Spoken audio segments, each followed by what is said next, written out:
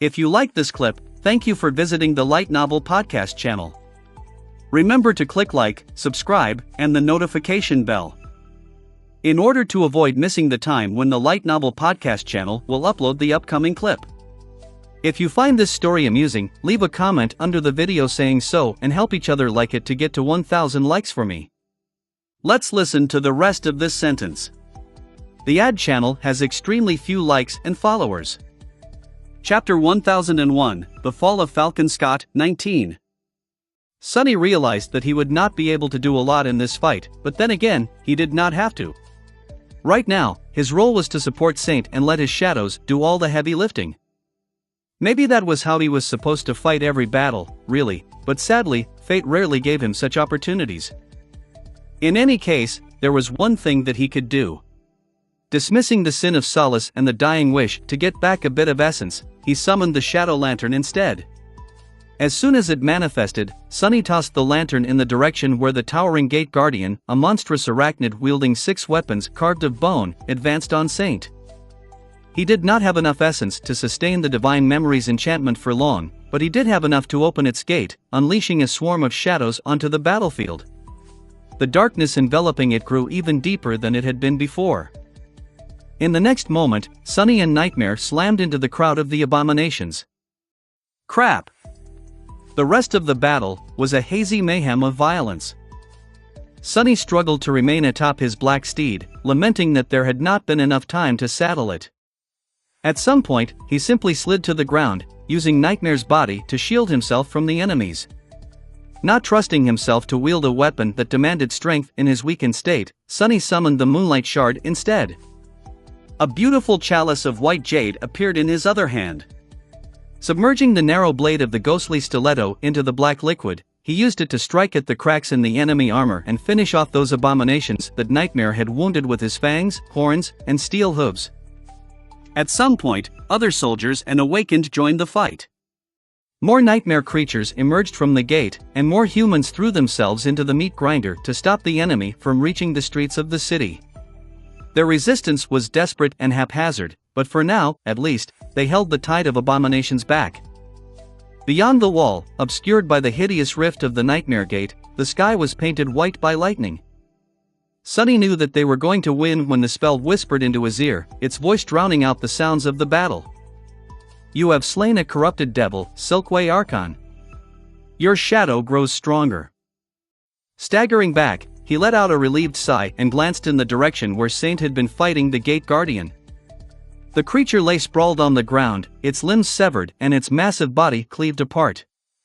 His shadow was standing above it, her black blade already seeking another target. Saint's armor was battered, and there were thin streams of fine ruby dust flowing from the breaches. However, wreathed in darkness, her body seemed to be healing already. Without ever slowing down, she shook the dark blood off her sword and dashed forward to face a new enemy. With the gate guardian slain, the scales of battle slowly started to tip in favor of humans. Sonny was not of much use, but with Saint and Nightmare rampaging amidst the abominations, dealing with them was not an insurmountable task. And then, almost abruptly, the battle was over. Sonny leaned tiredly on a piece of rubble, observing the scene of utter slaughter. His armor was bloodied, but his body was nearly devoid of wounds. Most had been healed by the dying wish, and the rest were repaired by the living stone. Having a magical shell reinforcing his skin was very handy. He still felt terrible, though. Around him, awakened and mundane soldiers were busy building improvised barricades around the gate. The first wave of abominations might have been destroyed, but more could emerge from the rift at any moment. A few of them suddenly froze, staring at a menacing black figure that had emerged from the darkness into the dim light. Saint's eyes burned with demonic crimson light, and her onyx armor was glistening, awash in the blood of the arachnid warriors. She looked both graceful and terrifying. One of the soldiers raised his rifle with trembling hands, but the other suddenly shouted, his eyes wide. Mongrel! It's Lord Mongrel! A hum of voices soon rose above the barricade. Mongrel is in Falcon Scott. He killed the gate guardian. It was him. It's clearly a she, you idiot. Thank you, Lady Mongrel. We're saved. Ignoring them, Saint passed between the invigorated soldiers indifferently, the broken oath long dismissed. She approached Sunny and froze, looming above him like a beautiful monument of darkness. Her ruby eyes stared at him intently. Unaccustomed to craning his neck to look at Saint, Sunny awkwardly cleared his throat. Great job out there. You really saved my skin."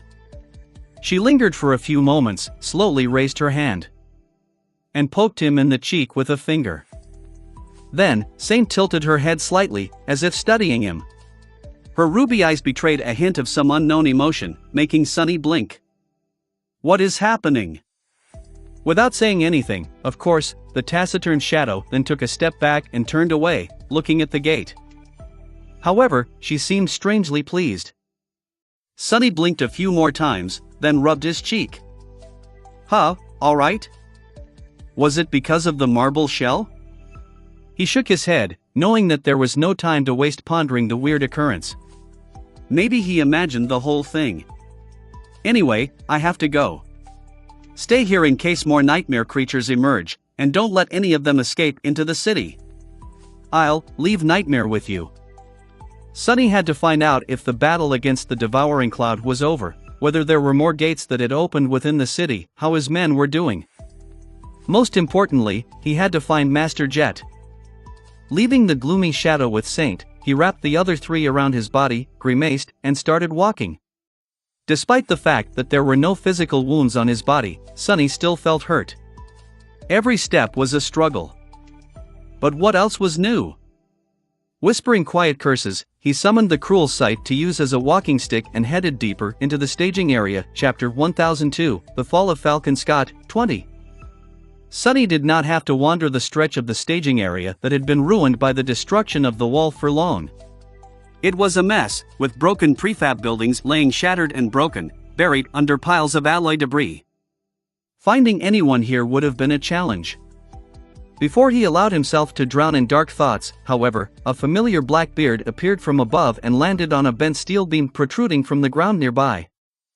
The crow waved its wings, clearly agitated, and cawed. "Jet! Jet!" Sunny let out a shaky breath, feeling a lot of relief. If the echo was still here, Soul Reaper couldn't be dead. He took a step toward the bird and asked, "Where is she?" Instead of answering, the crow flew away, landed on a communication relay a dozen meters away, and looked back expectantly. In this way, the echo led Sunny to Master Jet. After finding her, Sunny remained silent for a few moments. Then, he coughed. "Well, that was not what I expected to see." Jet was hanging upside down, her body caught in the jagged mess of torn alloy beams. One of them was piercing her abdomen like a hook, and her arm was caught between two others. Despite the ghastly situation, there was a calm and slightly annoyed expression on Soul Reaper's face.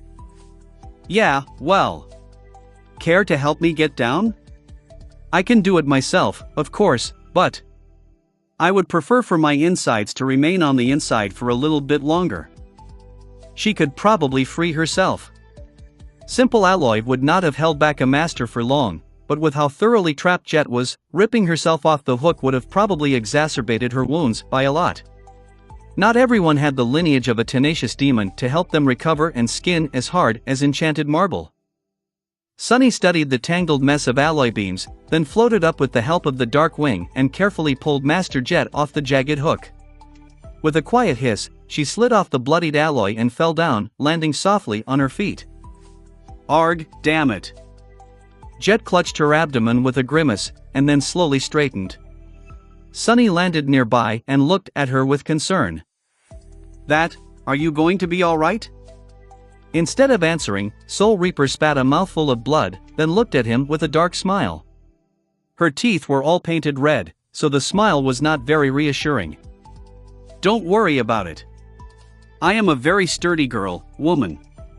Whatever. The point is, it will be as good as new in a couple of days, even without a healer." Sunny scratched the back of his head, then hesitated for a few moments. Eventually, he said, "I was afraid that you died." Master Jet laughed, then winced and clutched her wound tighter. "Died? That's the last thing you should be afraid of. Believe me, Sonny, I won't die on this godforsaken continent. It's impossible. He shook his head at her bravado, then sighed. All right. Do you want me to tell you how the battle went? Soul Reaper waved her hand. Crow saw it. Good job handling the gate. I am a bit embarrassed that I wasn't there to help. There are several others that opened either near or within the city. All of them were contained, it's just this particular one that was an unpleasant surprise. The devouring cloud also seems to have retreated, for now. She frowned. You observed it too, right? Sonny nodded with a dark expression. A new tyrant must have risen from within the swarm. The damned leeches were acting too purposefully. Master Jet used his shoulder for support and pulled him forward. They slowly walked through the ruins of the staging area, looking like two cripples. Yeah, that is why the devouring cloud pulled away before being destroyed. It will probably be back later. Sonny closed his eyes for a moment. Gods, there are so many priority targets converging on the city. I hope that we would destroy at least one today. He glanced at Jet, his eyes tired. So what do we do now? She simply shrugged. Go find our people. Rest, recover. Prepare to repeat the whole thing tomorrow. Indeed. What else was there to do? Life was a constant struggle.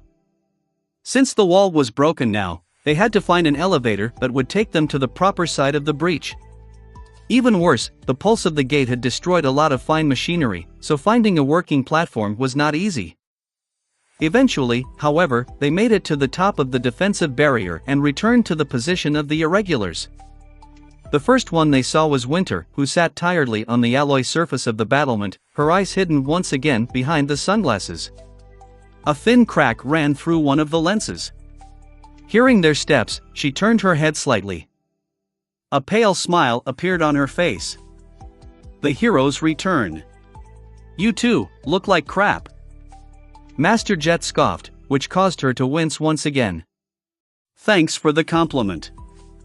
Sonny helped her sit down, then looked around, searching for his cohort. Noticing the towering figure of Dorn a dozen or so meters away, he breathed out heavily with relief and asked, his voice almost devoid of tension. So, how did it go? Do we have any casualties? Winter did not respond, prompting him to look down. Her face was uncharacteristically somber. Sonny felt something cold brush against his heart. What? The ascended archer sighed, then looked down. About that. I'm sorry, Sonny. Things were a bit chaotic back there. He remained motionless for a while, then turned away and silently headed toward where he had seen Dorn. As Sonny approached, he mentally counted. Dorn, Bell. Luster, Kim. Samara. When he reached the cohort, they turned to him, their faces pale and grim. Kim's eyes were glistening, and she avoided looking directly at him. Luster was the first one to speak, his tone subdued. Captain. We. Sonny cut him off. Show me. They stepped aside, revealing the figure of Quentin, who was laying on the cold alloy with his eyes closed. Sonny discovered himself taking a few steps forward and kneeling beside the gallant healer. His face was calm, and his body seemed untouched except for a shallow wound on the side of his head. His chest was rising and falling, which meant that Quentin was still alive. He had not been killed, he had just lost consciousness. However, it did not matter. Sonny closed his eyes. Quentin had lost consciousness near an active gate, which meant that his soul was stolen away by the call. He had been thrown into an unexplored, dire region of the dream realm, surrounded by numerous nightmare creatures and abominations so vile that words could not describe them. His only chance of survival was to fight his way to a seed, challenge it, and conquer the second nightmare alone. For all intents and purposes, Quentin was already dead.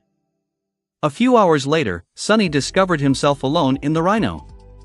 The area surrounding the military barracks was quiet, and the interior of the APC was dark. He sat on his bed, unmoving, his eyes like two pools of darkness. He was cold. It is what it is. War was like that. People died all the time. Sonny had sent many to their deaths himself. He was not new to losing soldiers.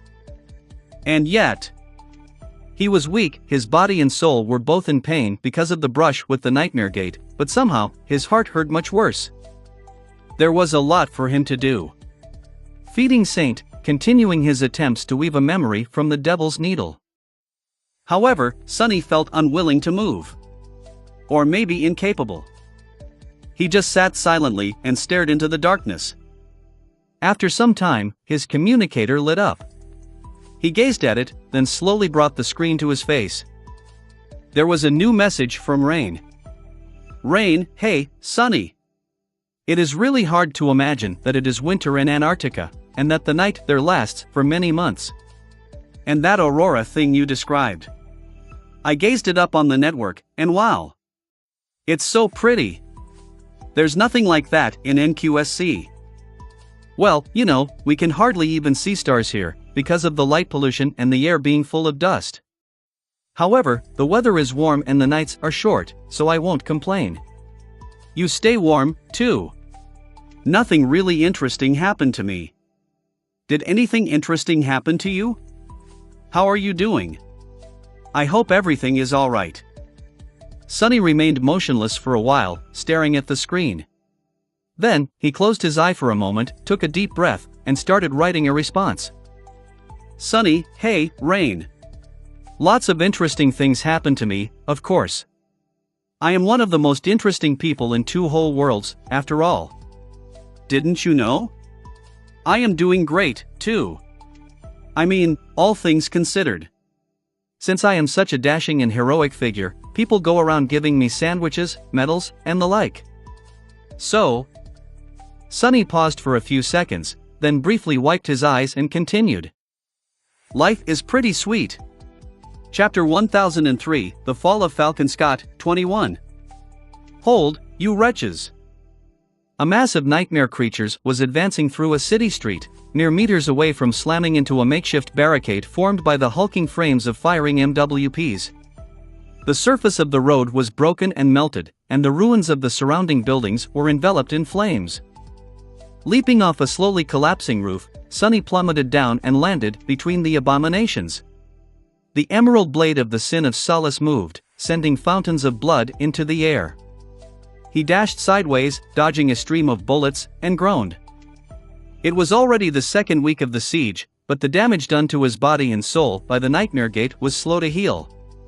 Sonny shrugged off the pain and called upon the shadows, erecting a black wall of them to block off the street. Flamethrowers. The pilots of the MWPs did not stop firing their mass drivers, but long streams of orange-red fire shot from their wrists over the wall. Sonny danced between the flames, circulating his energy to activate the underworld armament. The effect of the memory of fire was enhanced, elevating his elemental resistance even higher. The nightmare creatures were not that lucky. While he dealt with the head of the swarm, Bell and Dorn attacked its tail from the flanks. A sharp sword and a heavy sledgehammer made short work of the frenzied abominations, and at the same time, charged tungsten rounds flashed from a nearby dormitory tower, slaying the most dangerous targets without fail. Caught between the hammer and the anvil, the swarm swiftly melted. The last one to die was a hideous creature with hardy scales covering its reptilian body. Sonny simply struck the abomination with the edge of his palm, turning it as heavy as a boulder and as hard as stone. The reptile's skull shattered, disintegrating into a disgusting rain of blood and bone. Even before the heavy body touched the ground, the spell was already whispering. You have slain an awakened monster, scaled prowler. You have received a memory. His eyes glinted. Another memory. Wiping his hand with a revolted expression, Sonny looked around. Luster and Kim appeared on a nearby roof, signaling that none of the creatures escaped. He let out a sigh of relief. The situation was under control. After the ill-fated battle with the devouring cloud, the pressure on the defenders of Falcon Scott had steadily increased. The fact that there was a giant breach in the wall did not help things one bit. Eventually, the defensive barrier had been broken through in 2 more places, forcing the First Army to evacuate civilians deeper into the city and create a secondary ring of defense on the empty streets. The topography of the siege was not simple anymore. Humans still held the wall, deflecting most of the nightmare creatures from its height, but now, various sections of the Great Barrier were separated, almost turning into independent fortresses. A detachment of soldiers was tasked with defending the breaches from the ground.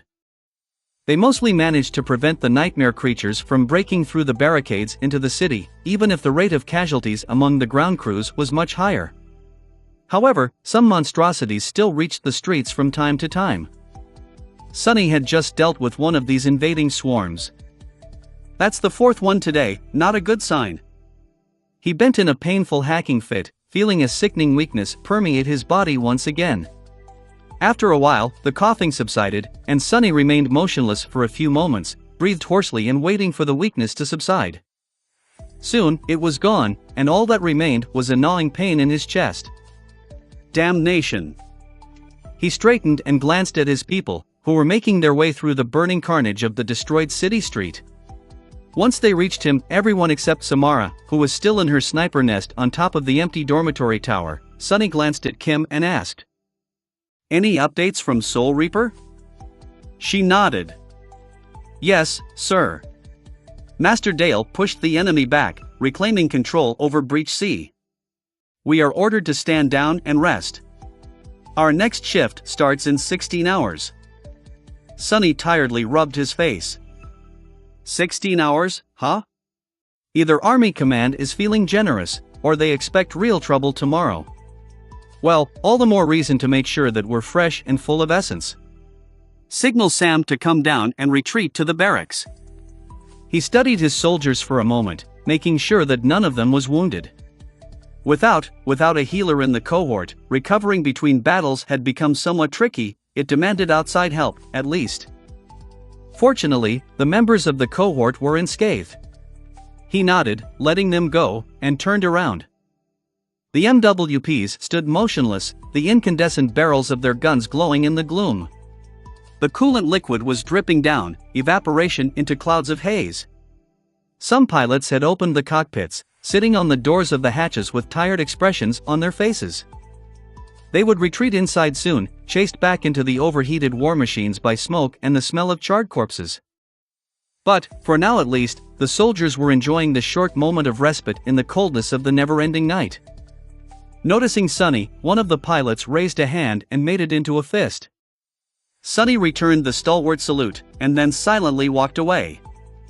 A few minutes later, he stumbled, grabbing a wall in a dark and isolated alley. The Divine Sword of Solace whispered, mocking him, but it was not too hard to suppress the hateful voice these days. Sonny rested for a few moments, and then took a step back. Saint emerged from the shadows, as silent and menacing as ever. Nightmare joined her, moonlight glinting on his adamantine horns. Sonny sighed and summoned the overpriced saddle. Fastening its straps on the black stallion, he glanced at the 2 shadows and said, "You know what to do. I'll return in 16 hours, be cautious today. Chances are, we'll have to go all out tomorrow." Saint nodded indifferently, then mounted the dark destrier and outstretched a hand. Sonny placed the hilt of the Divine Sword of Solace into it, at the same time sending 2 of his phantoms forth. Then, he watched the taciturn knight leave as she headed in the direction of the wall. These days, the 2 of them worked in shifts. If the Devil of Antarctica was not defending Falcon Scott, the Guardian Angel of Antarctica did. Millions of people had already been evacuated from the doomed city, but millions more remained. The siege capital could not be allowed to fall, yet. Sonny coughed some more, uttered a quiet curse, and walked in the opposite direction of where Saint had left Chapter 1004, The Fall of Falcon Scott, 22. As he walked through the empty streets, Sonny breathed in the cold winter air and tried to calm his wildly beating heart. He should not have been that fatigued, but he was. The strange ailment tormenting him had become less severe in the last couple of days, however, it was not gone yet. Curse it. Sonny grimaced, then noticed a group of soldiers ahead and forced himself to put on the mask of a confident commander. Mundane humans looked up to masters, and if they saw one walking around with hollow eyes and a troubled expression, their morale would suffer. He had never thought that being preoccupied with concerns about people's morale would become something he bothered with, yet here he was. As Sonny walked closer, he heard bits and pieces of their conversation.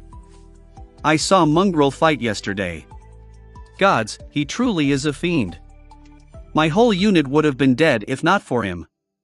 I wish I could thank the man, but he is definitely not from the First Army. Maybe he's a legacy from a local Antarctica clan? No, haven't you heard the rumors? Mongrel is that master from the First Irregular Company. The devil. You lost your damn mind, fool. Mongrel is like 2 meters tall, while Master Sunless is on the shorter side. Believe me, I saw them side by side, the day the wall was first breached. Also, Mongrel is definitely a woman.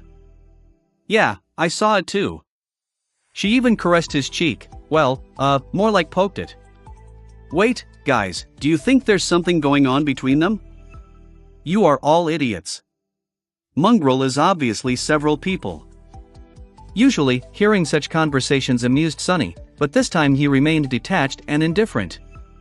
The soldiers grew silent when he approached, straightened, and then bowed respectfully. He nodded at them in passing and continued on his way, uncaring. Alt. But that reminds me. Sonny summoned the runes and glanced at the description of Saint. Shadow Fragments, 185/200. So close. With the 2 memories he received today, one from an awakened monster, the other from a fallen beast, the counter would increase by 2 fragments, bringing it to 187. From here, he only needed 13 more for Saint to transcend. He was somewhat pressed for time, but also had a few of his personal memories that could be sacrificed to accelerate the process. Things were still going according to plan. It's the weaving that is the problem. I feel like I am almost there, but the Midnight Shard is still giving me trouble. Too risky. Sonny pondered the intricacies of the spellweave, grimacing when the thundering clamor of the distant battle grew especially loud and made it harder to think. Gradually, the noise became quieter, although it never went away entirely. Sonny passed through the barricades, left the secondary defense ring, and entered the crowded streets of Falcon Scott. Despite the fact that numerous civilians had to be relocated deeper into the city, the signs of overpopulation were not as dire as one could have expected. The naval convoy had been busy ferrying the refugees across the strait, after all. By now, somewhere around 80 million people had already been transported to the relative, extremely so, safety of eastern Antarctica. It almost looked as though Army Command's plan was working. Seeing actual proof that all his efforts were not in vain made Sonny feel a little better. Up ahead, a crowd of refugees was waiting in line to receive rations. He studied it for a moment, noticing a familiar figure handing out packs of synth paste at the front. Sonny smiled a little, then headed in that direction. As he walked closer, the person growled without looking up. You better not be cutting the line, BA. Then, Beth looked up and blinked a couple of times. Oh, Sonny? What are you doing here? He shrugged. On my way back from the wall. She called one of the other volunteers to switch with her, then led him aside, to a humming heat projector. Beth stopped in front of it, shivering and rubbing her hands together. How was your day? Sonny remained silent for a bit, not knowing how to answer. Hectic. The young woman peeked at him and scoffed. A man of few words, are you now? Sonny dismissed again. How is the old man? Did you guys receive placement in the queue yet? Beth sighed. No. People say that another ship went down in the strait, so many placements were postponed again. As for Professor, he is doing fine. The Army got him consulting on how to upgrade the communication array, so he has something to do, at least. She looked at him questioningly. Are you coming over today? Sonny hesitated, then slowly shook his head. No. There's a lot I have to do. Also, my gut tells me that tomorrow will be a tough day. Your dormitory is away from the wall, but still. Be careful. Well, you know the drill. The young woman turned back to the heat projector. Yeah. Then, she suddenly opened the bag hanging over her shoulder, scrounged in it, and took out a tube of toothpaste. Here. You forgot this last time. Sunny blinked a couple of times. I did not forget it. I left it for you, because I know that the supply chain is in shambles. Beth tilted her head and looked at him fiercely. You think I can't get us some toothpaste? Sunny laughed. I mean, if you are so principled, then why are you not returning 2 cans of coffee I left in your dormitory, as well? The young woman looked down, her cheeks turning slightly red. What cans of coffee? I haven't seen anything of the sort. Sunny nodded a couple of times and gently pushed the toothpaste away. Okay. Anyway, I'll try to drop by soon. If you do find that coffee, please enjoy it. He farewelled Beth an awkward farewell and strolled away, feeling slightly refreshed. Here in the city proper, public transportation was still functioning. There were military vehicles rolling down the streets, as well. It did not take him long to reach the barracks. Entering the Rhino, Sunny gazed around, his gaze pausing on one of the closed sleeping pods. Then, he strolled to the back of the APC, hauled the Devil's Needle from its place on the floor of the armory, and sighed. 15 hours left, but I probably should sleep for at least a couple. Shaking his head, he got to work. Chapter 1005, The Fall of Falcon Scott, 23. Sunny did not recall falling asleep, but he was woken up by someone banging on the hatch of the Rhino. Sitting up, he looked around and realized that he must have passed out while studying the weave of the Midnight Shard. The austere Tachi was still laying on the holographic table, glinting as if to mock him. He had almost solved the problem. That elusive element of the weave was almost isolated, but too. As someone banged on the hatch once again, making the massive APC shake a little, Sunny flinched, rubbed his face, and went to the hatch. Coming! Who the hell? He opened the hatch and froze, swallowing the rest of his irritated shout. Oh, Master Jet. Good morning? She glanced at him with amusement. Technically, it's evening. Go wipe the drool off your face and come out, Sunny. We've been summoned to attend a meeting. He frowned, then threw an angry look at the gloomy shadow, which was hiding in the darkness not too far away. The bastard was supposed to warn him if anything approached, protecting Sunny from a sudden attack or from embarrassing himself, in theory. The shadow shrugged innocently and looked away. Shaking his head, Sunny returned inside and quickly washed his face. A couple of minutes later, he left the APC and closed the hatch behind him. Since Soul Reaper mentioned that he had to come out, they were most likely heading for the complex that the local branch of the 1st Army Command used as headquarters. It was only a short distance from the barracks. Indeed, Jet walked in that direction, with Sunny following as he looked around with sleepy eyes. A few moments later, he asked, "What is the meeting about?" She shrugged. "We'll find out. All I know is that Whitefeather wants to see us." Whitefeather, huh? The two of them made their way to the army headquarters, but then walked past it, approaching a heavily fortified compound instead. Winter and Dale were already waiting for them near the gates, looking as ragged and fatigued as Sunny. He greeted them. "I heard you retook Breach C yesterday? Must have been a tough fight." Dale simply shrugged. "Not really. We still hold both sections of the wall above the breach, so all I had to do was persuade the abominations to stay put until the garrison forces shredded them with ranged weapons." He remained silent for a moment, and then added, "Things would have been much worse if they were better climbers, though." Sunny nodded somberly. Together, they entered the compound and were led to a spacious room on one of the underground levels. There, two people were waiting for them. Master Roan was standing in front of a false window, studying the projected image of the night sky. His face was painted ghostly green by the ethereal tapestry of the swirling aurora. Saint Tyrus was motionless, sitting in an imposing chair with her back held straight. Sunny had not seen Skytide in a while, at least in her human form. She looked battered. Her elegant armor was bent and broken, white steel marred by dried blood. Her hair, which had once fallen down like a cascade of pale gold, now looked lifeless and bleak. Her dazzlingly beautiful face was pale, blackened by ugly bruises. It seemed that holding the winter beast back was taking a toll on the transcendent of the White Feather clan. Her expression was still aloof and stern, however, and her amber eyes burned with the same fierce, cold resolve. Master Roan turned at the sound of the steps. Ah! Ascended Jet, ascended Winter, ascended Dale, Sunless, welcome. Sorry for the sudden invitation. Sunny noticed black circles under the handsome man's eyes. Roan was acting uncharacteristically subdued, his usual charisma gone.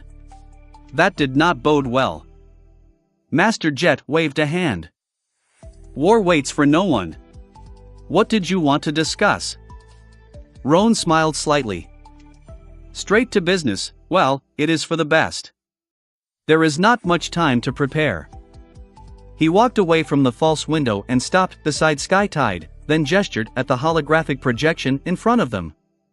On it, the map of the surrounding area disappeared, replaced by the blurry image of a grotesque creature. Leathery wings, lean body with 6 segmented legs, a tail that ended with a long, jagged stinger, and 3 long necks, each ending in a harrowing circular maw. The abominations looked like a mix between a wyvern, a worm, and a scorpion.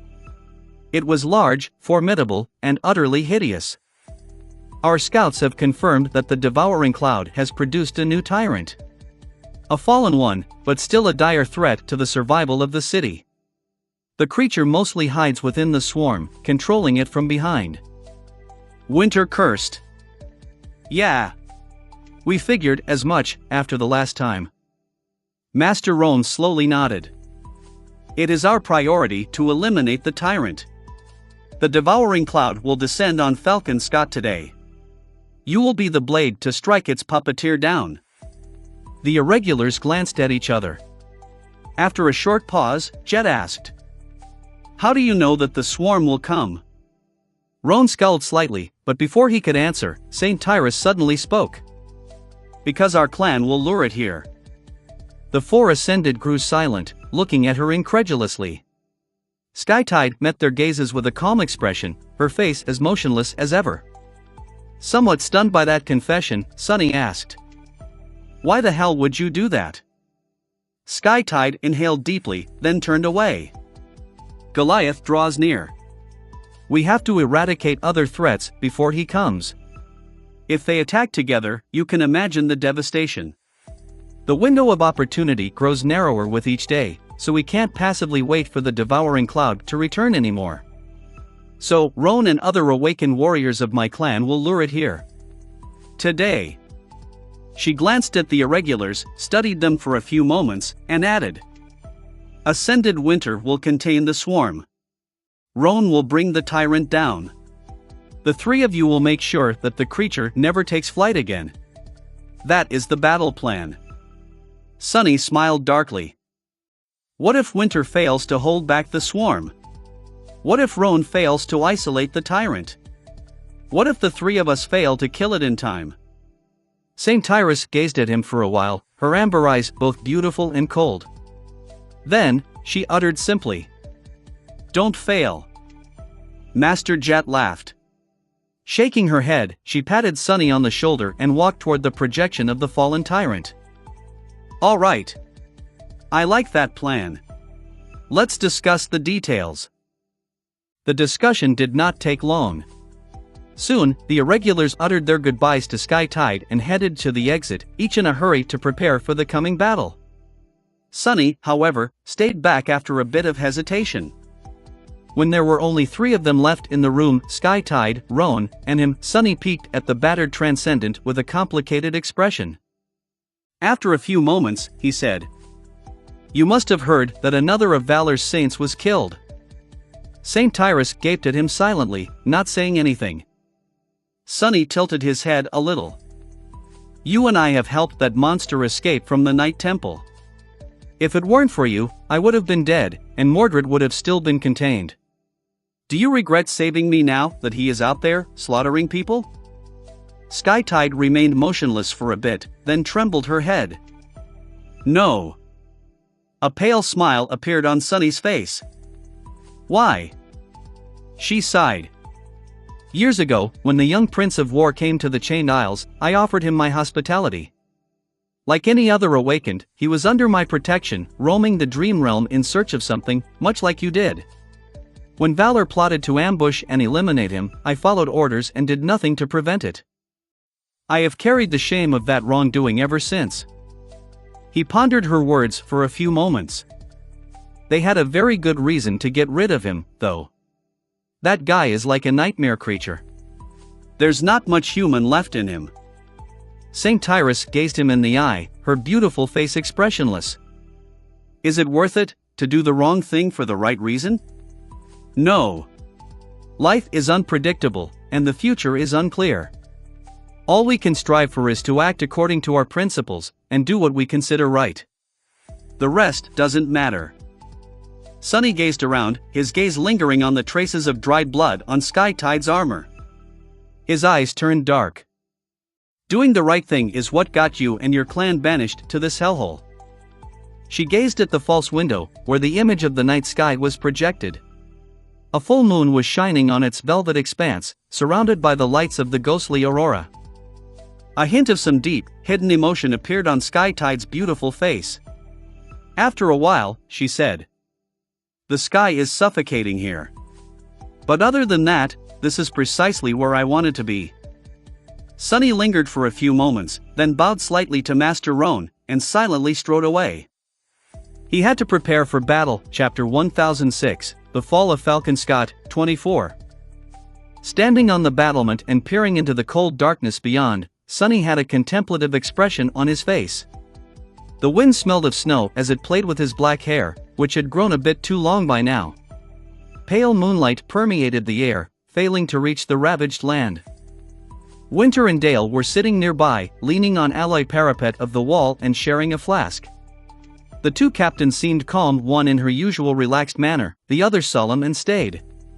As the contents of the flask ran out, Winter sighed and looked at Sunny. "You seem terribly serious today." He lingered for a moment, then shrugged. "Just thinking about stuff." She did not press, content to rest with her eyes hidden behind the cracked sunglasses. Sunny felt strangely thoughtful after his conversation with Saint Tyrus. He was not sure that he agreed with her uncompromising views, but there was one thing Skytide had said that was unquestionably true. Life was, indeed, unpredictable. Take his own relationship with the Steely Saint. Sunny did not know Saint Tyrus very well, or share any of her principles, but he found himself respecting the stern transcendent a great deal. He liked Master Roan, too. The three of them even shared some history. Several years ago, Sunny had held nothing but contempt toward legacies. He had regarded them as arrogant, dangerous, and hateful people, someone who did not deserve the unfair privileges bestowed upon them by nothing except for birthright. Who would have thought that he would come to value and admire some of them, one day? Take Cassie, too. When she surrendered his secret to Nephice on the Forgotten Shore, Sunny had thought that it was the darkest moment of his life. And yet, if she had not made that choice, he would have stayed behind a sleeper. Sunny had no way of knowing if he would have survived the same journey-changing Star had. What he did know, though, was that Rain would have been dead if not for his return. If Sunny had not been there to hold back the tide of nightmare creature advancing on her school, his sister would have been ripped apart by the rampaging abominations. There were too many instances like that to count. Life was unpredictable, and no one could predict the twists and turns of fate, except for Weaver, perhaps.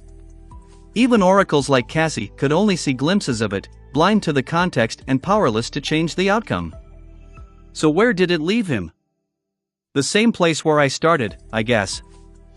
An ignorant fool struggling against something he could not even comprehend. Antarctica, at least, was terribly straightforward. With a sigh, Sunny moved strands of hair away from his eyes and sat down near Winter and Dale. His hands were aching for a simple fight. How much more do we have to wait, damn it? Dale peeked at him with a smile so faint that it was almost non-existent. Rest while you can. You'll be regretting that this calm did not last longer, very soon. Sunny grimaced and looked away, staring at a squad of soldiers that marched by. The soldiers were acting a bit strange, sticking painstakingly to the better illuminated parts of the battlement and hastening their steps in the darker areas. Their faces were glum and nervous. He frowned. What's up with them? Winter turned her head slightly, studying the soldiers. Ha! Haven't you heard the rumors? Sunny thought for a moment, then shook his head. What rumors? The ascended archer chuckled. You should really come out of your APC more often, you know? Well, anyway, there are a lot of scary stories spreading among the refugees these days, one more nonsensical than the other. The latest story is that there is a shadow wraith stalking the city, hiding somewhere in the darkness. Apparently, it lures people away from light, never to be seen again. She took a deep breath and then added in a more somber tone. Although, maybe there's some truth to that one. Soldiers are not usually easily spooked, but as you can see, they are on edge. Too many disappearances lately. Sunny frowned. In a city of 200 million, there were bound to be some disappearances, especially with the nightmare spell infecting people left and right. However, he felt concerned. A shadow wraith, that was right up his alley, no? There could also be a different explanation for the increased number of disappearances. The terror of LO49 was known to start its meals in just that manner. In any case, he sensed some unease. A shadow creature. I don't know. They're extremely rare. I only ever met one in the wild, and even that was inside a nightmare. I'm not sure if any survived to this day. Well, there was that one little bastard who got a chunk of his flesh. Did scavengers need to devour a corpse to inherit new abilities, or would any piece of flesh suffice? What were the chances of the vile gremlin developing an affinity to shadows?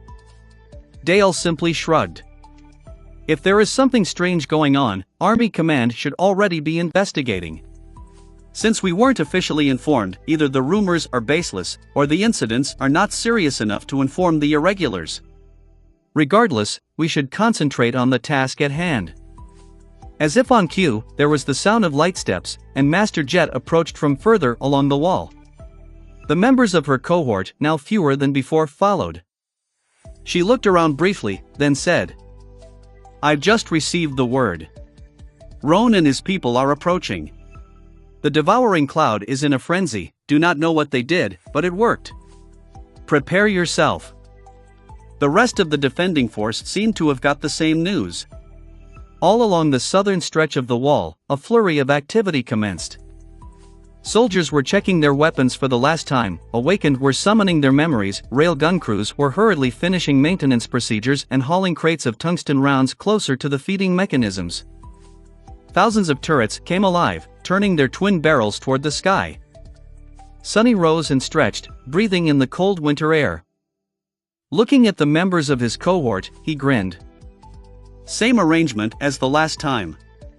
Hopefully, no GA, actually, never mind. I'm not saying it aloud. Just do well, and do not die.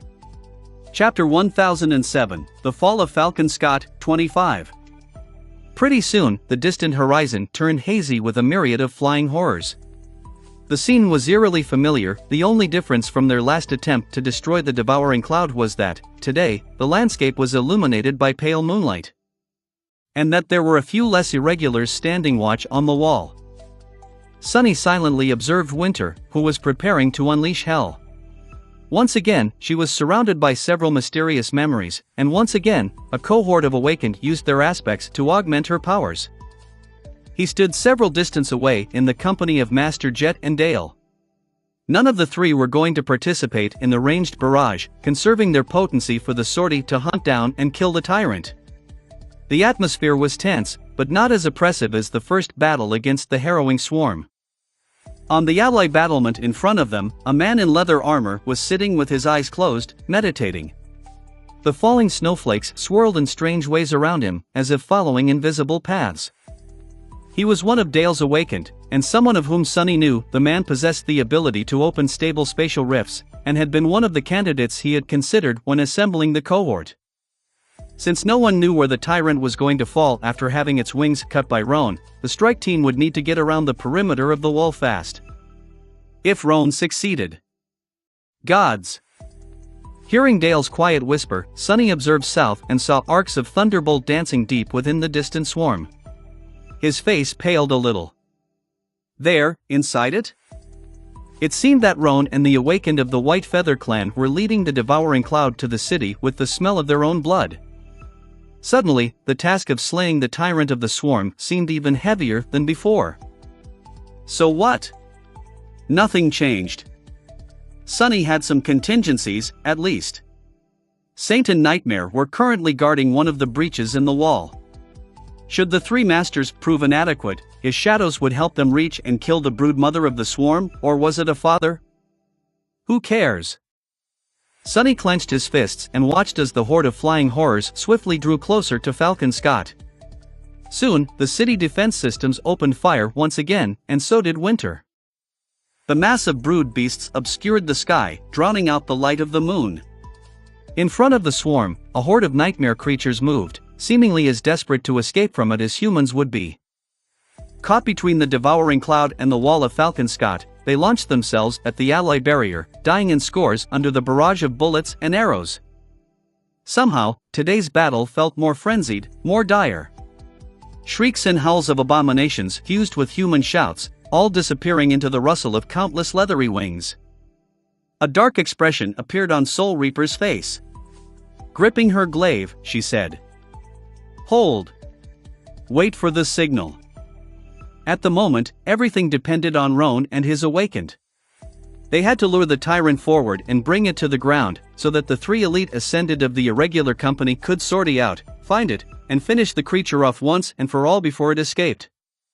Seconds passed, then minutes, but the promised indication was not coming. Sonny felt his nerves reaching a breaking point when a swift shadow suddenly fell from the sky.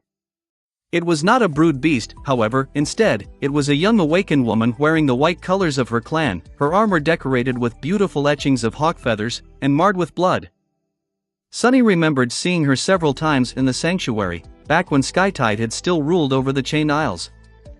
The young woman landed gracelessly on the battlement and staggered, barely keeping her balance. Then, she observed around, took a step toward Master Jet, and stumbled. Dale caught and supported her, his face grim. Soul Reaper frowned. "What happened to sending us a signal? Where's the tyrant?" The young woman gritted her teeth, and then said hoarsely, her voice full of ire. "Two. There's two of them." It took a few seconds for her words to register. Sonny cursed and observed at the dark mass of the swarm that obscured the sky. Two tyrants? How does it make any sense? Jet's face twitched. She stared at the young woman for a moment, then asked evenly, "So where are they?" The legacy leaned on Dale and turned slightly to face the devouring cloud. "The signal." As if answering her words, two radiant spheres of light suddenly appeared in the distance, tearing through the darkness. One deep within the swarm, across the killing field. The other, unexpectedly, was even further away, but in a different direction, to the west of the city, near the ocean. The devouring cloud had barely reached there. Her job done, the young woman from the White Feather let out a sign and slumped, losing consciousness. Dale barked something, and one of his men, most likely the healer, took her off his hands. The three masters briefly glanced at each other. Master Jet uttered a swear that would have made Sonny blush if the situation was slightly less dire, and then smiled darkly. "I guess we are going to have to split up." She observed between the distant spheres of light, then sighed and moved her shoulders, as if to loosen the muscles. "I'll take the southern one. Sonny, Knight, you two go west and deal with the second tyrant. Get it done." Sonny blinked a couple of times, then took a step forward. "But..."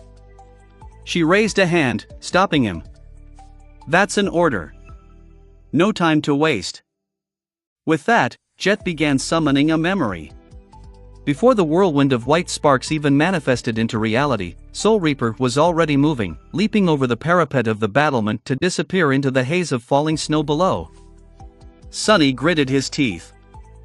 When he turned around, there was a shimmering portal in the air in front of him, leading to the point on the western wall not too distant from where the sphere of light still burned in the air. Dale was already heading toward it, his helmet weaving itself from light.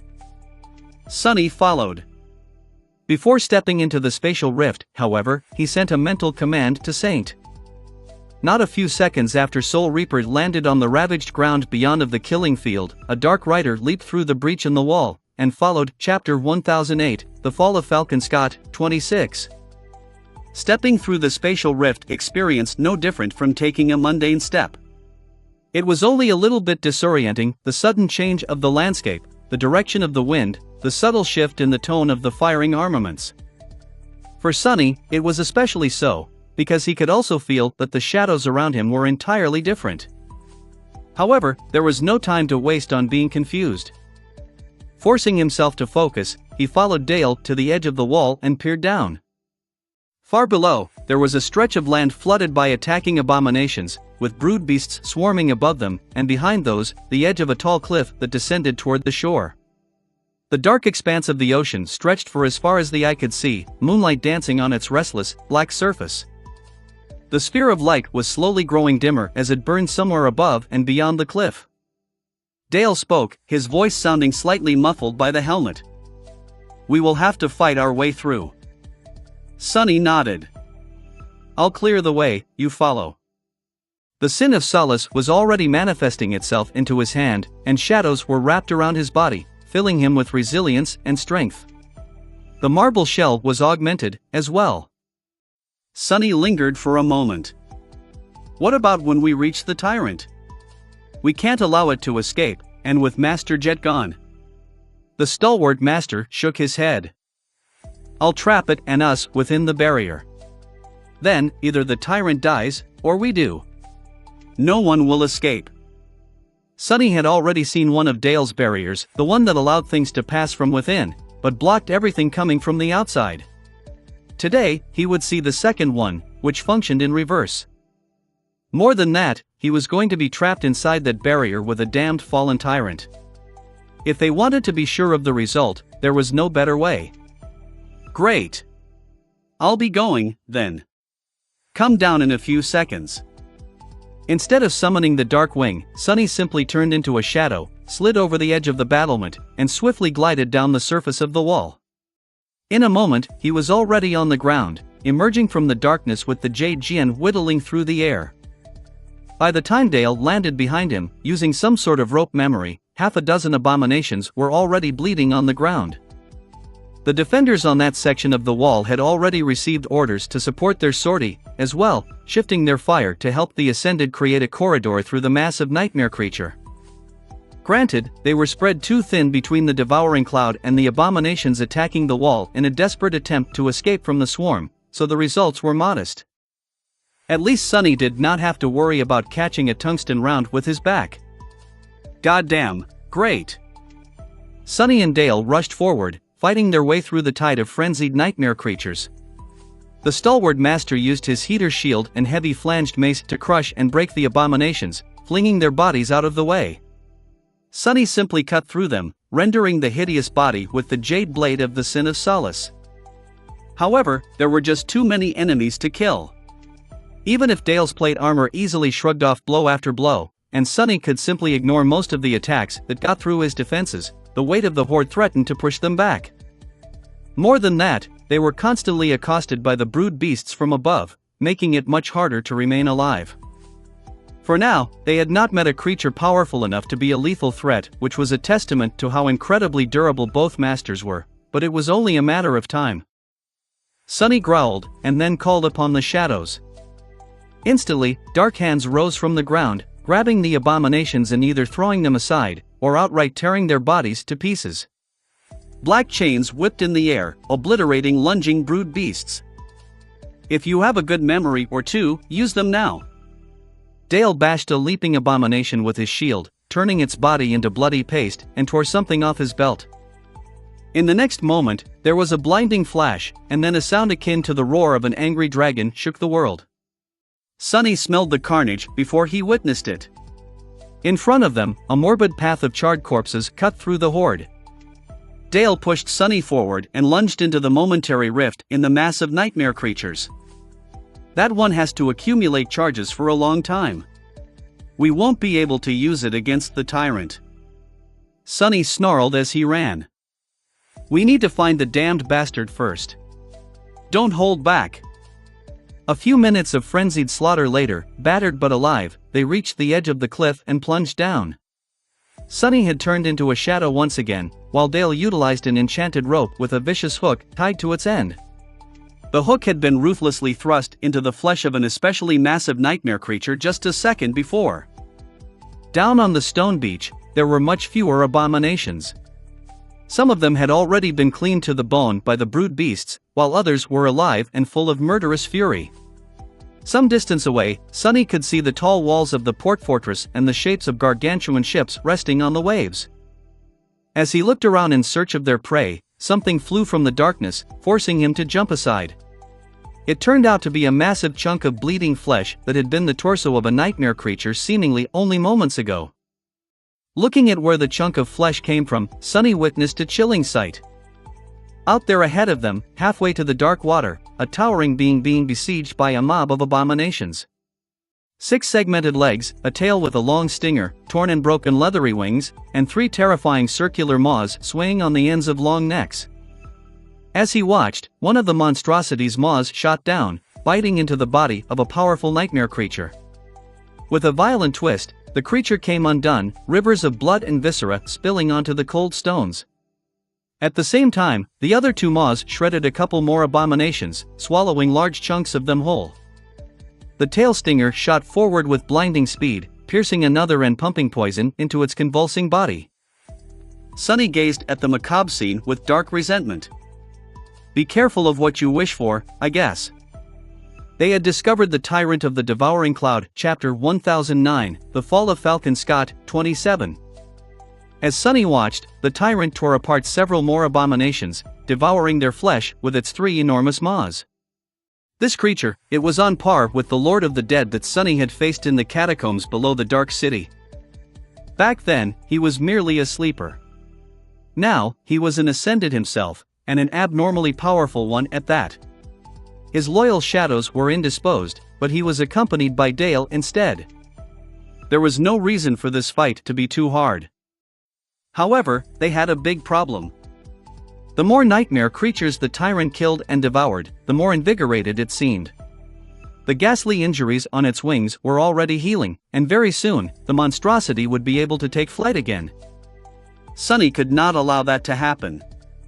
Glancing at Dale with a grave expression, he said, "It's now or never." Above them, a swarm of brood beasts separated from the dark mass of the devouring cloud, rushing down to protect their ruler. Dale nodded and silently lunged forward, closing in on the tyrant to trap the monstrosity, and the 2 of them with it, inside a barrier of shimmering energy. Sunny followed, cutting down several abominations that had tried to bar their passage. However, the towering monstrosity seemed to have sensed the advancing threat, or maybe grew tired of the relentless attacks by the other nightmare creatures. It suddenly jumped, soaring high into the air, its broken wings raising a powerful gale. The tyrant had not managed to stay in the air for long, at least not yet, but it succeeded in creating some distance between itself and the pursuers. Then, moving with stunning speed, it turned in the direction of the port fortress and ran. Sunny's eyes narrowed. Damnation! It only took him a split second to make a decision and shout, "I'll slow it down. Catch up as fast as you can and set up the barrier." With that, he left Dale behind and turned into a swift shadow. Flying with terrible speed across the stone beach, Sunny pursued the tyrant. The monstrosity barreled forward like a speeding train, its 6 legs turning countless stones into rubble and dust. Its wings were healing more and more. Close enough from the port fortress to be seen from its walls, Sunny finally overtook the monstrosity and jumped out of the shadow right in front of it. The sin of solace flashed, cutting one of the creature's limbs, and it toppled heavily to the ground. He barely managed to dodge the massive body, but in the next moment, the tyrant's stinger was already shooting through the air, aimed at his heart. Ah! Sunny blocked the terrifying spiky spike with the flat of the jade jian, at the same time turning his body as heavy as he could. The impact pushed him back, his feet leaving 2 grooves in the stones. The monstrosity struggled to stand up, but a dozen jet-black hands rose from the ground, grabbing and pressing it down. 3 long necks of the tyrant twisted like snakes. 2 maws bit into the shadow hands, tearing them apart, while the third flew towards Sunny. Staring at the repulsive fleshy circle full of razor-sharp fangs, he shuddered and realized that the thing could swallow him whole. Sunny shifted his weight and dashed aside, narrowly dodging the maw, then lashed out with the sin of solace. As a bloody wound appeared on the abomination's neck, a ear-splitting wail slammed into him like a hammer.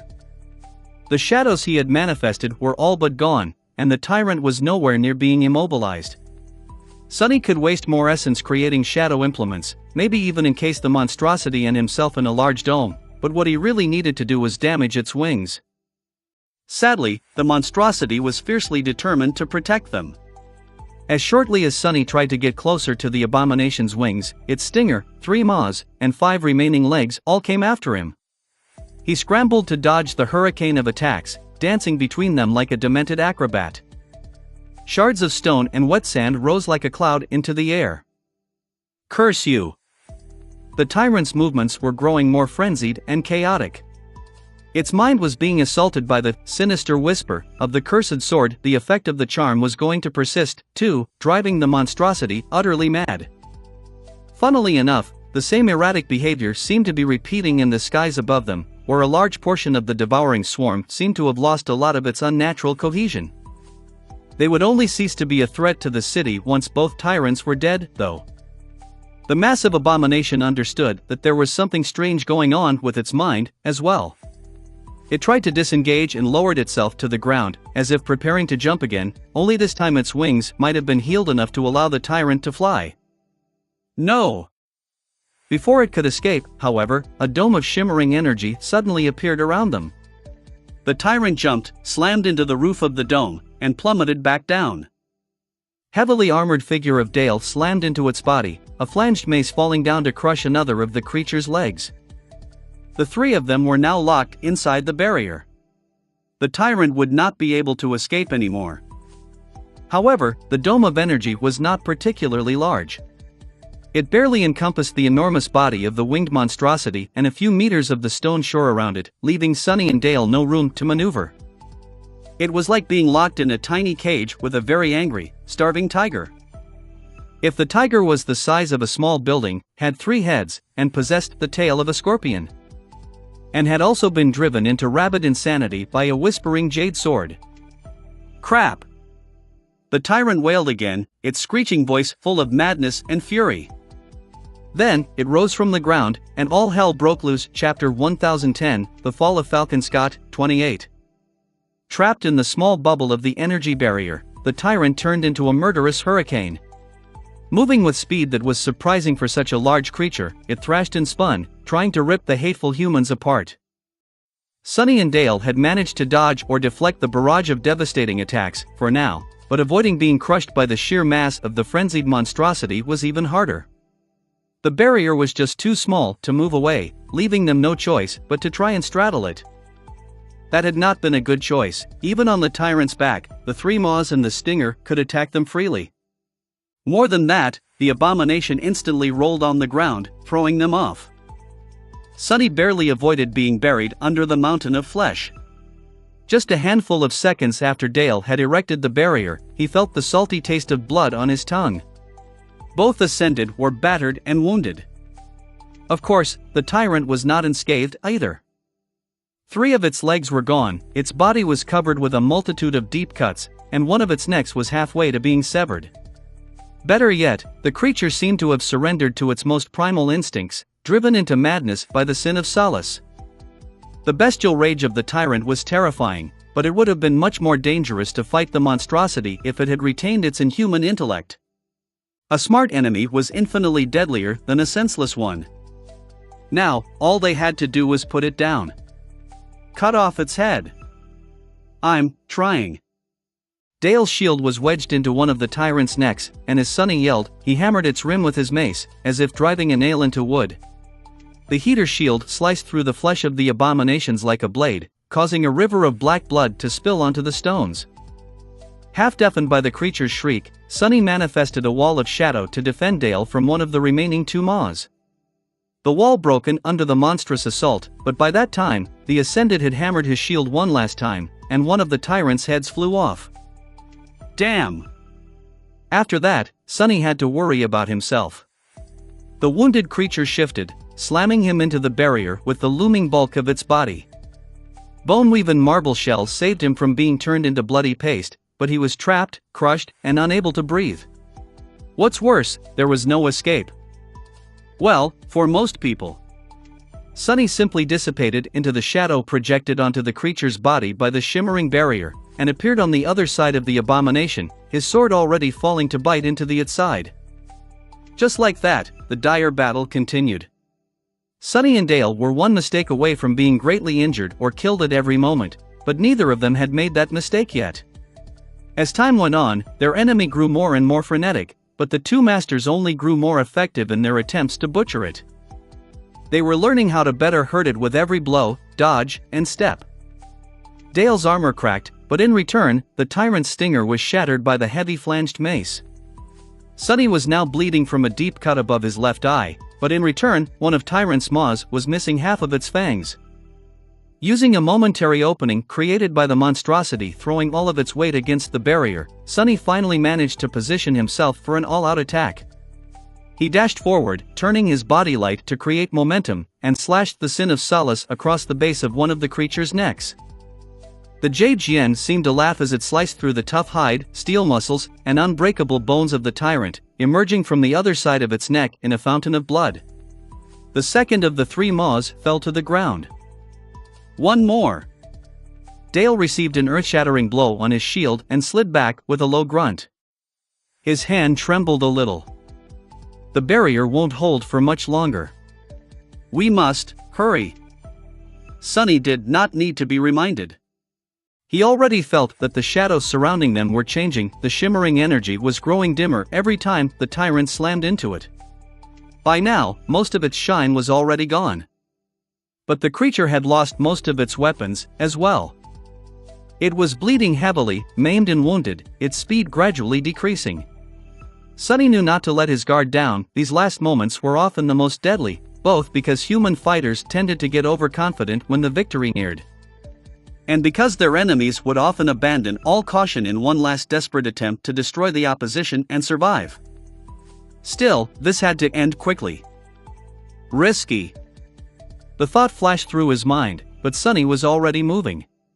Pushing himself forward, he deflected a glancing blow from the creature's tail, and slammed into the tyrant like a cannonball. Thrown off balance, the monstrosity reeled, and then threw itself into a fierce retaliatory attack. Sunny managed to dodge its legs, but not its maw. He simply slashed at it with the Sin of Solace, feeling the flesh part before the jade blade. At the same time, the creature left itself completely open to Dale. The stalwart master lunged forward, his mace suddenly igniting with a dangerous red glow. The moment it connected with the base of the tyrant's last remaining neck, the flanged head of the mace exploded with ominous light, and something thundered. Sunny saw the shape of the abomination's neck melting in the furious red light as it was torn apart. Then, for a second, he could not think about anything anymore. Moments before it died, the tyrant managed to grab his shoulder with its maw and fling Sunny into the air. Feeling a pulse of tearing pain, he found himself flying backward away from the dying creature. His back connected with the weakened barrier, and shattered it, the marble shell turning rigid from the impact. Sunny landed gracelessly a dozen meters away from the convulsing body of the tyrant, rolled for a few meters more, and came to a stop at the edge of the water. A pained groan escaped from his lips. That hurt. He slowly sat up and glanced at his shoulder. The leather pauldron of the puppeteer's shroud was pierced in several places, and there were deep scratches on his skin. The tyrant's fangs, however, had not cut deep. The lacerations were shallow. He took a shaky breath and looked up. High above, the devouring cloud seemed aimless and lost. Without malevolent purpose guiding the swarm of brood beasts, they were being slowly obliterated by the city defenses. Saint and Master Jet must have finished off their tyrant, as well. Sunny glanced at Dale, who seemed rather battered, but alive. We won. By all accounts, he was supposed to feel jubilation and relief. Even though the battle was not over, the irregulars had accomplished their task. Today, the First Army was going to celebrate a victory. However, Sunny did not feel relieved. Instead, he felt cold. Very, very cold. And frightened. What the hell is this feeling? Struggling against a deep sense of unease, Sunny shivered and turned to the black waves, his hand reaching for the hilt of the Sin of Solace. Just as he did, the water parted, and someone, appeared from below it. Sunny froze, staring with wide eyes. His face paled terribly. There was a man walking out of the ocean, water flowing from his armor. He was tall, with a powerful build. His hair was dark, and his bloodless face was empty, not a hint of emotion hiding in his hollow eyes. Instead, there was something different in them. Something vast, alien, and terrifying. The man slowly appeared from the water and took a firm step towards Sunny, looming above him like a hollow wraith. The empty stare of his glassy eyes fell down. Sunny's hand shook. Stunned, he tried to crawl back and whispered in a faint, trembling voice. Vern? Chapter 10-11, The Fall of Falcon Scott, 29. For a moment or two, Sunny's mind was empty. He crawled back, looking up at the familiar figure towering above him. Vern, it was Vern. There was no mistake. Or something wearing Vern's corpse, at least. His shadow was much more vast and dreadful than a human's shadow was supposed to be.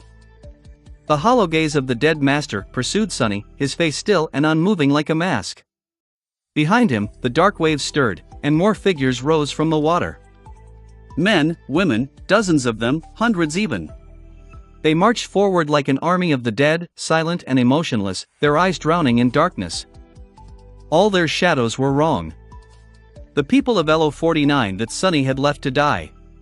He recognized all of them, staring at the undulating surface of the ocean in horror. The terror. Strangely, it was the contemptuous laugh of the cursed sword that shattered his paralysis. Look, lost from light, your sins have come to haunt you. Sunny shuddered, coming to his senses. What sins, you bastard? I did everything I could to save them. The insidious voice laughed again, then whispered, its hissing words falling like drops of poison. Weakness is also a sin, you pitiful worm, it is the greatest sin of them all. Sunny snarled, then rose to his feet and froze for a split second, thinking feverishly about the situation. After chasing the tyrant, he was now behind the city. There were tall cliffs between the ocean and the northern wall of Falcon Scott, so nothing could escape the shore without being torn to shreds by the defensive armaments. Granted, most of the First Army forces were currently concentrated on the southern side of the wall, fighting against the devouring cloud. The port fortress was nearby, though, and defended by its own garrison. Bloodwave and the Awakened of the House of Night were also there, protecting the anchored ships and overseeing the loading of the refugees. 1,000 enthralled corpses were not going to put a dent in the defenses of the port. As for the terror itself, just as that thought flashed through Sunny's mind, he saw something that made his blood run cold. There, behind the slowly advancing figures of the drowned residents of LO-49, the black water seethed and boiled, releasing even more thralls. Nightmare creatures, thousands of them, were rising from the waves, all moving with the same silent, harrowing dispassion. He took an involuntary step back, then steeled himself and raised the Sin of Solace. The terror's thralls could not be allowed to reach the port. Hundreds of thousands of refugees were currently there, with even more already on the ships. Thankfully, the elevator platforms leading to Falcon Scott were empty. The evacuation stopped briefly on account of the devouring cloud. The defenders of the metropolis had also spotted the new threat. Powerful beams of light fell from above, illuminating the quiet horde. An instant later, a hail of bullets was supposed to tear into it. But it didn't. The spotlights moved on, as if not noticing anything. Instead of an obliterating onslaught of heavy rounds, all that came were a few sporadic streams of rifle bullets. The armaments on the wall of the port fortress were silent, too. Sonny felt a chill run down his spine. The hex! He did not get a chance to finish the thought. Vern suddenly disappeared, moving with much more speed than he had been capable of as a human. Sonny shifted, trying to deflect the incoming attack, but his reaction was too slow. A devastating blow sent him flying backwards, the breath knocked out of him entirely. He crashed to the ground and rolled, feeling cold numbness spreading through his chest. Curse it! He had been mistaken to assess the enemy's power based on how powerful the thralls had been before falling prey to the terror. Whatever the creature had done to them, had made them into, was much more dangerous than their former selves. You are a neglectful fool, aren't you? Struggling to inhale, Sonny gritted his teeth. Indeed, he had already known that the hexed residents were capable of showing unnatural strength. Why would the slaves be different? If anything, their change would be greater. One master, 100 or so awakened, close to 1,000 mundane soldiers, several hundreds of civilians, and thousands upon thousands of nightmare creatures, all controlled and changed by the terror. With everyone seemingly blind to their existence. The situation was not good. Feeling true fear for the first time in a long while, Sonny forced himself to rise once again and look at the hollow-eyed horde. No, not everyone. Although most of the defenders seemed to be ignoring the terror's thralls, some were still firing their rifles. That meant that the creature's hex was not absolute. With so many residents around, it could only do so much. There was a restriction to its power, which meant that it could be defeated. There was a sound of metal scraping against stone behind him. Looking back, Sonny saw Dale approaching, his buckler raised and dripping with blood. His heart skipped a beat. Dale! Do you see them? The heavily armored master turned his head slightly, darkness nestled in the slit of his visor. His voice sounded a little muffled. What are you talking about? Sonny's heart fell, but then, Dale continued. How would I miss thousands of creatures crawling from the ocean? Of course, I see them. Question is, why are the wall armaments still silent? More and more nightmare creatures emerged from the water, flooding the shore. Sonny found Vern and shivered, noticing that the dead master was staring at him, as well. It's the terror of EP.22. The wretched thing is messing with people's minds. We need to. The hollow horde suddenly stopped moving. Thousands of heads turned in unison, countless empty eyes all staring at a single point. Sonny! He shivered. I guess it recognized me, as well. The horde rushed forward. Chapter 1012, The Fall of Falcon Scott, 30. Across the city to the south, the majority of the First Army forces were fighting the devouring cloud. Even directionless, the gluttonous swarm still posed an existential threat to Falcon Scott. The sky was torn asunder by fire and explosions. Countless brood beasts melting in that inferno as they threw themselves against the siege capital's defenses. Somewhere further south, far away, Skytide was once again engaged in a dreadful battle against the corrupted Titan, Winter Beast. And yet, here, on the shore of the dark ocean, a new threat appeared, one that was perhaps no less dangerous than the devouring cloud. Worst of all, no one except for two masters and a handful of disparate soldiers seemed to be aware of it. Or so Sonny had thought. The instant the hollow horde surged forward, the port fortress finally came alive. Numerous turrets turned their barrels, unleashing an onslaught of bullets at the thralls of the terror of the depths. Bright beams of light once again shone on the shore, and several railguns thundered, cutting rifts through the horde. Arrows and magical projectiles fell down like rain. The thralls had turned out to be too potent to be obliterated by the sudden assault, but they did slow down for a moment. Finally, some luck. Sonny prepared to launch himself into the mass of enemies, but Dale suddenly pulled him back. What the hell are you doing? The stalwart master glanced at him calmly, then shook his head. There's no time for that. The real foe is the terror, not its puppets. You need to go find Bloodwave, or someone from the House of Night at least. They need to find the creature and destroy it, before it's too late. Sonny blinked. What about you? Dale turned to the advancing horde, lingered for a moment, and shrugged. I'll stay and make sure that they do not breach the wall of the port." There were a lot of words left unsaid, but they both understood the implication. Dale was best at stationary defense, while Sonny was swift and elusive. Their roles were decided for them by that uncomplicated reality, and there was nothing to discuss. The heavily armored master took a step forward, raising his shield and mace. "Go, Sunless.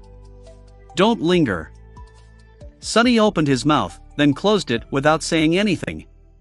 Throwing one last glance at the figure of Vern, who was walking steadily through the hellish barrage of bullets without paying them any attention, he gritted his teeth and dove into the shadows. Behind him, the first of the thralls was already lunging at Dale, hollow eyes shining with the reflected moonlight. "Damn it, damn it, damn it." Swiftly gliding through the darkness, he soon reached the wall of the port fortress and scaled it, emerging from the shadows on the battlements. Here, a chaotic flurry of activity was boiling, soldiers and awakened feverishly sending rivers of bullets, arrows, and magic into the horde of thralls. On the other side of the wall, Sonny could see a large crowd of terrified refugees filling a large courtyard below. They had come here to board one of the ships and escape the doomed siege, but got stuck in the middle of the battle instead. Ignoring the grim sight, he ran across the battlement toward the citadel of the fortress. If he could not find what he sought there, he would proceed past the citadel toward the pier, and from there to the battleships, if need be. As Sonny ran, he looked around, hoping to see someone from the House of Night among the defenders. He got lucky sooner than he had expected. The wall of the port fortress had towers rising above it at set intervals, each serving as a bunker. As he passed through one of these bunkers, observing the complicated machinery of the railgun housed within, he noticed a familiar figure standing near a targeting interface. Tall, handsome, with black hair that sometimes seemed inky blue. Neve. Sonny dashed toward the Nightwalker, who looked up from the terminal with a surprised expression. "Sunless? What are you?" Sonny waved a hand, interrupting him. "Long story. Are you free from the hex? Can you see the monsters?" He realized something, then looked around with a bit of confusion. "Actually, never mind. How are all of you able to see them?" Neve lingered for a moment. "Nightwalkers like me have a high affinity to guidance and revelations. The ocean and its depths, too. So, many of us were able to see through the hex. As for the rest of the garrison, they don't see anything. But they also don't need to, as long as someone provides them with the targeting data. Basically, they are shooting blindly in the direction where we point." Sonny froze for a moment, admiring the effective crudeness of that simple solution. Then, his face darkened. On the wall outside the bunker, one of the soldiers suddenly lowered his rifle, remained motionless for a moment, then took a step forward and jumped over the parapet of the battlement, disappearing into the cold water below without a sound. No one seemed to notice his absence. "Where's Bloodwave?" Neve pointed north, toward the pier. "Protecting the ships." "Why?" Sonny answered with urgency obvious in his voice. "This battle can't be won unless the source of the hex is destroyed. The terror of EP.22, we need to find and kill it. Staying on the defensive will only allow that fiend to propagate its influence throughout the city, killing countless people and growing its army. The House of Night and your saint are our best bet." The Nightwalker stared at him for a few moments. His tired face paled a little. "You want us to forsake the ships, dive into the ocean, and fight the terror in its territory?" Sonny simply nodded. "Exactly. And I'll dive with you, too." Neve hesitated for a bit, then sighed. "Well, all right. Follow me, then. I'll take you to see my uncle." Sonny blinked a couple of times. "Wait, that's it? I thought I would have to persuade you." The Nightwalker gave him a strange look. "I was persuaded the instant you uttered this battle can't be won unless. That terror is one of the top targets, anyway. So, come. Let's hunt the bastard down." Chapter 1013, HFLLFFLNTT 31. As Neve and Sonny made their way across the wall of the port fortress, the battle grew louder behind them. Sounds of screams rose into the night sky, and the battlements beneath them shuddered.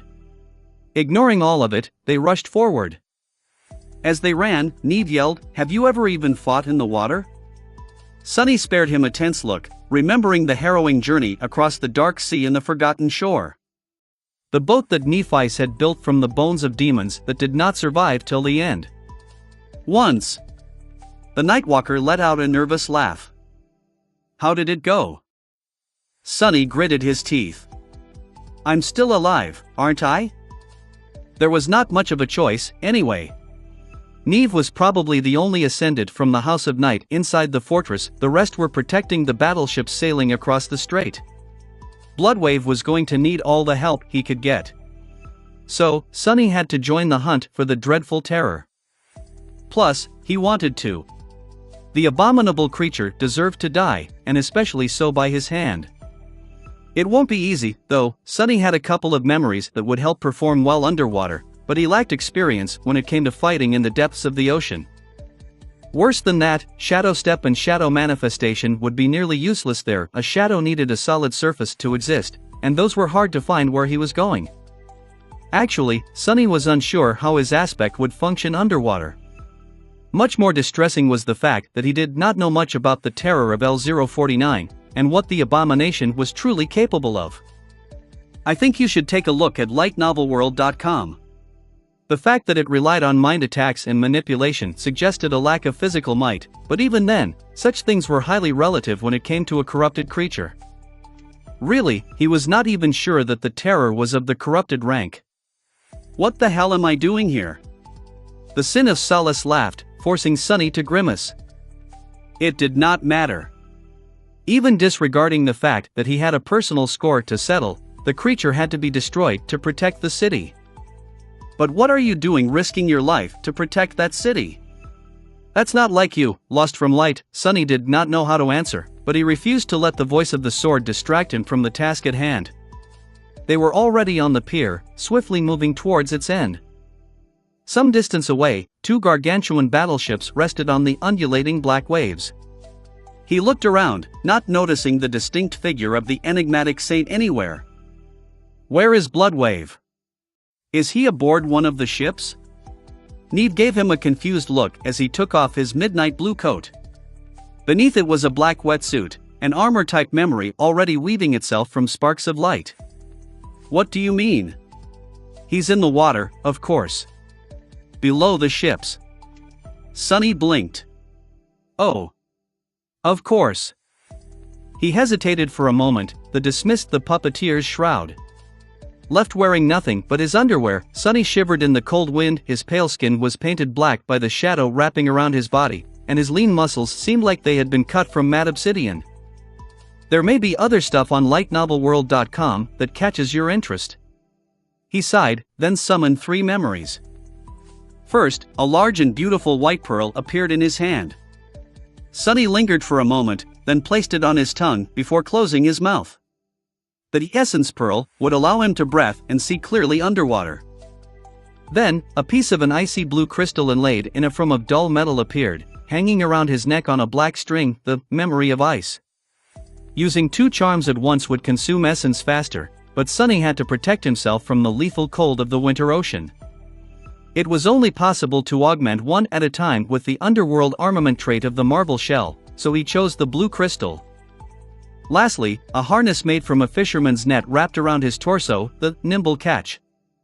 With that, Sunny was more or less ready to dive into the water, at least physically. The only problem was he needed both hands to swim, but that was easily remedied by fastening the Sin of Solace to the nimble catch. The harness was very handy in that regard.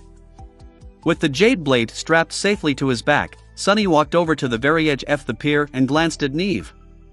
The Nightwalker was already clad in a light armor that seemed to be made of black seaweed and nacreous shell. A pale smile appeared on Neve's face. Ready?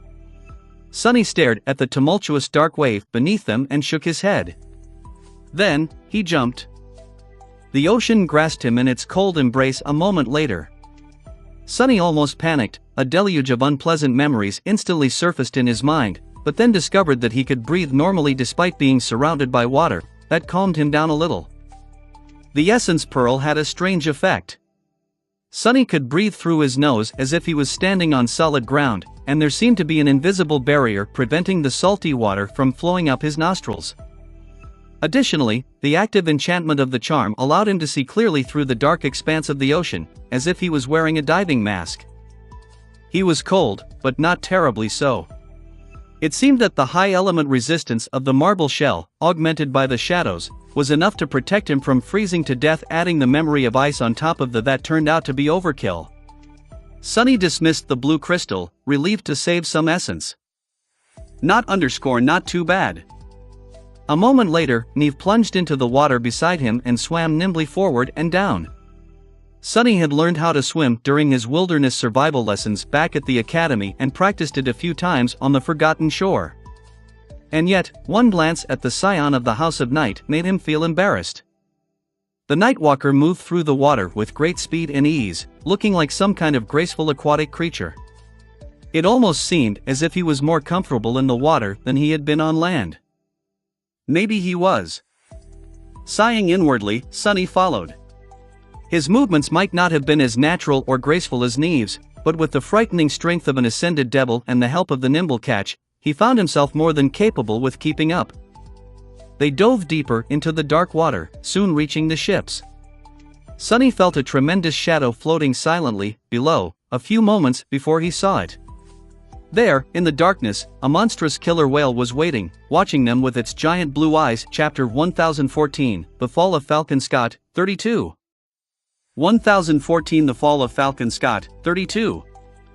Sonny had seen Bloodwave in his bestial form once from afar, but up close, the Saint of Night was much more terrifying. The creature he had transformed into looked somewhat like a killer whale, its hide black and white, the lines of its body smooth and predatory. However, it was much larger than any mundane beast had any right to be. There was a patchwork of ugly scars covering its hide, and steel armor encasing its long fins, edges sharp like blades.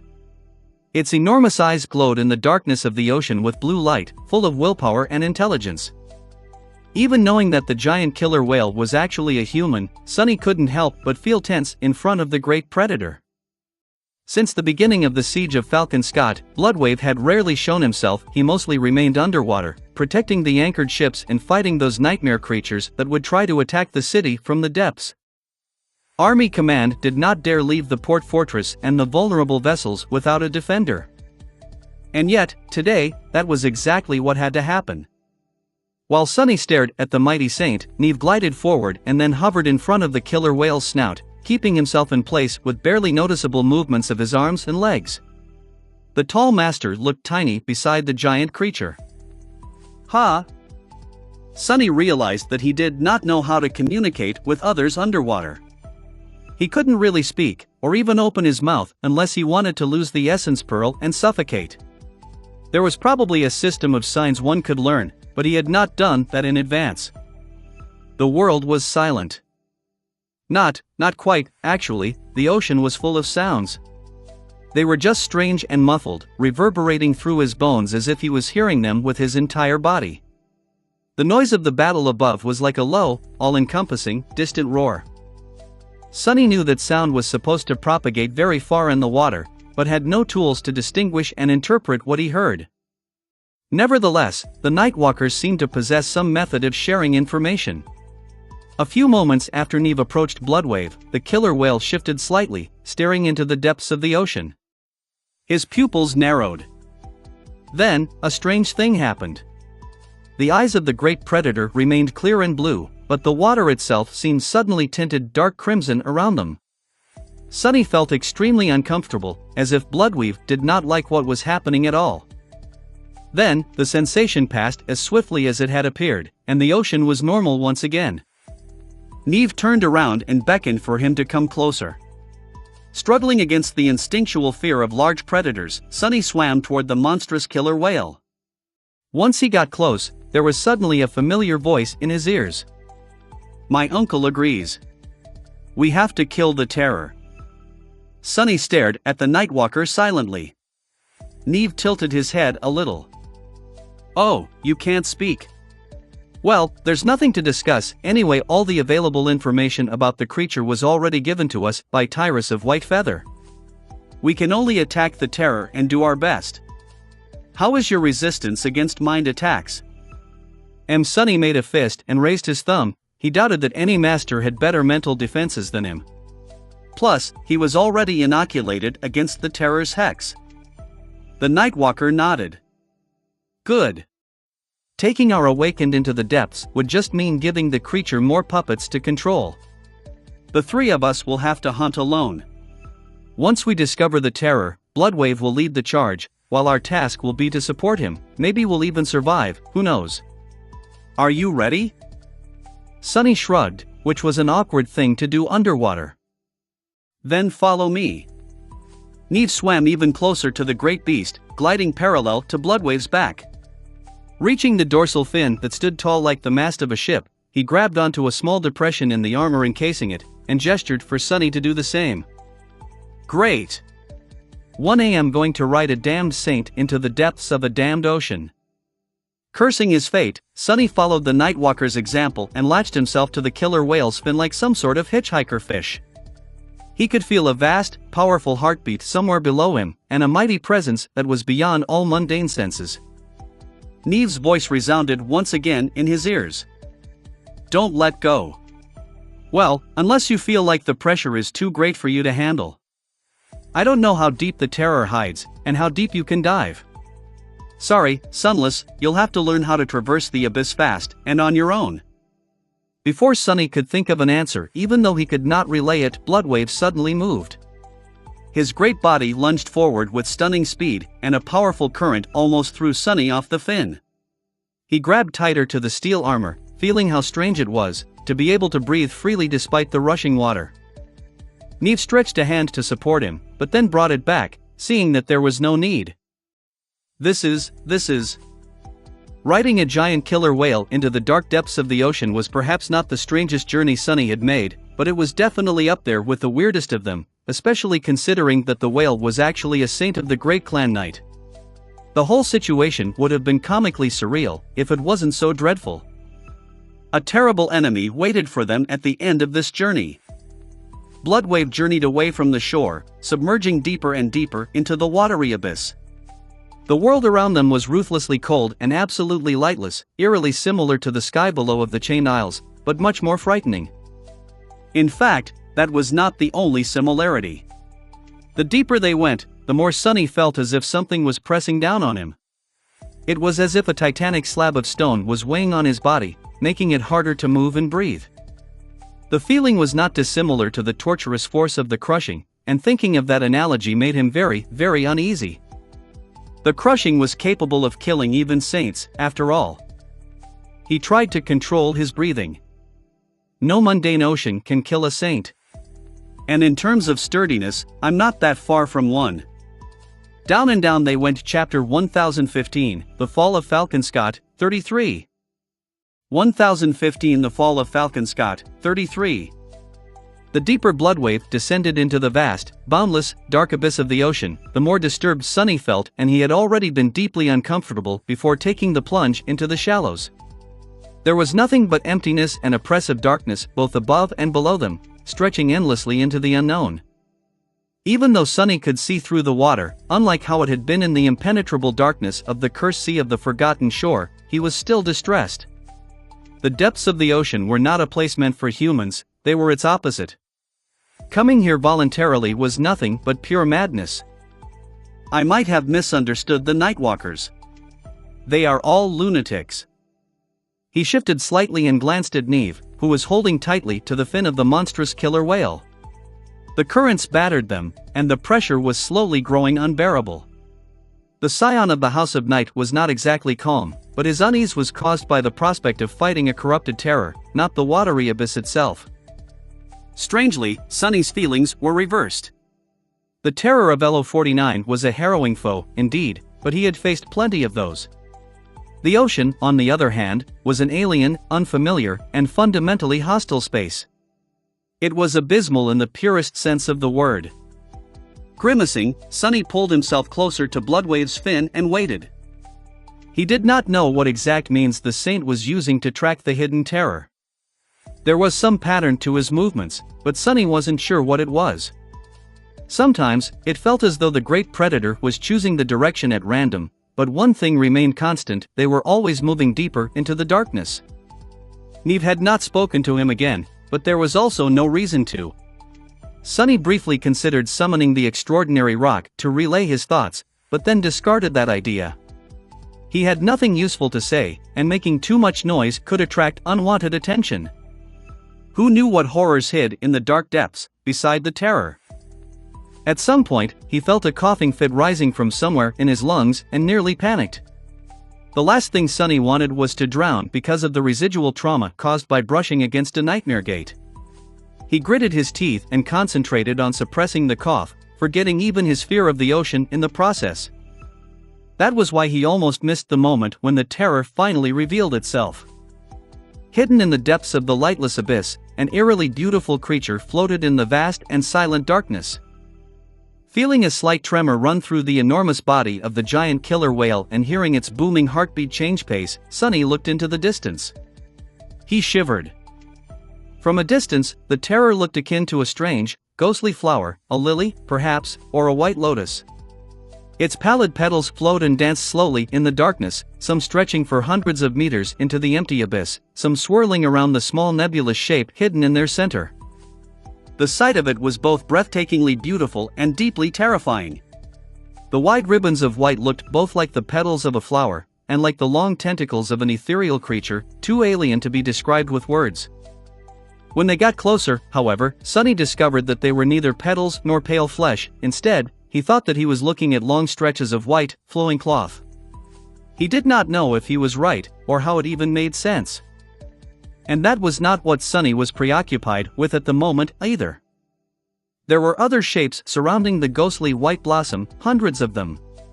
Drowned bodies surrounded it like a morbid barrier: humans, nightmare creatures, and things he could not name.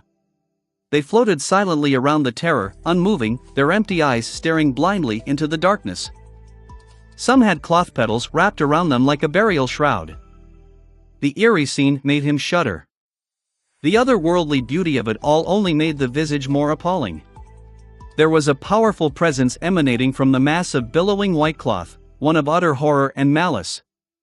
Sonny felt that presence overwhelm him, making it impossible to look away from the terror, but also unbearable to witness it.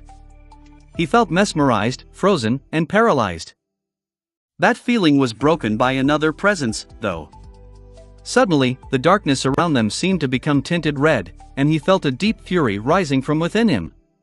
Sonny recognized that fury as something that was not his own, but instead belonged to someone else. Bloodwave. The Saint of Night was incensed, and whatever fear they might have felt was washed away by the murderous rage of the great predator. It almost seemed as though the cloth petals trembled slightly. In the next moment, the hundreds of drowned creatures all came alive, their hollow eyes turning to stare at them. Sonny uttered a silent curse and freed the Sin of Solace from its makeshift scabbard with his free hand. Here we go, then. He felt Bloodwave's body move, and then a furious roar spread through the water like a fearless battle cry. The force of it was almost physical in nature, moving through the dark abyss like a devastating shockwave. The monstrous killer whale surged forward, and with him, the ocean itself came alive. Powerful currents assaulted the pallid flower, throwing its ghastly defenders away. The crimson hue of the water became more apparent, and wherever it spread, Bloodwave seemed to gain even more speed, even more might. At the same time, the cloth petals exploded with motion, unfurling like long limbs, grabbing the thralls, and throwing them forward. By Sonny's side, Neve glanced at him and outstretched a hand, a bone harpoon appearing in it. The Nightwalker smiled, indigo lights dancing in his eyes. It's time. With that, he pushed himself off the fin and shot forward with incredible speed. A moment later, Bloodwave crashed into the moving barrier of hollow-eyed thralls. Chapter 1016, The Fall of Falcon Scott, 34. 1016 The Fall of Falcon Scott, 34. The monstrous killer whale snapped its jaws, savaging several massive nightmare creatures at once. Clouds of blood and pulverized flesh escaped from his maw like a red tide. Powerful currents of crimson water swirled around his massive body, ripping even more abominations apart. A dozen thralls were destroyed when the great predator rammed through them at dreadful speed. Armored fins moved, slicing bodies like giant blades. A split second later, Bloodwave shot past the barrier of flesh, leaving devastation in his wake. He continued forward, heading for the eerie flower of white cloth that was the terror. Neve and Sunny were left behind, though. Their task was to deal with the thralls and prevent them from attacking the saint from behind. How the hell do I do this? Fighting underwater was not at all like fighting on land. At this depth, Sunny felt as though he was constantly being pressed down by an immeasurable weight, both from without and from within. His ascended physique and augmented strength were enough to deal with it, but he still felt a strain considerable enough to demand adjustment. It was a lot like fighting while under the effect of the crushing. More importantly, though, there was nothing to support him here. Usually, a fighter's might came from being grounded. Without the ground under Sunny's feet, his blows would lack power. They would also push him away with the same force that had been exerted on the enemy, making battle flow and positioning a nightmare. So, he saw two ways to fight effectively. One was to grapple the enemy and use their own body as support, bringing combat to an extremely close range. He would be greatly disadvantaged in such a scenario due to the length of his blade. The other was to use acceleration and maneuvering to turn each of his attacks into a deadly charge. Sunny had a sinking suspicion that he would have to utilize both approaches today. Ahead of him, Neve clashed with one of the thralls. His harpoon shot forward, piercing the creature's head. The Nightwalker pushed it through all the way, then let go of the shaft, grabbed it again near the head a moment later, and tore the spear free. Then, Sunny had no more time to observe the Nightwalker, forced to concentrate on his own enemy. A vaguely familiar abomination that resembled a grotesque mannequin of flesh lunged at him, its hollow eyes full of darkness. A menacing bone scythe cut down, threatening to split Sunny apart. He was somewhat certain that his skin would withstand the edge, but there was no point in taking the risk. The Sin of Solace moved to intercept the strike, much slower than he was used to, but still viciously fast. The jade blade easily cut through the scythe, breaking it, and then continued forward to sever the flesh mannequin from shoulder to thigh. The spell whispered into his ear, its voice unaffected by the heavy mass of water. "You have slain a fallen monster. Your shadow." With no time to listen to it, Sunny suppressed his revulsion and used the bleeding remains of the abomination to launch himself sideways. A moment later, a chitinous body barreled through the spot he had been occupying. 5 more were already closing in on him from 5 different directions. Sunny took a deep breath. This is not too bad.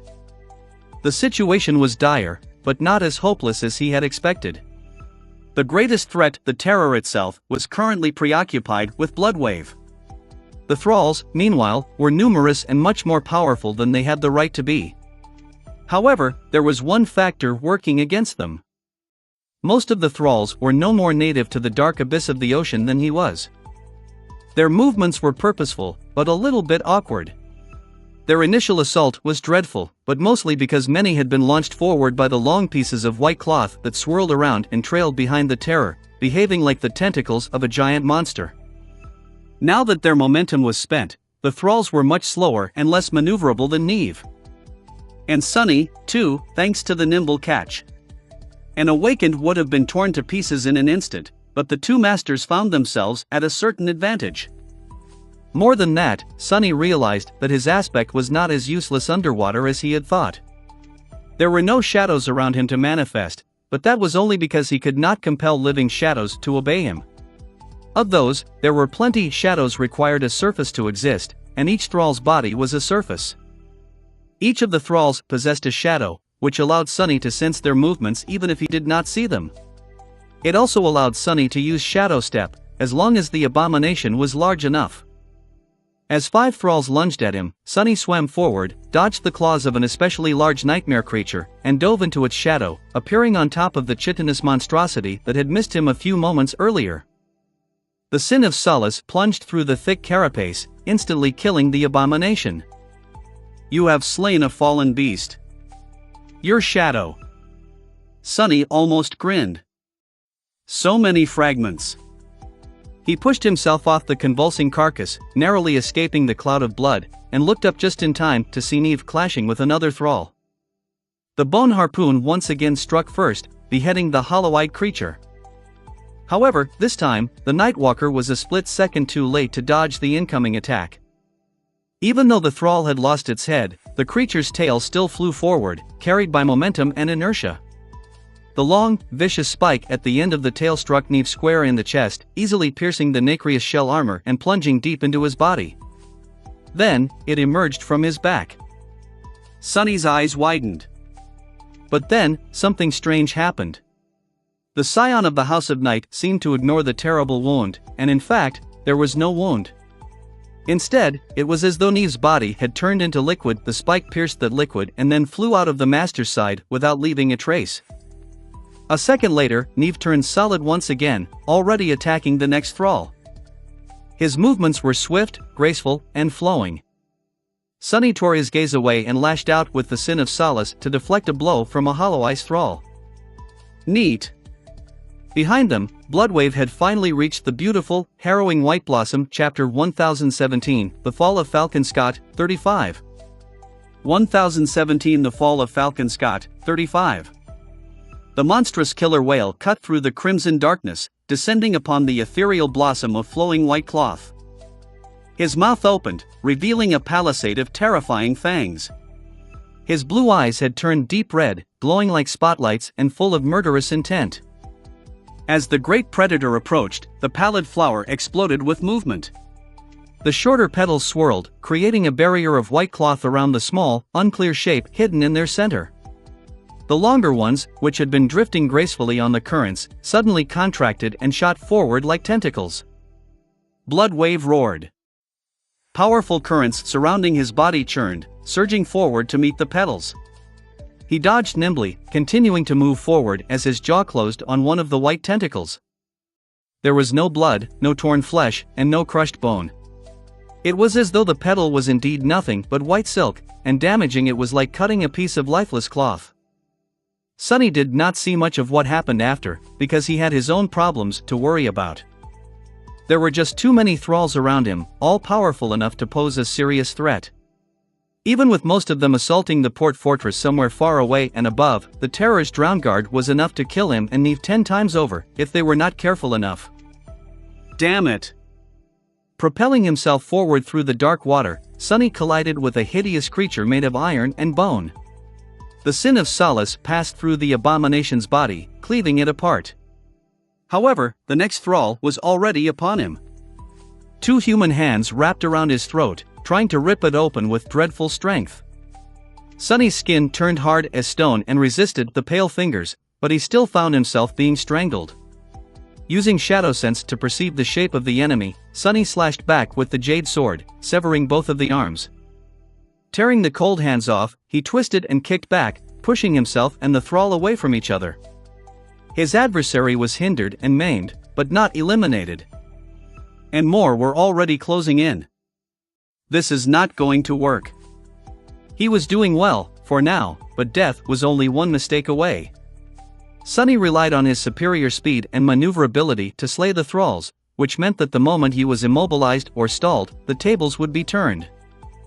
He was not a stranger to fighting with everything on the line, but not in an environment as strange and unfamiliar as the depths of the ocean. It was far easier to make a fatal mistake in a place the rules of which he did not know. Sunny willed himself to swim forward, then hesitantly turned onto his back and looked in the direction where Neve was battling a throng of abominations. The Nightwalker moved with ease and graceful precision, navigating the dark waters like a creature born in and for the depths. He certainly knew the rules. An idea slowly formed in Sunny's mind. He adjusted his battle strategy in order to always keep Neve in his sight, earning a few shallow scrapes as a result. Sunny was a talented fighter, possessing combat intelligence on par with the best of the best. He had plenty of insight into the underlying laws of conflict, and much better than that, his mastery of shadow dance allowed him to read most of his opponents like an open book. And that was exactly what he had been doing throughout this battle, like most of the battles of the Antarctica campaign. There were too many thralls around to truly grasp all of their patterns, but their rudimentary battle styles were also crude and unsophisticated. Sensing the movements of their shadows for a few moments was enough to gain a shallow, but sufficient level of understanding. However, that approach might have been the wrong one today.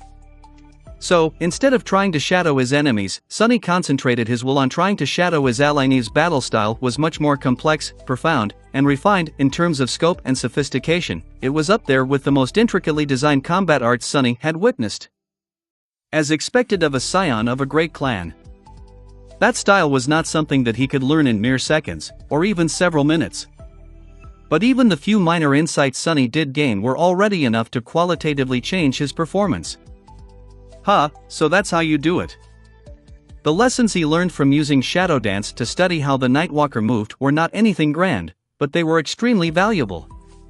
What better teacher could there be than a man supposedly carrying the lineage of Storm God, the god of the depths? It was all about how his body related to the water, and how the water related to his body. How to position himself to cut through it unimpeded, and how to use the mass of water for his advantage. Shadow dance, and the harsh training Sonny had put himself through to master its first steps, made both his mind and body extremely malleable and adaptable. That was why he was able to quickly put what he had just learned into practice. Changing minute details of how he moved, which muscles he strained, and the timing of sending targeted impulses of essence to reinforce them, Sonny was suddenly able to navigate the dark abyss much more freely. He felt more in control of his environment now, working with it instead of against it to achieve his goals. A massive nightmare creature lunged at him, its claws missing the target by a few centimeters, just as Sonny had planned. He cut into the abomination and at the same time circled around it, using the carcass to hide from the next enemy. A moment later, the second thrall was dead, too. Good. But then, there was even more Sonny could do by fusing his unique abilities with what he had learned from Neve. Using the Feather of Truth to make himself lighter or heavier, he could float up or plummet deeper like a stone. Using Shadow Step, he could jump between the large abominations. He could even turn incorporeal and cling to their bodies as a shadow. If he used all of this smartly, the ocean would not be as inhospitable.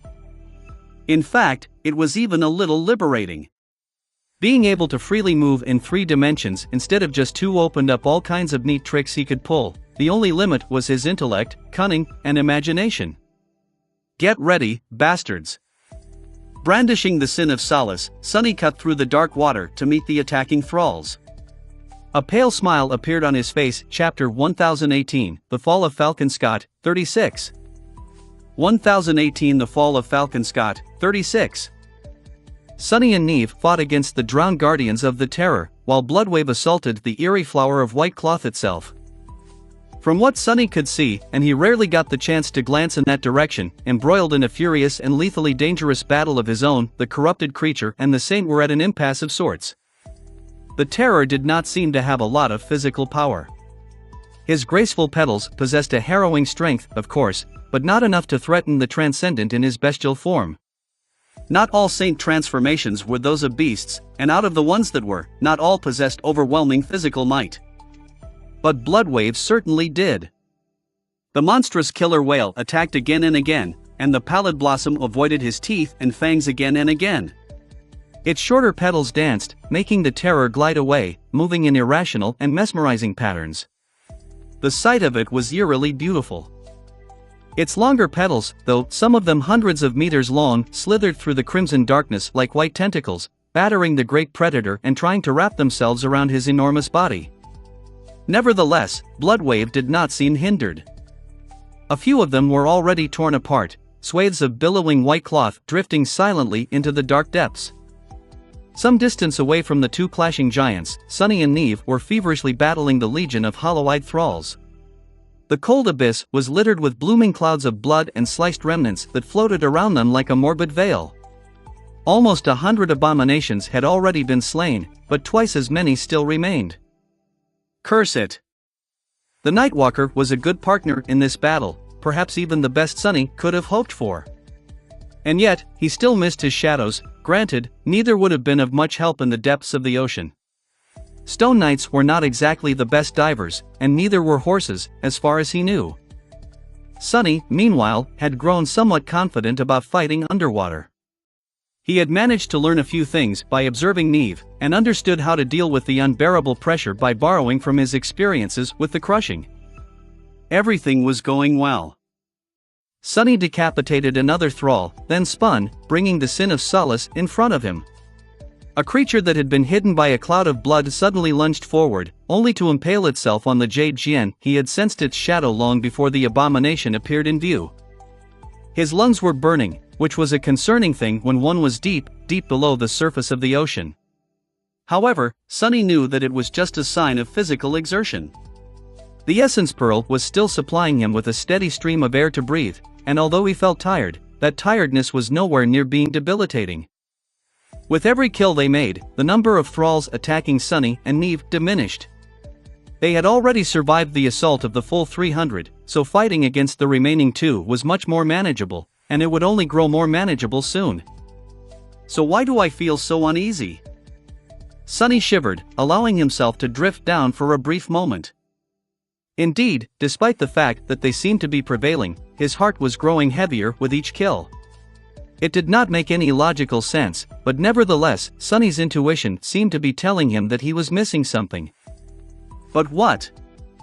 There was not much time to think between the clashes with the abominable thralls, mostly because Sunny had to spend that time observing the dark waters around him and frantically calculating how and where to move in order to survive, as well as put himself in position for the next attack.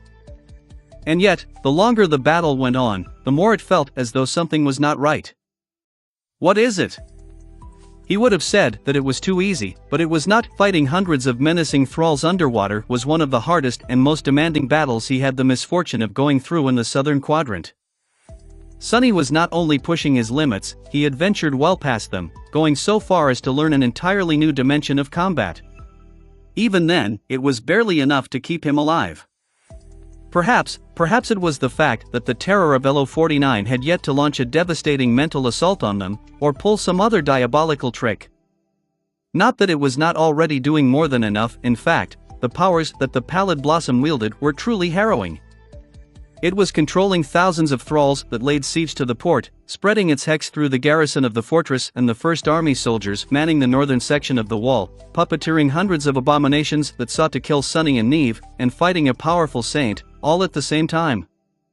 It was just that Sunny had expected something more. The bitter defeat he had suffered at EP.22 left a mark on his heart. Although he did not want to admit it, the truth of the matter was that Sunny was afraid of the terror. Was that fear irrational? The marble shell gives me high protection against mental attacks. It is currently an ascended attribute, one rank below the terror, but it is also augmented by my shadows.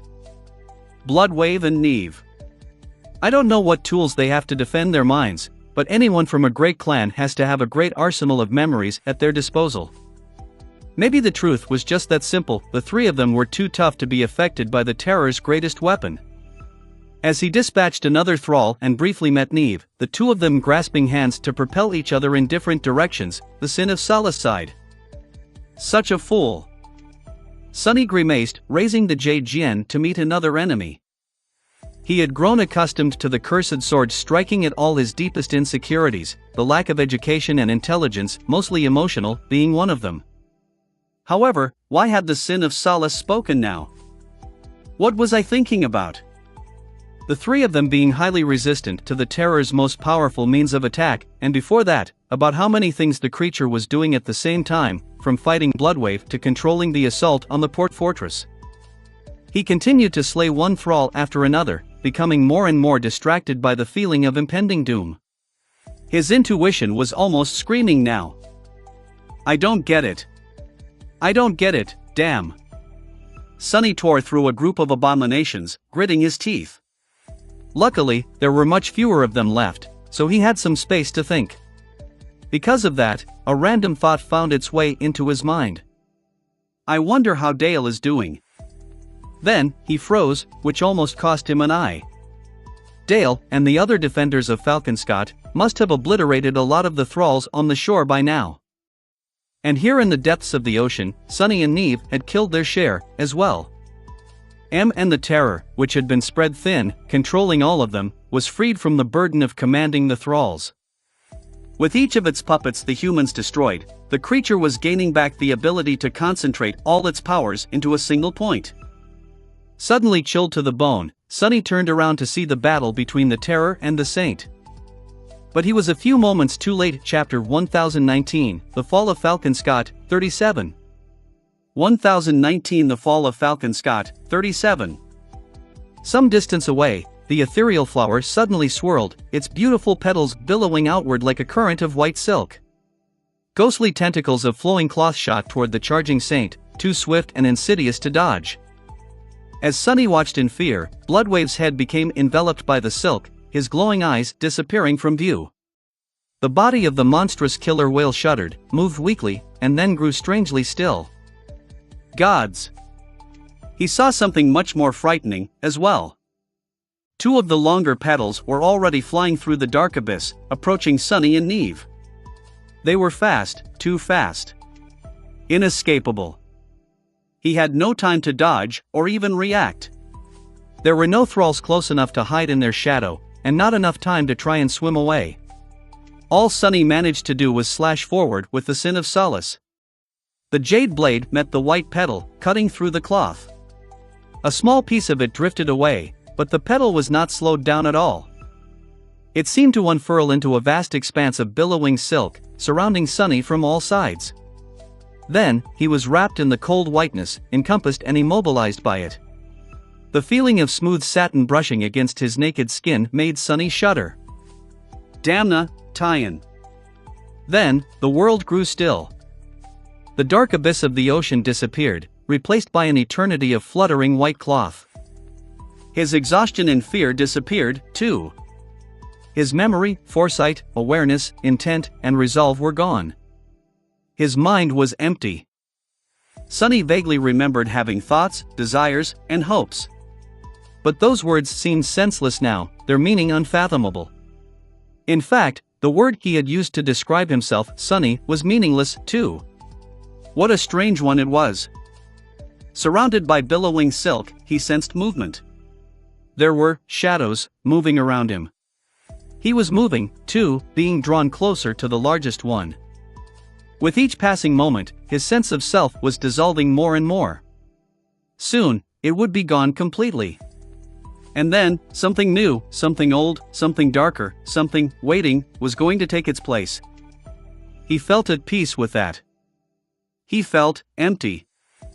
The emptiness was comforting. There was just one thing blemishing the peaceful white flawlessness of the empty satin world. A sinister, mocking voice. It whispered into his ear, gloating. Here we go. A pathetic end for a pathetic fool. Spurred by the hateful voice, his own voice, Sonny suddenly remembered. Lost from light. That was his name. That one memory unlocked all the rest like a key. What is going on? He struggled against the white cloth enveloping his body, but it was hopeless. The terrifying understanding flooded his mind, making him remember what had happened, and what was happening. What was probably about to happen. Novels next. I think you should take a look at /novels next. Sonny's consciousness was strangely split, one part of it sensing the reality of being dragged through the mass of water by one of the terror's petals, the other still lost in the endless expanse of billowing silk. He could feel a boundless alien presence encroaching upon both, seeing through his eyes, thinking his thoughts, and hungrily wanting for more. Its progress was slow and labored, but inevitable.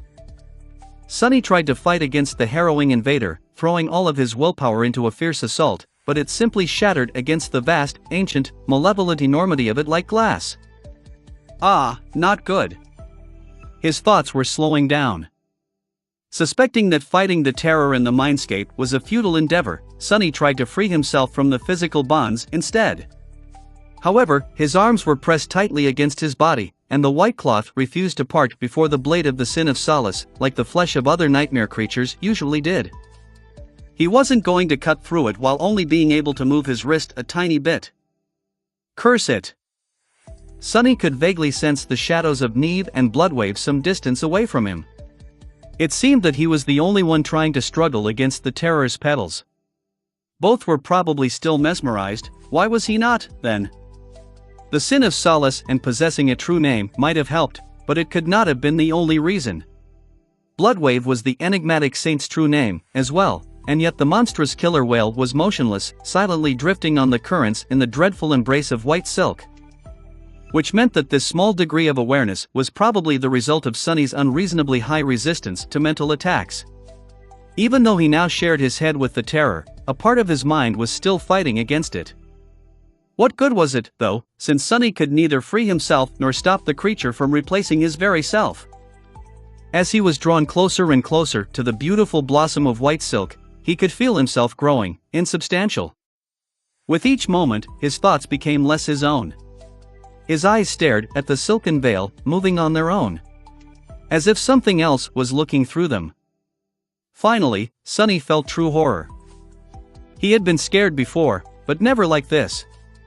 Sensing something else take possession of his body, while utterly helpless to resist the slow dissolution of his will, it was the realization of all his deepest, most guarded fears. And it was being done by the terror of LO49, the hateful, abominable creature that had already defeated him once. Full of dark resentment, Sunny gritted his teeth, and summoned two memories. That much he could still do, at least. One was a small lantern cut out of obsidian. The other was a fearsome mask of black lacquered wood, with vicious fangs and 3 sharp, twisting horns. Weaver's mask. Sunny had not called upon it in a long time. It frightened him, as well, almost as much as the terror. Trying not to think about what he was about to do, Sunny activated the single enchantment of the shadow lantern, commanding it to devour all light around it.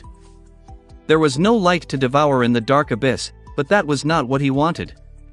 What he really wanted was for the divine memory to gobble up as much of his essence as it could. The shadow lantern burned through most of the essence Sunny had in the time it took the white tendril of silk to bring him to the pallid blossom.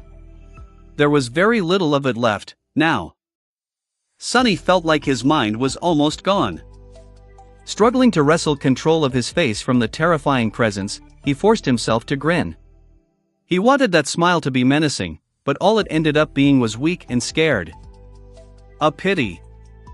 He sensed a vast shadow that was full of harrowing wrongness looming close, and thought, "You wanted to see through my eyes? Well, then, look." With that, Sunny reached into Weaver's mask and activated its second enchantment.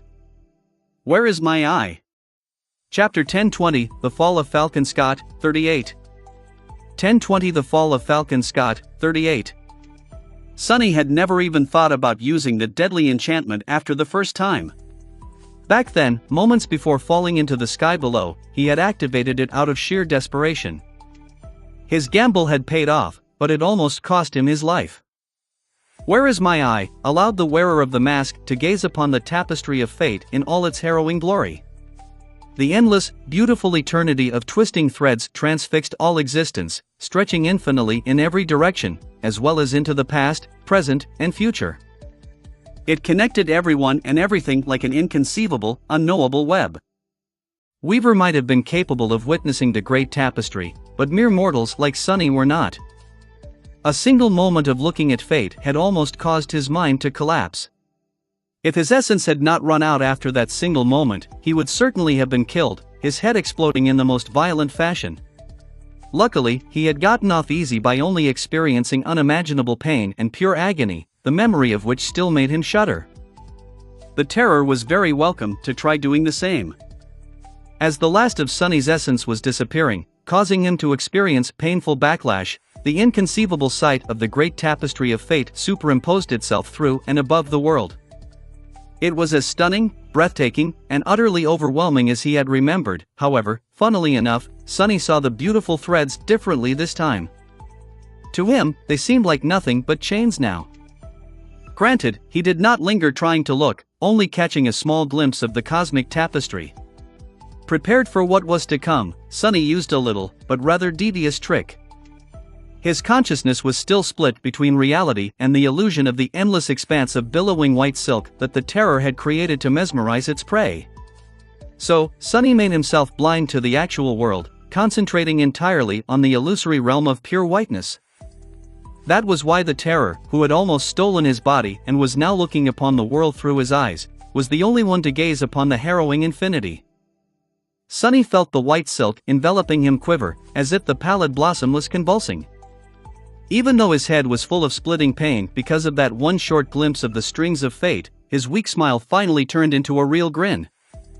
"Look well, wretch." A split second later, his essence ran dry, and the deadly enchantment deactivated. The tapestry of fate disappeared, and Sunny suddenly found himself freed from the alien presence devouring his mind, or rather, it was still there, but now stunned and writhing in pain. The physical binding of white silk that wrapped his body had come a little loose, as well. Not wasting a single moment, Sunny used that slack to thrust his hand forward. The tip of the sin of solace pierced the wall of the cloth prison, and then moved upward, cutting a vertical rift in it. A second later, he sliced the white petal open and burst into the dark water, incredibly happy to be in the oppressive embrace of the dark ocean once again. Sunny hastily studied his surroundings, knowing that he did not have much time. Witnessing the tapestry of fate had not killed him as an awakened monster, so he doubted that it would kill a corrupted terror if that was truly what the dreadful flower of silk was. In any case, the creature would most likely not stay stunned for too long. Currently, the pallid blossom seemed to be seizing, its petals contorting in grotesque convulsions. The graceful harmony of their eerily beautiful dance had been broken, replaced instead by chaotic and jittery movements devoid of any logic. Novels next. I think you should take a look at /novels next. The thralls appeared to be pained and disoriented, too. Looking at the agony consuming the abominable creature, Sunny became even more convinced that fate was something that only gods were meant to see, or maybe no one at all. If even a corrupted abomination of great and terrible power was reduced to a convulsing mess, what hope did mere humans have of withstanding the sight of eternity? Shrugging off his own pain, Sunny glanced briefly at Neve and Bloodwave. They seemed to be showing signs of life, but had not even begun trying to free themselves yet. Chances were, the terror would come to its senses before they ever could. He had to finish the battle himself. Gripping the hilt of the sin of solace, Sunny propelled himself forward. He fought against the weakness that had been left behind by draining all of his essence, pushing his body through the water as fast as he could. The nimble catch had turned into a useless piece of net, its active enchantment silent. Luckily, the enchantment of the essence pearl was a passive one, so he could still breathe. His muscles and his lungs were burning by the time he reached the white flower. It had only been a dozen seconds or so, but the convulsions of the billowing petals were already growing weaker. Feeling cold terror grasp his heart, Sunny gritted his teeth and dove into the mass of white silk. His goal was the small shape hidden in the center of the petals.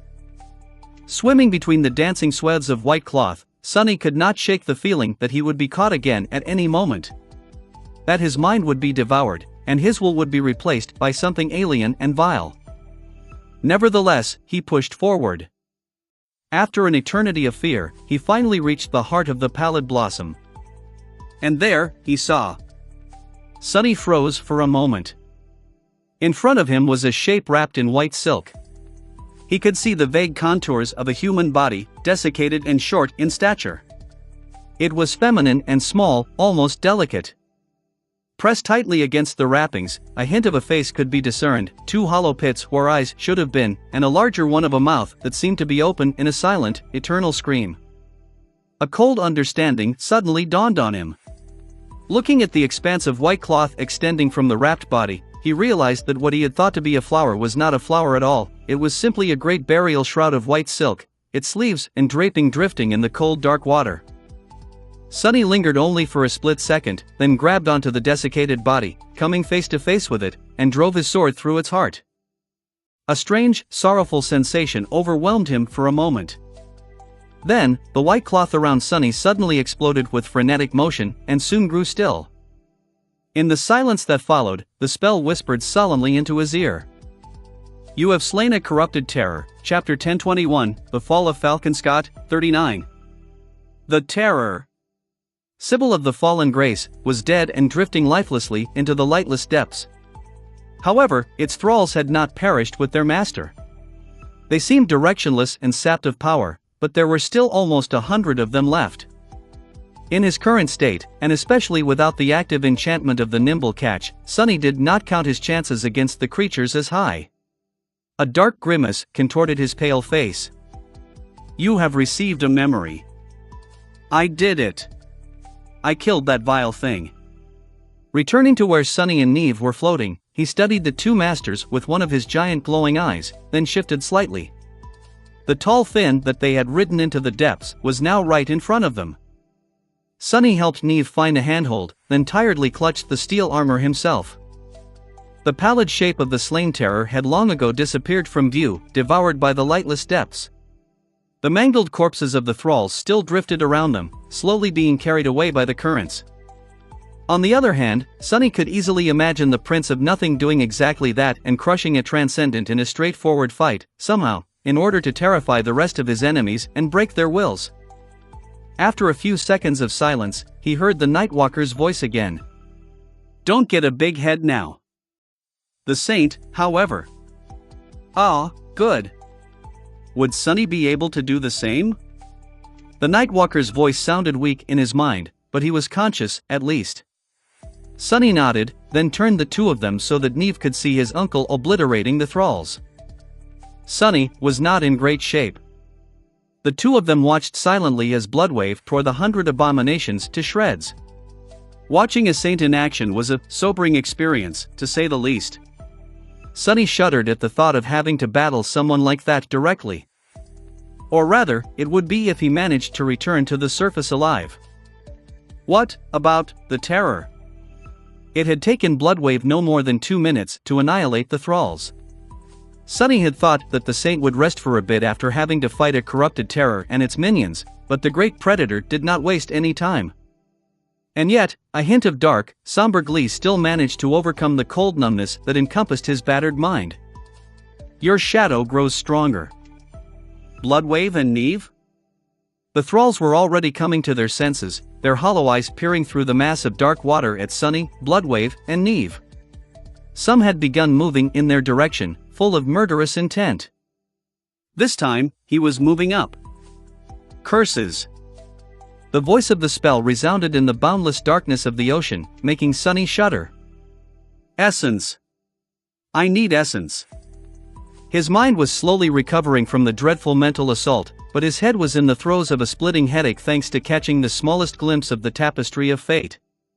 His body felt weak and feverish, still suffering from the backlash of draining all of his essence. Sunny glanced at his companions, hoping against all hope to see them up and about. "You have slain a corrupted terror, Sibyl of the fallen grace." As Sunny watched, the monstrous killer whale flinched, then jerked his head sideways. The span of white cloth still wrapped around it slid off, revealing the great beast's glowing blue eyes. For a moment, they seemed disoriented, but then sharp intelligence shone through the fog of confusion, obliterating it. Time to go back. Neve was still stunned, drifting listlessly on the currents. Sunny was all but certain that Mordred had already killed a saint. However, knowing how diabolical that fiend was, that clash might not have been a direct battle, either. In the end, he ended the terror with his own hands. The stain of their disastrous first meeting had not been erased, but his failure at LO49 was vindicated, now. Somewhat. I have no reason to find out. Which, looking at the dark expanse of the ocean around him, Sunny was not sure that he would be able to do. Who knew what would happen in the coming months? And yet, the terror of LO49 had dealt with the fearsome Transcendent, only to end up being dealt with by Sunny. So, there were the remnants of the trauma caused by touching a nightmare gate, as well. Sunny felt like he was about to cough his lungs out. Holding it back was not an easy task. Even knowing that it would not be enough, Sunny dismissed Weaver's mask and the shadow lantern. A tiny stream of essence fell into the arid desert of his drained soul, and was instantly consumed by his body. The feeling of weakness diminished a little, but not nearly enough to change the situation. The terror was falling down, deeper and deeper into the cold abyss. Sunny spared one last glance at the pallid blossom of the great burial shroud, knowing that it would be consumed forever by the dark depths soon. Then, he turned away and tiredly pushed himself in the opposite direction. In the next couple of minutes, a one-sided massacre took place in the dark depths. Sunless? Sunny realized in the first few seconds that his participation wasn't required. Instead of getting in the way, he swam closer to Neve, grabbed him, and dragged both of them further away from the boiling battlefield. An indignant growl escaped from Bloodwave's mouth as he gazed at the drowning remains of the Terror and the approaching swarm of the liberated thralls. Sunny thought for a moment, then dragged his finger across his throat. As the veiled body drifted down, wreathed in billowing white silk, one last whisper brushed against his ears. The saint lingered for a moment, then moved his giant body and shielded Sunny from the enemies with its bulky mass. The enormous jaws snapped, pulverizing the fastest of the approaching nightmare creatures. Then, the killer whale surged forward to meet the rest of them. He had no desire to kill saints. If anything, Sunny wanted to have more of them around, the more, the merrier. The position of the First Army in eastern Antarctica was much better than here, in this godforsaken hell, and the Second Army was already on its way. However, the chain of nightmares was far from being over. Ignoring them, the giant killer whale bellowed and surged forward. 1 chapter today, 3 tomorrow. Chapter 10:22, The Fall of Falcon Scott, 40. Memory, Shroud of Graceless Dusk.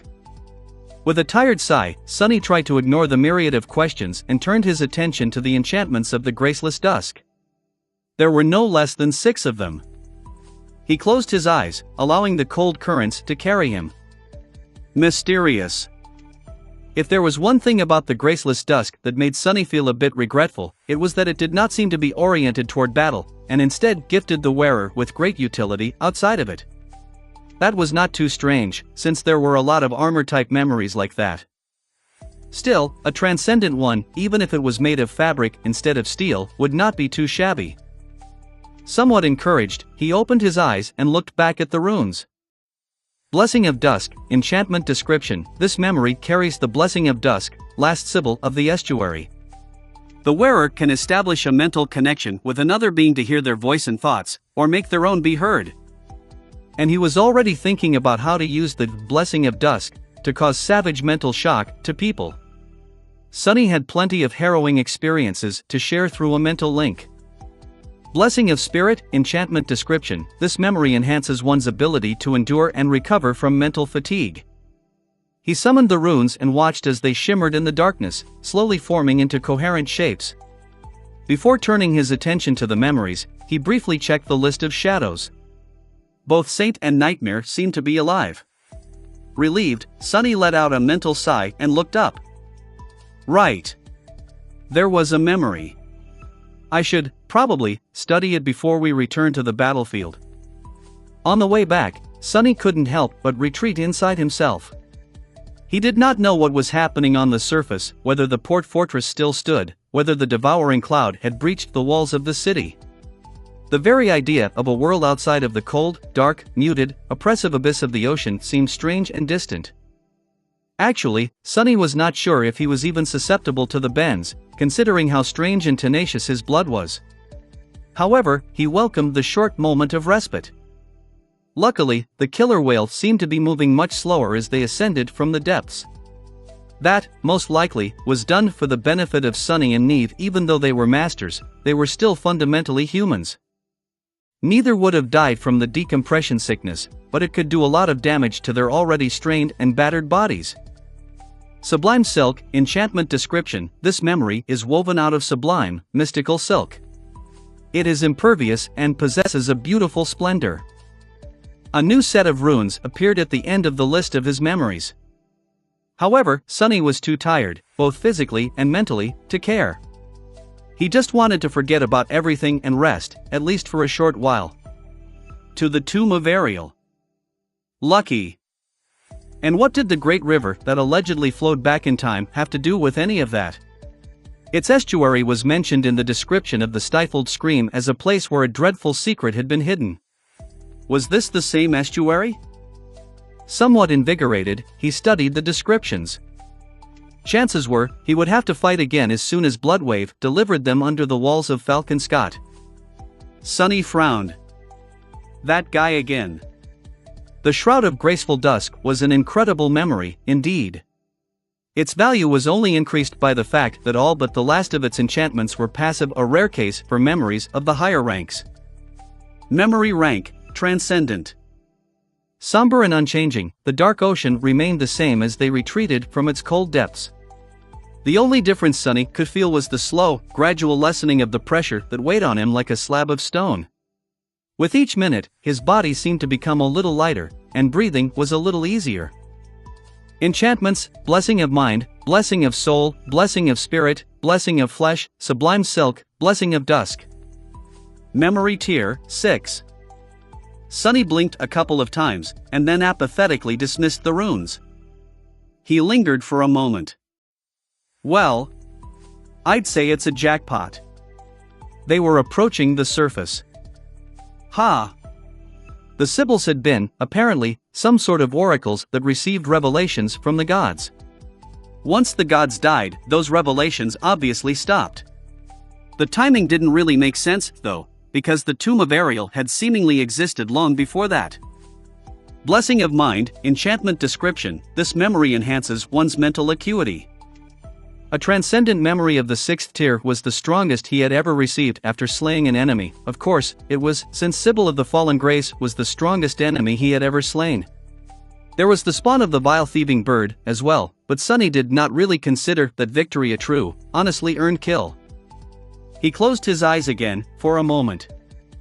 Memory description, Sibyls were the heralds of the gods and conduits of divine grace. Many mysteries were known to them, and so were many truths. There was one being, though, who knew much more, the graceless Caitiff, demon of dread. He knew every truth there was, because he knew everyone's fear, even that of the gods. In any case, the shroud of graceless dusk had to be an extremely potent memory. And it was an armor, too, something that he desperately lacked at the moment. Memory type, armor. That was the second memory in his arsenal named after a burial garb. Was the spell trying to insinuate something? Too apathetic to care, Sunny shrugged and continued to read. There, they found solace, safety, and shelter. In time, the voices of the gods grew silent one after another, leaving behind only a vast and dreadful silence. That was how the Sibyls embraced the estuary, and that was how they fell. By now, he was all but certain that the region of the dream realm where the chain of nightmares had originated and the black pyramid hidden within had something to do with Ariel, the demon of dread.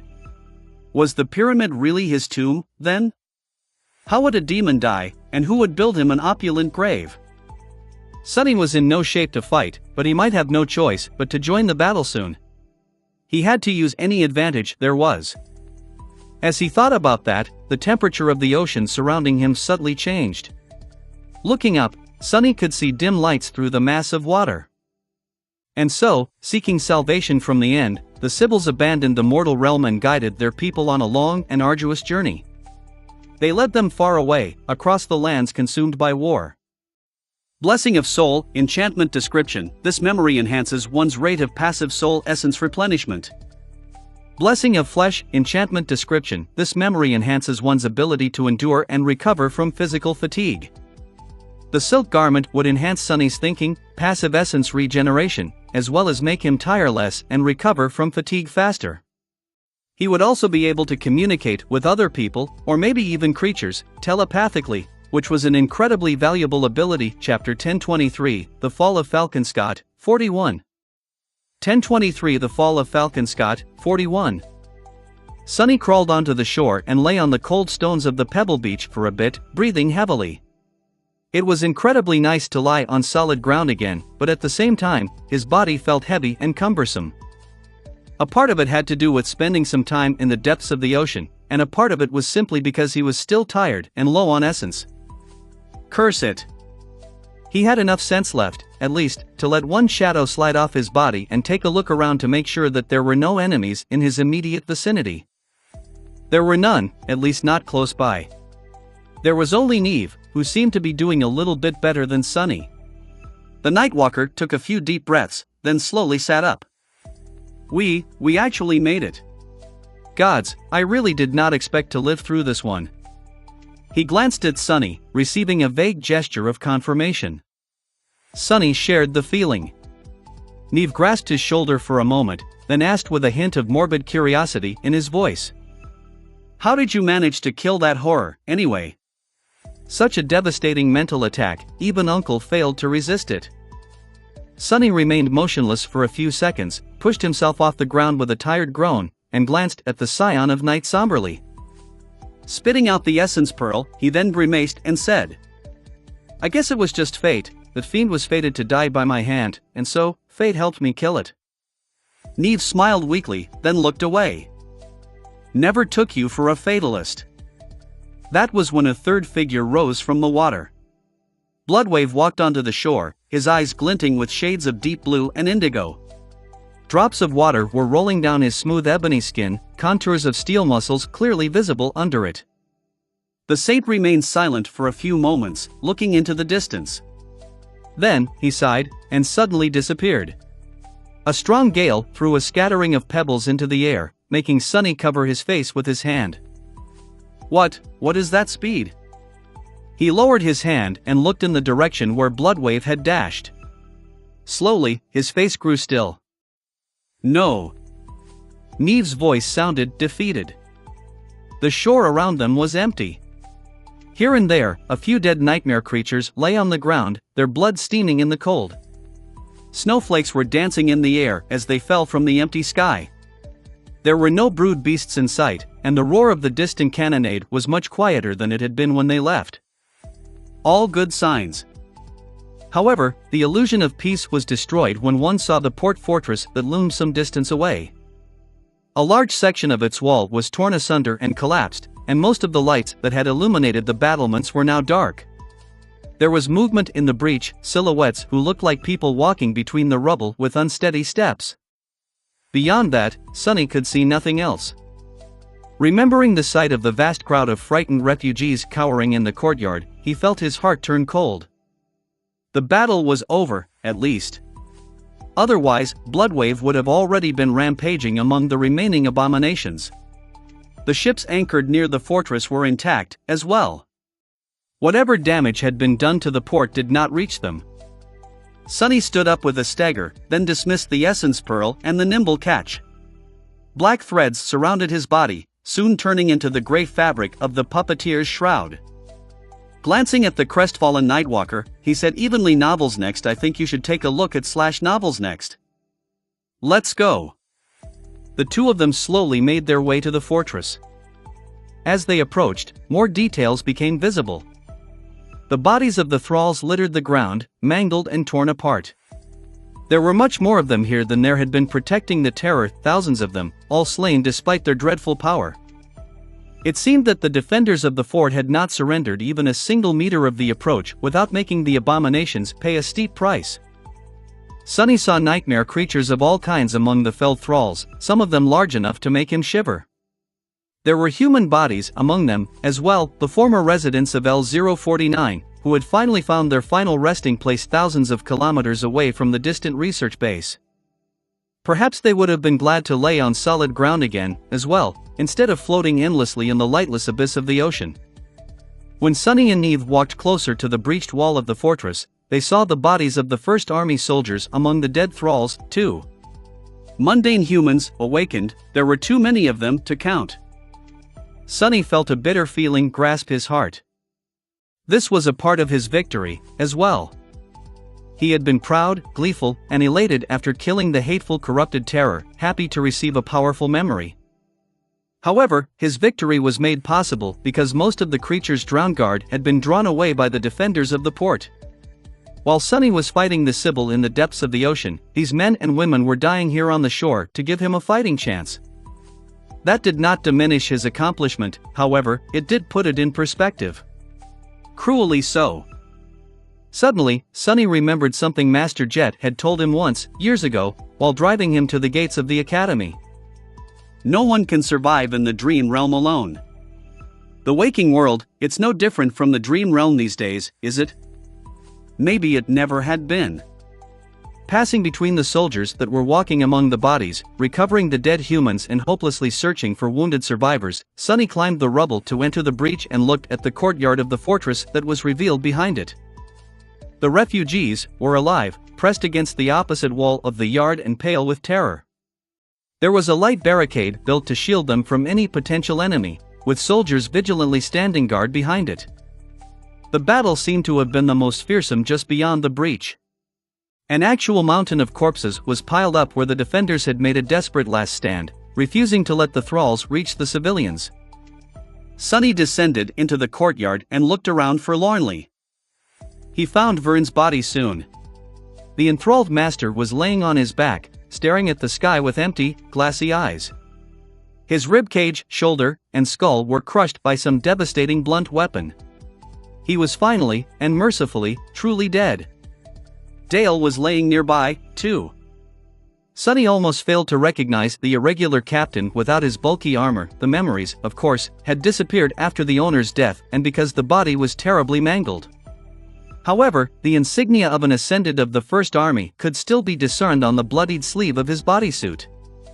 Gritting his teeth, Sonny took a few steps forward and kneeled near the mangled body. He did not really know what to do. The wind was picking up, making him shiver. Sonny remained silent for a while, and then said quietly, "You rest well now, Master Dale. You did well. Your nightmare is over." Chapter 1024, The Fall of Falconscott, 42. 1024 The Fall of Falconscott, 42. The second week of the siege was over. A few days ago, the devouring cloud had been eliminated. The terror of L049 had been slain on the same day, as well. More people had been evacuated. More people were being evacuated, still. The siege capital still stood, firmly in human hands and mostly unbroken. Sonny was in a familiar office in the underground government complex, the same one where he had met the rest of the irregular officers before the siege started. The office was much the same, with only the image projected on the false window changed.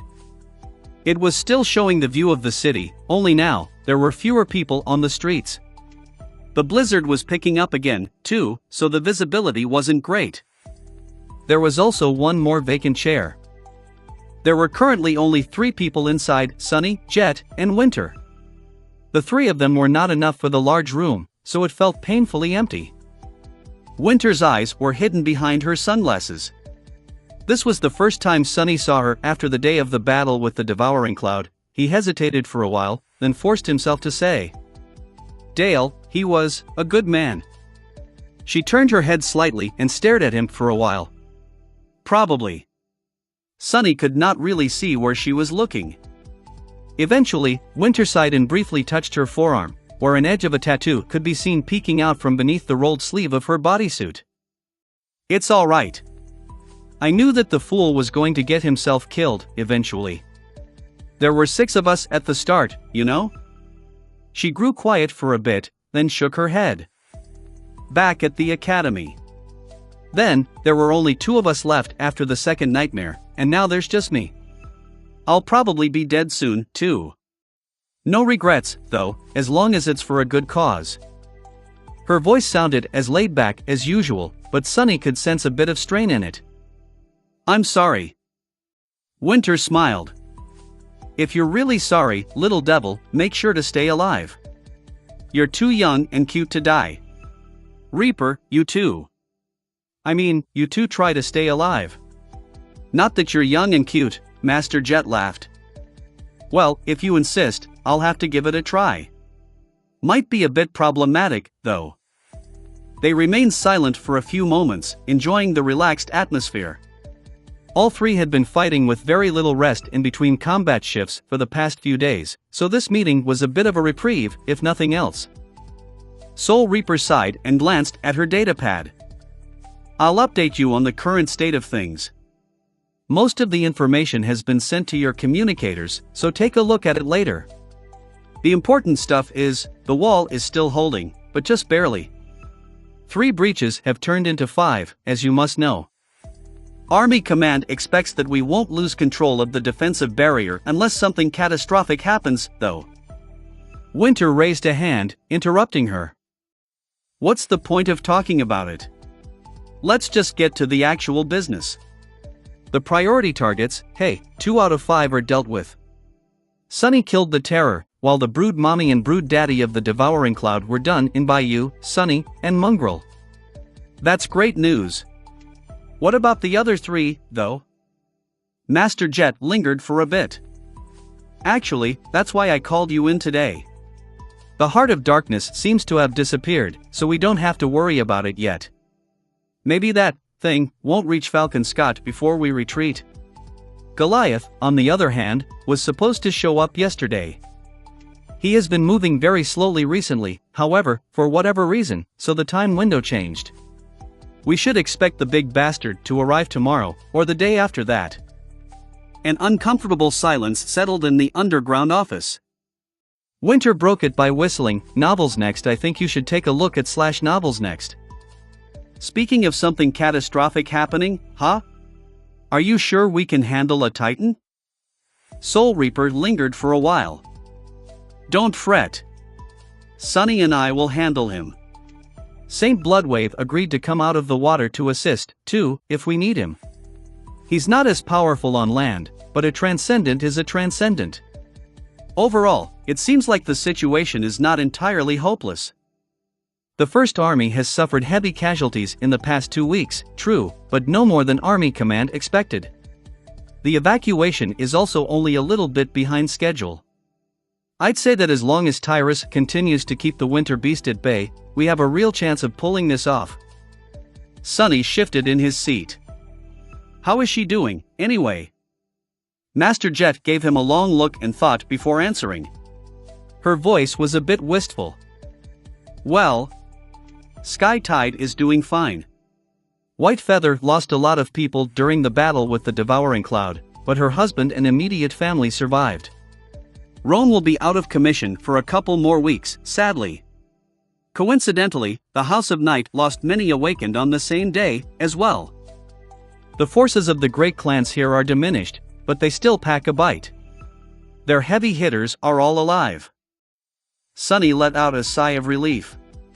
He had been somewhat worried about St. Tyrus and Master Roan. It was good to hear that both of them were fine. Soul Reaper yawned, then put her datapad on the table and gave him a poignant look. "Back to Goliath, though. How is that project of yours coming along?" He stared at her for a moment or two. "That depends. Have you gotten those memories I requested?" Jet winced. "No. There are a lot of sleepers that need to be armed, and a lot of memories being lost every shift with people carrying them dying before having a chance to transfer anything. I'll be able to receive a few in a couple of days, but we probably don't have that long." Sunny sighed, then gave her a bitter smile. "That's fine. The project is all but finished. I have a few spare memories as an emergency replacement, it's just that I would have preferred not to waste them." Winter gave them both a curious look. "Are you two talking in code? What project? What memories? You guys are not trying to buy a boat on the black market and sail into the sunset together, are you?" Soul Reaper grinned.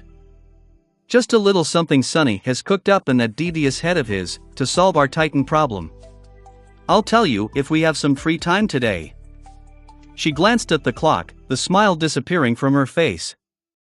"That said, you should go get to it, Sunny. Don't linger. Army Command has been known to make wrong estimations before." He nodded, then stood up and spared the two women one last glance. They were probably not going to see each other again until Goliath showed up, and maybe never again after. He remained silent for a moment, then smiled. "We don't need to buy a boat on the black market, by the way. My Rhino is a fully amphibious vehicle, so it can take us over the strait no problem. As long as nothing swallows it on the way, of course. Anyway, if something happens, you are both invited, so..." With that, he winked and hurriedly left the office. Once Sunny was outside, however, his smile disappeared, and was replaced by an expression of focused concentration. "This is it, then, no more time to waste." Chapter 1025, The Fall of Falcon Scott, 43. 1025 The Fall of Falcon Scott, 43. Sunny followed the network of underground tunnels to reach the barracks, and then emerged from them near where the Rhino was parked. Breathing in the cold air, He spent a moment to enjoy the lack of desire to cough. The strange trauma he had received after touching the nightmare gate was all but gone now, and walked forward through the darkness. Snow was crunching under his feet. Weird. Is this a good sign, or a bad sign? The street illumination in the city often went awry because of the numerous gates outside and within the wall. Usually, the army technicians and civilian personnel would fix and replace the damaged components promptly, but this section was barely lit. No one seemed to have cleaned the snow in a while, either. Had the state of the city deteriorated to the point where no one bothered with these things anymore, or was it simply the result of so many people having already been evacuated? By now, only about a third of the initial 200 million remained trapped in Falconscott. Maybe the person assigned to maintain this small corner of the city was already safely across the strait, with no one to replace them. Perhaps it was both. Glancing at the dark sky, Sonny rubbed his face and walked toward the Rhino. The last few days had been hectic. By all accounts, he should have been dead tired and on the verge of collapsing from sleep deprivation. However, Sonny felt fine. In fact, he felt rather great. His body was full of vigor and vitality, while his mind was fresh and focused. The reason, of course, was the shroud of graceless dusk. He glanced down, studying the transcendent memory. The graceless dusk looked like a simple tunic of fine, soft silk. He had expected it to be white, but to his surprise, the tunic turned out to be of a rich and beautiful black color, with intricate patterns embroidered along its collar, hem, and sleeve edges with silver thread. The hem reached just below his knees, while the sleeves ended at his elbows. The tunic was tied at the waist by an unadorned cord of black silk, and came with a pair of dainty shoes made of the same fabric, with a soft sole that was more suited for a well-tended garden than wilderness. Sonny enjoyed the fact that it allowed him to move around without making the slightest noise. The shoes only looked dainty, too. The black silk that the tunic and the shoes were made of was light and soft, but more durable than tempered steel. Sonny had tested how impervious it was, exactly, and was surprised to find out that the cruel sight could not pierce the thin fabric no matter how hard he tried. It did not burn, get wet, dissolve in acid, or suffer damage from any other elemental attacks he had at his disposal. Only the Sin of Solace managed to cut the black silk, and even then with a lot of trouble, which was not to say that the graceless dusk could serve as a good suit of combat armor. The tunic itself left his forearms, shins, head, and neck exposed, while the soft shoes only covered his feet and ankles. Worse than that, neither were rigid. While the black silk was very hard to pierce, it did nothing to stop blunt attacks and concussive trauma. The marble shell could deal with that, to some extent, but it was still not an ideal situation. However, Sonny did not really care. The graceless dusk did not make any noise and was extremely light, not constraining his movements at all. More importantly, the other benefits of the transcendent garment far outweigh its lackluster defense. LGHTNVLWRLDMNBGRTLFRU. The four blessings were a great boon, as well as the reason why he felt so invigorated despite the recent lack of rest and sleep. The blessing of flesh and the blessing of spirit made him tire much slower, both mentally and physically, while the time he needed to recover from fatigue was drastically cut. In the days after the battle with the devouring cloud, Sonny had only slept for a couple of hours at best, and yet he felt very refreshed and energized. The blessing of soul, meanwhile, boosted the rate at which his essence regenerated. That was an awfully pleasant and valuable benefit, especially here in Antarctica.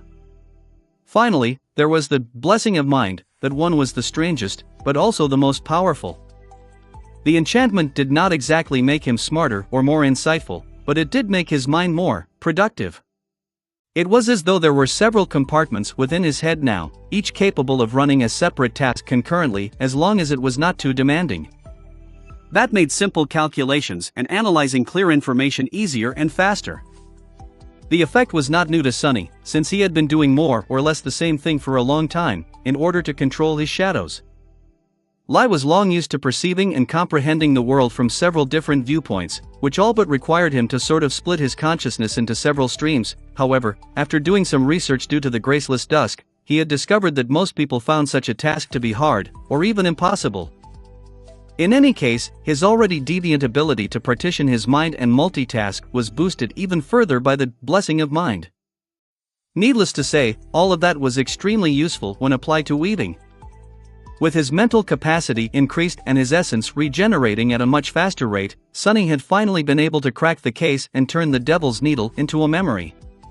VRTHNGMRNVNNTLGHTNVLWRLDM. He was not sure that he would have been able to achieve quite the same result without the boost provided by the 4 blessings. There was the 5th blessing, too.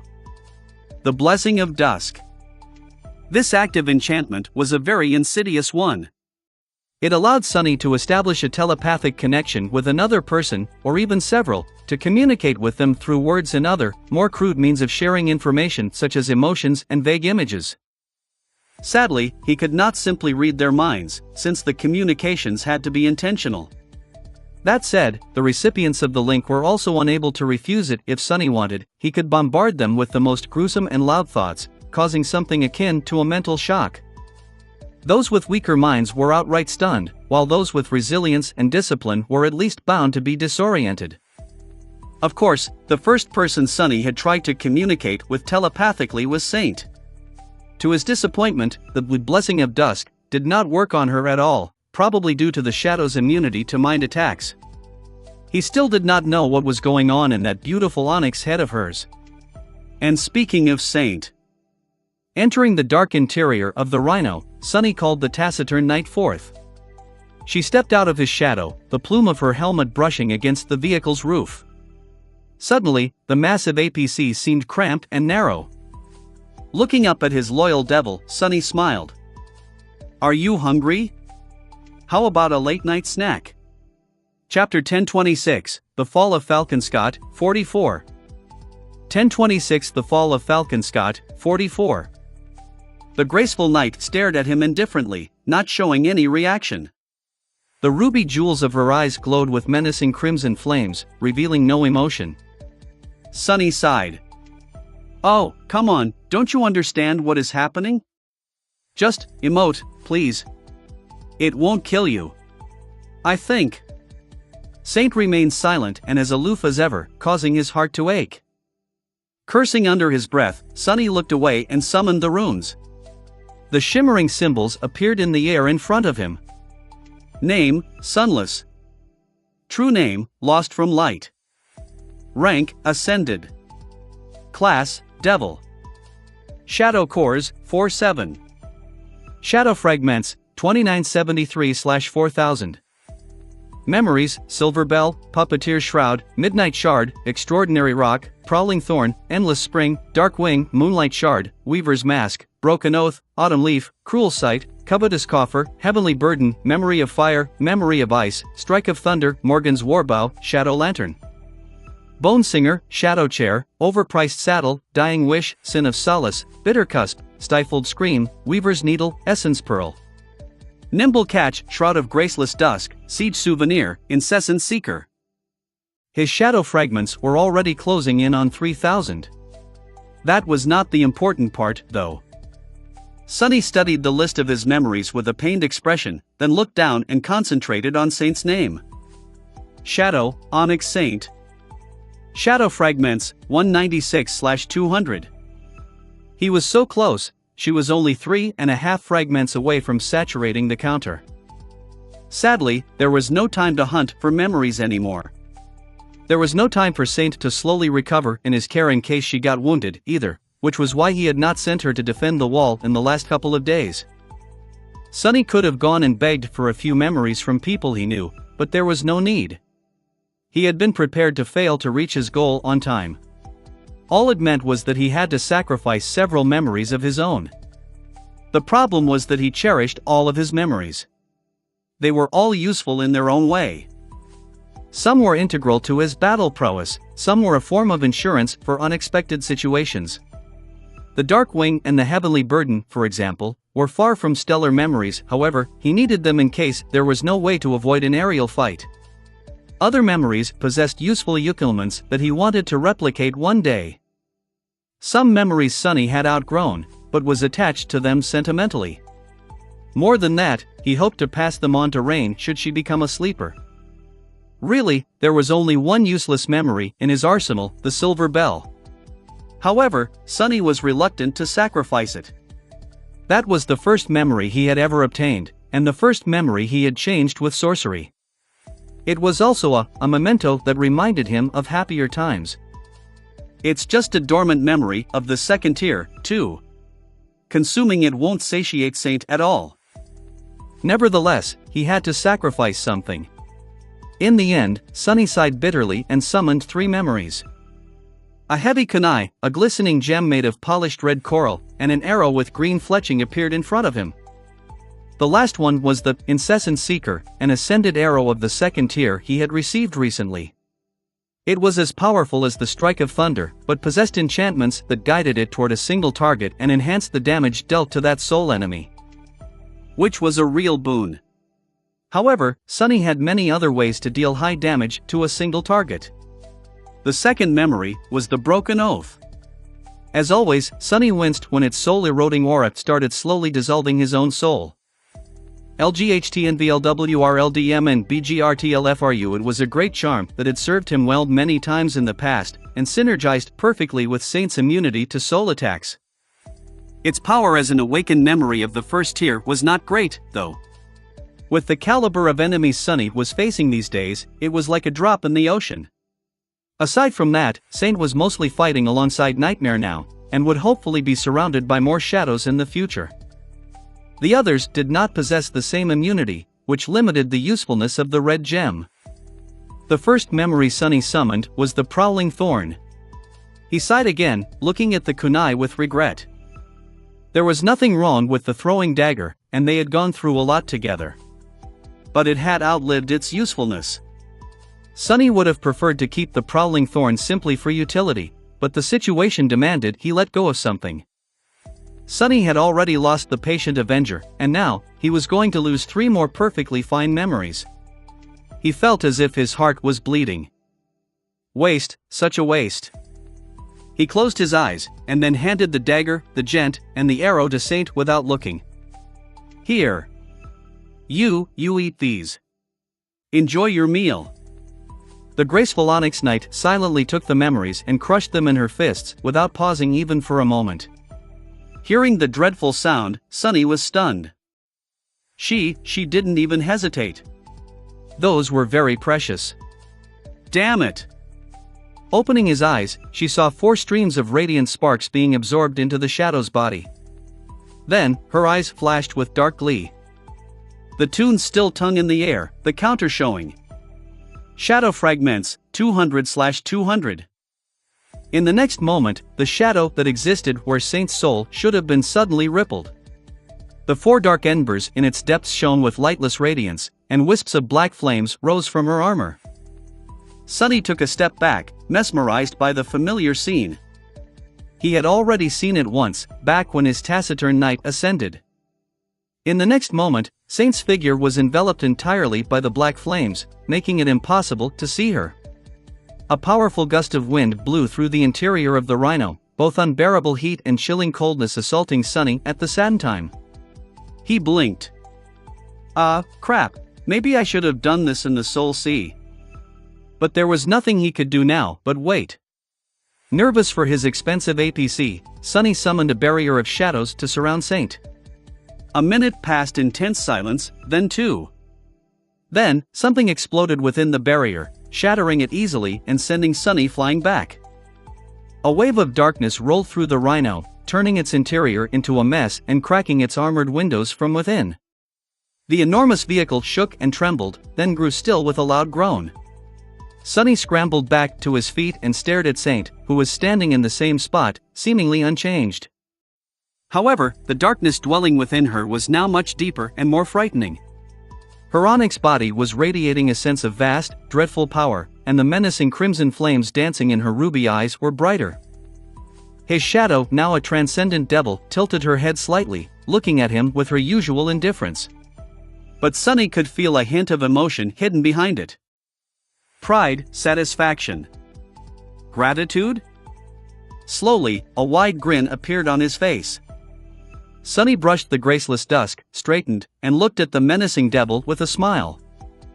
Should I start calling you Saint now, huh? 10 Chapter 1027, The Fall of Falcon Scott, 45. 1027 The Fall of Falcon Scott, 45. His shadow was a transcendent now. Sunny found it hard to believe, even though he had been the one who made her transcendence possible. It was just that saints held a special place in human culture. They were the epitome of vast and unobtainable power. They were more demigods than people, enigmatic and awe-inspiring, so distant as to almost be ineffable. He was now a master himself, and on top of that, one of the strongest there was. But even still, a huge gap separated Sunny from someone like Sky Tide or Bloodwave, which he did not dare test. To think that a similar existence now served him. It was hard to comprehend. Saint's transcendence, without a doubt, marked a new chapter in Sunny's rise to power. Of course, it was unclear where the Onyx Knight was truly equal to the mighty saints of the human race. In terms of purely physical prowess, she was at least on par with them, and most likely far superior. Her skill was outstanding, as was her talent and willpower. After all, Saint had always been outstanding. She often triumphed over adversaries that were much more powerful than her. But so were human transcendents. There was no such thing as an average saint. Each and every one of them were the absolute best of the human race, battle-hardened warriors of utmost talent, resolve, and ability, with thousands upon thousands of bloody fights under their belt. There was also one fundamental difference between humans and creatures such as his shadow. Humans possessed aspects, while creatures did not. Saint had just gained her powers, wielding elemental darkness to strengthen her body and her weapons. However, every human transcendent wielded a powerful aspect and was armed with several potent abilities, including the transformation. They were also all carriers of the nightmare spell. Simply put, Sunny did not know who would end up victorious if Saint fought a human transcendent. He had a feeling that, by herself, the Onyx Knight would lose. However, if she was augmented by his shadows, the result might be very different. Luckily, he had no intention of combating saints anytime soon. Dismissing the shadow, Sunny sighed and spent some time cleaning up the mess her transcendence had made of the interior of the Rhino. The APC was in a sorry state, but still functional. See, the day is only getting better and better. Or was it night? Here in Antarctica, it was always night, so sticking to the old notion of time was getting harder and harder. He made himself a late supper or an early breakfast and settled in the lounge area for a few minutes. After a while, his communicator made a familiar sound. It seemed that the Siege Capital's communication array had activated, as it usually did twice a day, sending packets of data to those with a bandwidth quota. Sunny looked at the new message with some relief. Rain was doing fine. It seemed. Her response was shorter than usual, but she was obviously not experiencing any symptoms of being infected by the spell. He had always been worried about his sister, and after observing so many mundanes being killed by the first nightmare here in Antarctica and having killed many monstrous abominations their bodies had turned into, that worry only grew stronger. Sunny sighed. She's okay. She's safe. There is no reason for her to contract the spell, to begin with. And even if she does, Serpent is with her. Sunny missed his serpentine shadow. It would have been tremendously useful during the Southern Quadrant campaign, considering how dire his need for essence had been from day one in this cold hell. Not to mention the versatile and powerful nature of Serpent's abilities. And yet, Sunny had not regretted leaving it with Rain even once. Her safety took precedence, and he over my dead body. Well, obviously, that's kind of a given. With that, Sunny forced a pale smile onto his face and picked up his communicator. Had many other ways to protect himself. If anything, experiencing the bitter hardships of the Antarctica campaign without the Serpent had given him an opportunity to learn how to manage his essence with utmost efficiency, as well as vastly improve his control over it. Thinking of his shadows, Sunny suddenly felt curious about their relationship to his class. Even though the Soul Serpent was currently away, each of the shadows occupied one of his cores. Did it mean that he would only ever be able to control 7 of them, at most? If that were the case, maybe the dismal rate at which he received echoes was not such a terrible thing. He might have been very upset if someone like Kurt, the awakened psychopath he had killed in the waking world, prevented him from turning Nightmare into one of his shadows. That time, his dislike of the man, and of the idea of owning human echoes, had prevented Sonny from wasting fragments on the transformation, but he would have caved in if given a better opportunity. Or, wait, would he have even been able to make Kurt into a shadow without losing Saint or Serpent? He was just an awakened monster back then, possessing only 2 shadow cores. I'm rambling. Sonny remained motionless for a few moments, staring into the distance. He was thinking about unnecessary things to distract himself from what was about to come. Goliath was approaching. The creature that had almost killed him once. The fallen Titan had already destroyed 1 siege capital, so there was a real chance that Falconscott would be destroyed by the abominable giant as well. Sonny and Jet were determined to slay the gargantuan creature of stone, but anything could happen. Even if their preparations worked, there was no telling what damage would be done to the city wall before the Titan perished, if he perished. This day might turn out to be the last day for many, many people. Maybe even Sonny himself. He closed his eyes for a moment. Over my dead body. Well, obviously, that's kind of a given. With that, Sonny forced a pale smile onto his face and picked up his communicator. His response to Rain did not contain any of the grave worries that gnawed at him. Even though she was smart enough to read between the lines, Sonny made an effort to hide the ugly truth as well as he could. That was for his benefit, too. While writing messages to Rain, Sonny was almost able to believe in his own lies. Not knowing the truth was a solace. Chapter 1028, The Fall of Falconscott, 46. 1028 The Fall of Falconscott, 46. Sometime later, the members of his cohort approached the Rhino. Belle, Dorn, Samara, Kimmy, Luster, walking inside, they froze for a moment, studying the upturned interior of the APC and the cracks in its armored windows with stunned expressions. After a while, Luster cleared his throat. Sir, what happened? Sonny gave him a deadpan look. I had a lady over. She transcended. The young man laughed nervously. Good one, sir. After that, he practically ran to the pilot's cabin to check on the internal systems of the Rhino. As Luster went through the diagnostics, he kept mumbling under his nose. Gods, did he crash it into a Titan? This damage, oh, my poor baby.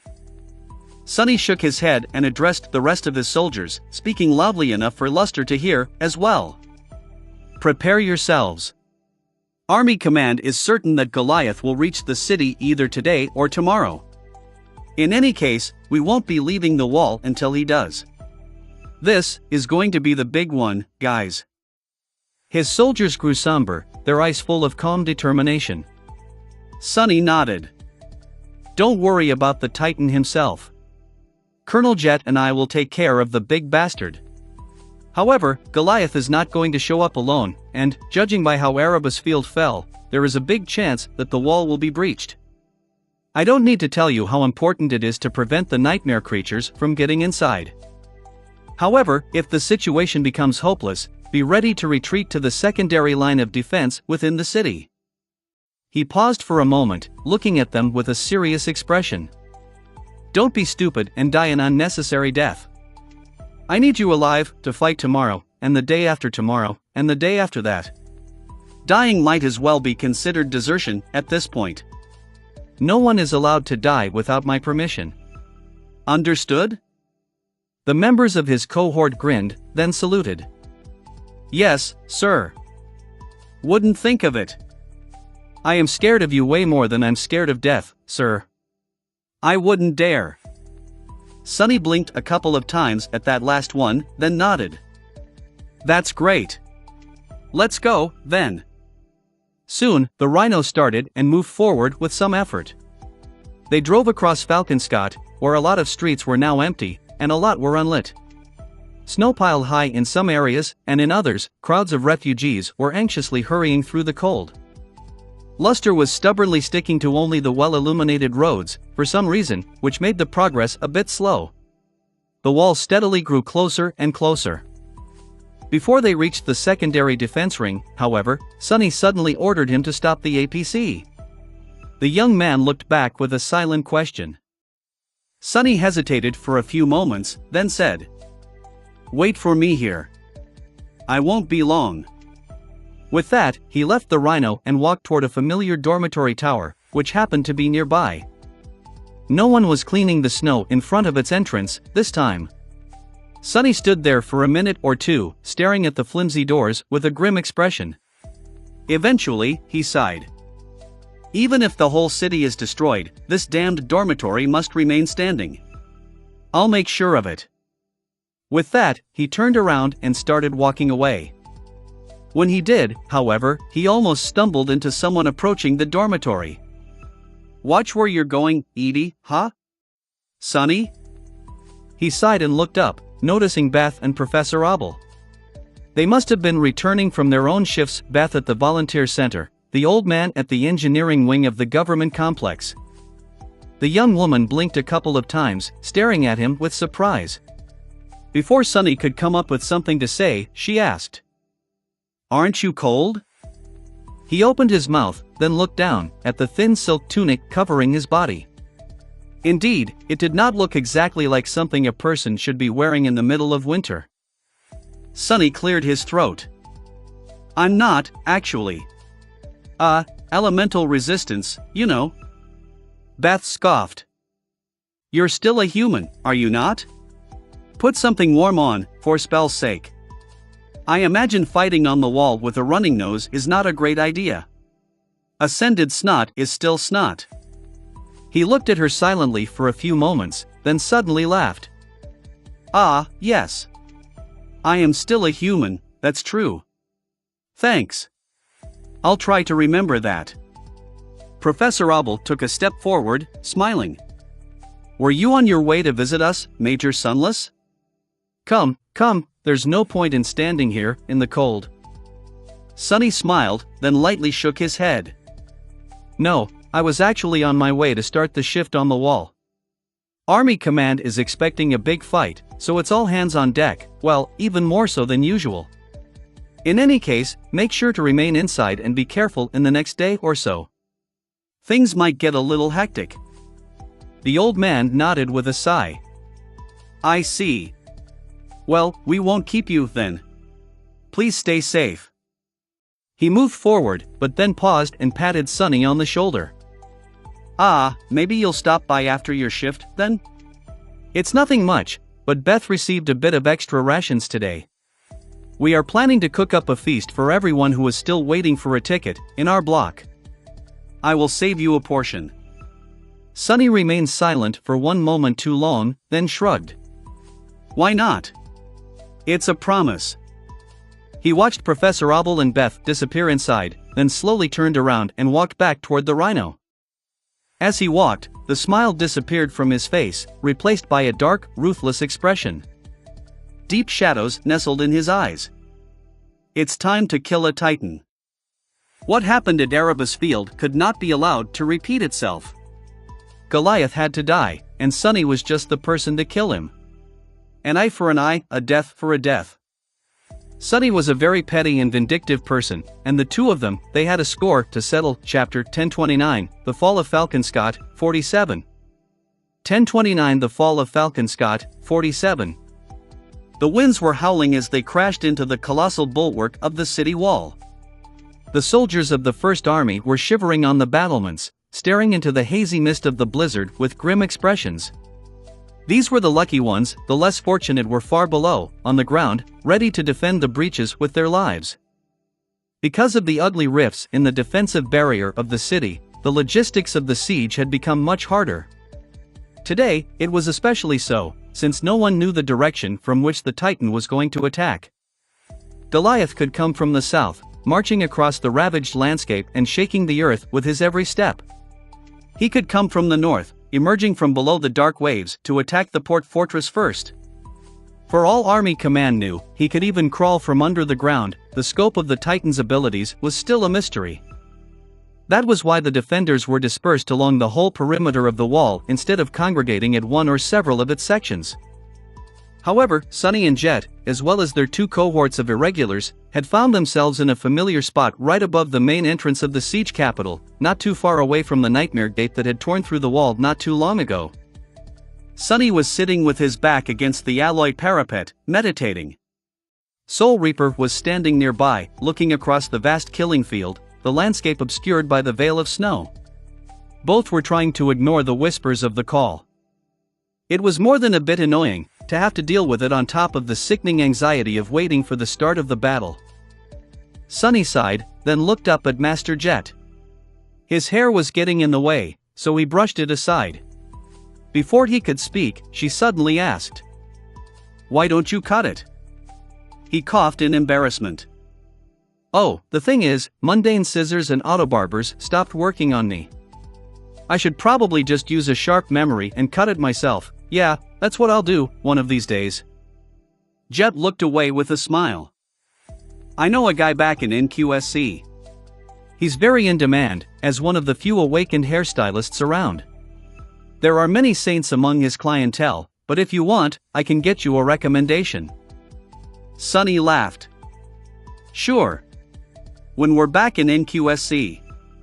He remained silent for a few moments, then asked, "How sure are you that we'll be able to destroy Goliath?"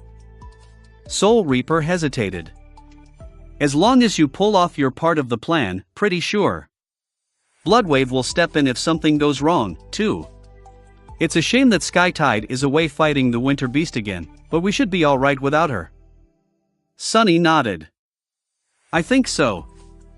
However, Jet interrupted him by raising a hand. He grew quiet and raised an eyebrow. She looked into the darkness with a calm expression. "Listen." Sonny did so, hearing nothing but the wind and the stifled breaths of the thousands of soldiers surrounding them. Then, a muffled sound reached his ears from somewhere far away. Boom. And then, after a long and arduous pause, again. Boom. Sonny stood up, staring into the blizzard. Suddenly, he felt a chill creeping up his spine. "He's coming." From a vast distance, the thunderous steps of the colossal giant were rolling over the world. Even though the soldiers could not see anything because of the raging snowstorm, the sound alone made them pale and grasp their weapons with trembling hands.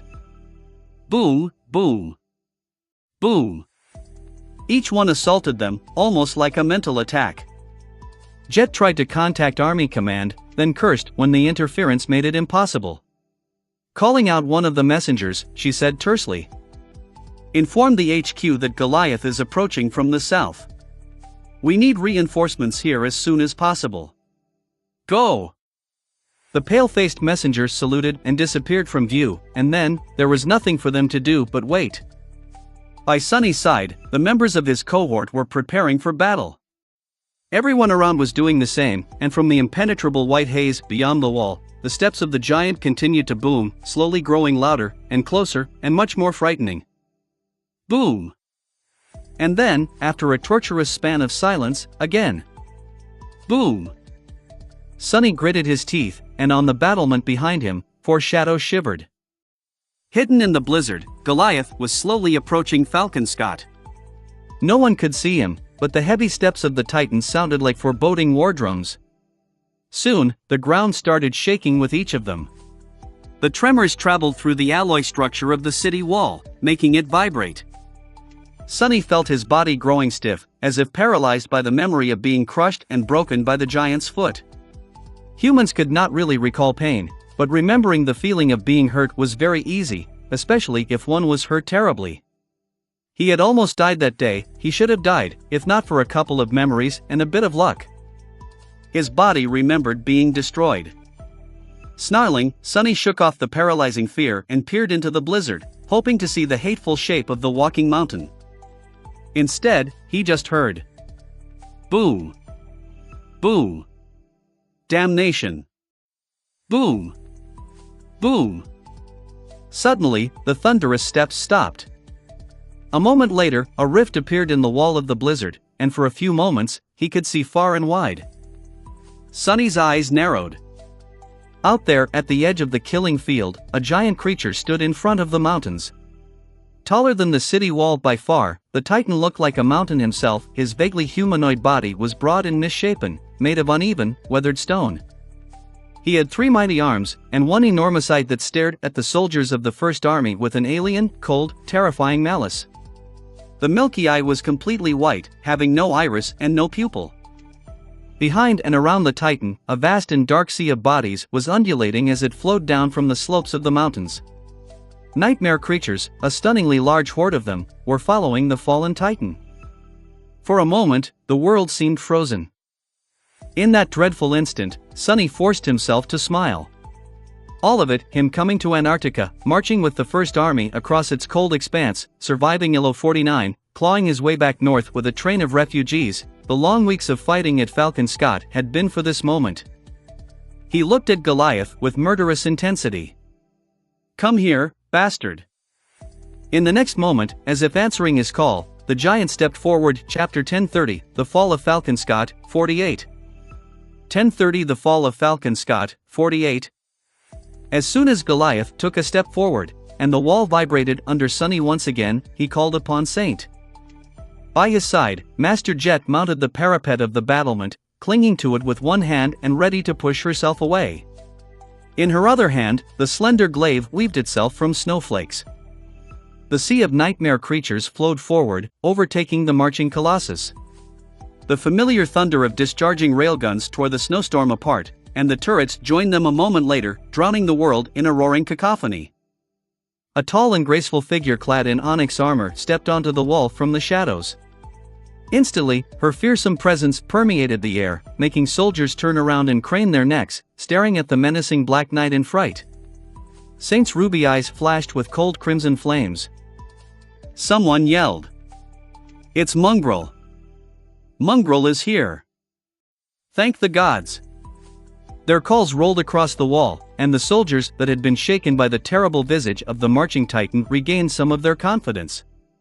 Even though Saint was dwarfed by the looming shapes of bulky MWPs, at that moment, she seemed much greater than the towering machines. "Show that ugly boulder who's in charge, Mongrel." As for Sonny, no one paid him much attention. Whatever fame he had earned among the fighters of the First Army paled in comparison to his flamboyant alter ego. After all, unlike him, Mongrel was a mysterious character. People were free to fill in the blanks using nothing but their imaginations, and the things they came up with were always much more fantastical than the truth. Well, at least the version of the truth about Sonny that he shared with the world. The actual truth was so outlandish that no one would probably believe it. Doesn't matter. Watching Goliath walk forward, Sonny summoned a very special memory, the one he had worked so hard to create. His payback gift to the stone giant. The siege souvenir. Suddenly, a very lengthy and sharp javelin appeared in Saint's hand. It was about 3 meters long, incredibly heavy, and entirely white. A sense of immense, wild, destructive power radiated from the white javelin, making even Sonny himself feel slightly uncomfortable. Of course, the javelin was the quill of the corrupted devil he had collected from an army warehouse a long time ago, the thing Sonny had spent most of his free time in Falcon Scott trying to enchant. The siege souvenir was now a transcendent memory, and a very special one at that. Several transcendent soul shards, as well as rivers of essence that formed numerous shadow strings, had gone into its creation. The difficulty Sonny had met was merely one of scope. Of all the enchantments he had learned in 2355, recreated before, that one was the vastest and most difficult. However, there was no alternative. The long javelin possessed only 2 enchantments. The first one was Death Dealer, which Sonny had copied from Morgan's Warbow. Bestowing that one to the Devil's Needle had been hard, but also somewhat straightforward. The difficulty Sonny had met was merely one of scope. Of all the enchantments he had learned and recreated before, that one was the vastest and most difficult. However, there was no alternative. Death Dealer was the most destructive single-target enchantment in his arsenal, and so, nothing else would have done. It was also extremely, dreadfully gluttonous in its consumption of essence. But not gluttonous enough, as far as Sonny was concerned. That was where the second enchantment he had bestowed on the siege souvenir came in. That one had no name, because it was invented by him. Creating it was not technically hard, but required Sonny to teach himself an entirely new facet of weaving, as well as accomplish something he had never done before. Not simply copy, but disassemble and heavily modify an existing enchantment. The enchantment that had served as the basis was the Unbroken of the Midnight Shard. It allowed the wielder access to a vast reservoir of power when at death's doorstep, as long as the wielder refused to surrender and kept fighting against overwhelming odds. Sunny was not interested in augmenting the javelin with additional power, nor was he interested in creating a limitation tied to how close someone was to death or their character. What he was interested in was the reservoir itself. After all, Death Dealer had to be powered by something. And so, Sunny had spent many arduous hours studying the weave of the Unbroken, trying to understand how it worked, what element of the tapestry of ethereal strings was responsible for which part of it, and how to isolate the effect he wanted to achieve, how to create a reservoir of power that could feed the siege souvenir from the inside. In the end, with the timely help of the Graceless Dusk, he had succeeded in both of his undertakings. The white javelin was much longer and heavier than an arrow. In fact, calling it a javelin was somewhat misleading, since it was more akin to a projectile worthy of a siege engine. Nevertheless, it possessed the capacity to deliver the same devastating force as an arrow sent flying with the help of the Death Dealer, only at a much greater scale. A lot of power was needed to achieve that effect, much more power than anyone in Falcon Scott could have supplied in one go. That was why Sunny had enchanted the siege souvenir to possess an independent reservoir of essence, and siphoned a sea of it into the javelin over the days. He had basically created an entirely new type of memory. Weak memories usually possessed passive enchantments that were powered by the ambient essence used to manifest the memory. Powerful memories usually possessed active enchantments that required the wielder to manipulate and spend their own essence in order to use them. The siege souvenir, meanwhile, possessed a dire enchantment that fed directly on the javelin's own essence. The result of his hard work was a tremendously powerful memory. It was so powerful, in fact, that only refined material harvested from a corrupted creature could withstand the dreadful enchantments. Anything less would have disintegrated under strain. Even then, the siege souvenir was bound to be a one-use memory. The quill of the corrupted devil was not going to survive the release of its own destructive power. There was one last hurdle to overcome to make use of it, though. Not just anyone could wield it. Even Sunny himself was not strong enough to make use of his creation in the intended way. That was why he had needed Saint to evolve. He needed a transcendent being to bring forth the siege souvenir's potential. And now, he had one. Chapter 1031, The Fall of Falcon Scott, 49. 1031 The Fall of Falcon Scott, 49. Goliath walked forward, the world quaking under the weight of his steps. The sea of nightmare creatures was flowing past his titanic feet, and all around them the furious blizzard was slowly retreating, the winds dying down as pale starlight washed over the vast killing field. On the tall, broken wall of the city, thousands of turrets were roaring as they sent rivers of bullets into the attacking horde. The moonless night was torn apart by the glow of overheated barrels, the shine of swift tracer rounds, and the flashes of railgun rounds striking their targets in a conflagration of force, heat, and blinding light. A few of those heavy tungsten rounds had hit Goliath, only to disintegrate fruitlessly without leaving even a scratch on the stone hide of the menacing Titan. The soldiers of the First Army trembled as they joined the barrage, the mundane soldiers, the awakened, the towering war platforms, the few masters that were still alive after 2 weeks of the dreadful siege. On the ground near the breached sections of the wall, others were shivering as they craned their necks to stare at the approaching Titan. However, Sunny remained still. Closer, get closer. He was perhaps the only human in Falcon Scott who wanted the colossal giant to walk faster. The siege souvenir could only be used once, so he had only one shot to shatter Goliath's stone carapace. Standing indifferently by his side, Saint raised the long javelin and placed it on her shoulder. The four shadows moved, fusing with her onyx armor. It shone with black radiance, and the feeling of great power emanating from the graceful figure of the taciturn stone knight instantly became much vaster, much deeper, and much more terrifying. At the same, darkness flowed from Saint's gauntlet, slowly spreading across the length of the white javelin. Its whiteness was consumed, replaced by a lightless blackness. While the transcendent devil herself was augmented by the shadows, her weapon was now enhanced by the blade of darkness. There was the mantle of darkness, as well, which made Saint stronger when surrounded by darkness and shadows. Sunny summoned the shadow lantern, allowing it to consume all surrounding light. Soon, the three of them, Sunny, Saint, and Jet, were hidden from sight within a circle of deep shadow. Almost there. The fastest of the nightmare creatures, those that had survived the barrage, meaning the strongest and most vile of them, were already moments away from reaching the wall, separating into 4 wide rivers of flesh to attack the 4 breaches.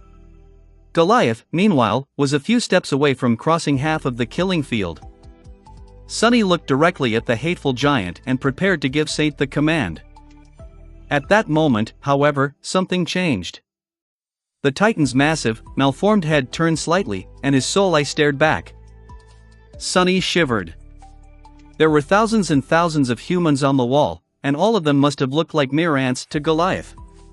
However, somehow, it felt as though the Titan was gazing directly at him. The weight of that gaze was almost physical. No, it was much more dire than that. Sunny gritted his teeth, feeling a very bad premonition grasp his heart. What? Then, the milky surface of the giant's eye quivered, and slid away like an eyelid. Behind it, a second eye was revealed.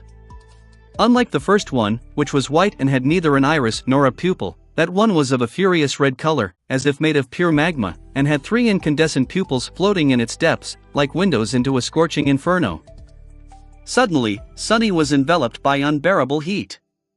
He felt water streaming down on him, and looked up to see the snow clouds melting in the skies above. Bizarrely, it was raining in the middle of the polar winter. Beneath him, the 70-meter-tall defensive wall of the city suddenly moved and groaned. Glancing over the parapet, Sunny saw with horror that the impregnable alloy, it was melting, too. All around him, the mighty MWPs were collapsing into puddles of liquid metal, the pilots screaming as they burned alive. The barrels of the powerful turrets disappeared into streams of incandescent drops, and the mighty railguns grew silent.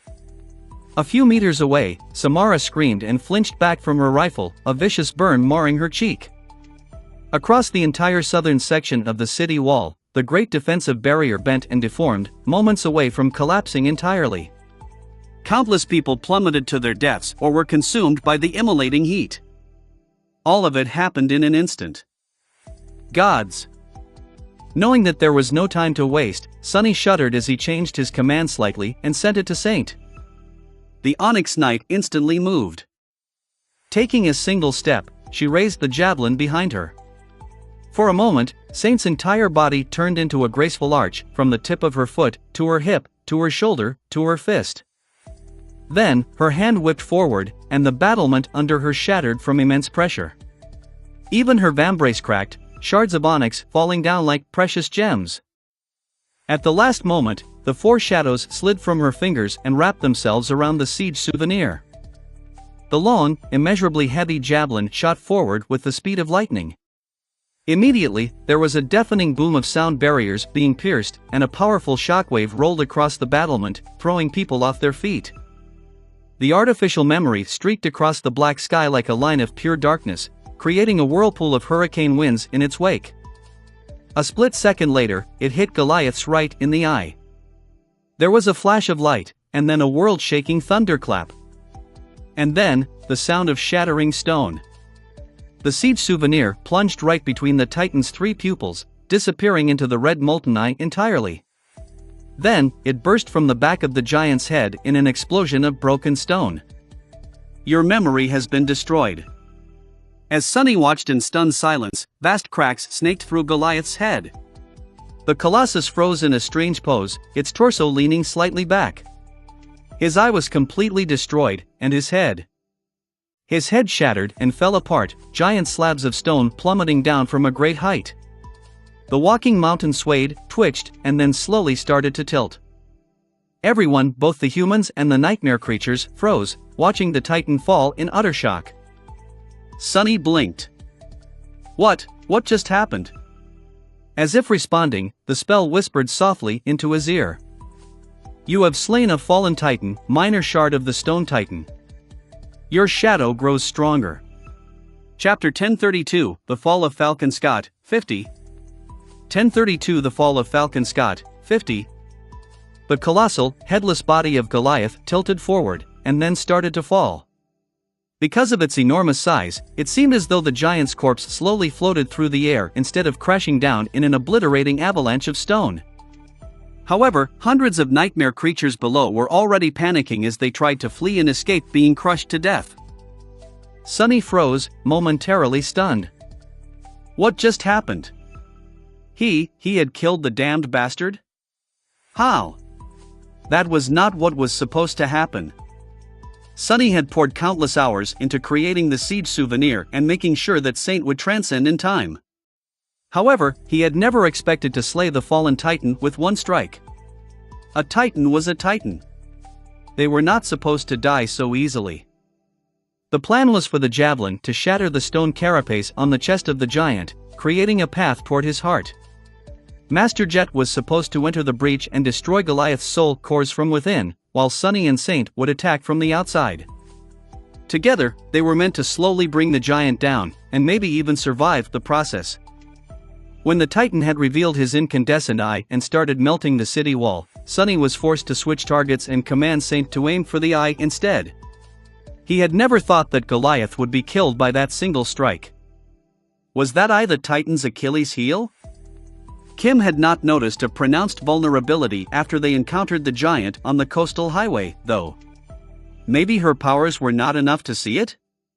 Or was the vulnerability only exposed when Goliath revealed his inner, hidden eye? In any case, the Titan was undoubtedly dead. Sunny had killed him. For a moment, a dark glee ignited in his heart. That's for Erebus Field, you foul bastard, and for me, too. That is payback for almost killing me. But then, his glee disappeared. By all accounts, Sunny should have felt exhilarated he had killed a Titan after all. But instead of joy, he felt chills running down his spine. Suddenly tense, Sunny looked around. The armaments of the defensive barrier were all but destroyed, and the wall itself was damaged and deformed. A few sections had collapsed entirely, but most still stood. The defenders had suffered heavy losses, especially among the pilots burned to death with their MWPs. Many soldiers had lost their rifles, and the outer layers of their powered armor suits were severely damaged. However, there were still enough of them alive to continue the fight, maybe. Luckily, most awakened had managed to dismiss their steel memories, saving them from being destroyed, and were now summoning them back. Everyone was still in utter shock, mesmerized by the sight of the slowly toppling Colossus. Something was wrong, though. Very, very wrong. Goliath should not have died that easily, or that fast. Master Jet, who had been hanging outside the wall, ready to push herself forward to follow the plan and attack the Titan, climbed back and looked at him, a rare expression of bewilderment written on her face. Sunny, what the hell, how? He did not answer, staring past her at the falling mountain. I killed him. I did. Even before the body fell, wide cracks appeared all across it. Chunks of stone were splintering off and falling down. From the distance, it almost looked as if the giant was been diseased, his skin covered by sores and ulcers. And the cracks. Behind some of them, instead of solid stone, there was nothing but darkness. As if parts of the Titan's body had been hollowed out long before the battle. Moments before the massive corpse crashed into the ground, Sunny's eyes widened. Curse it!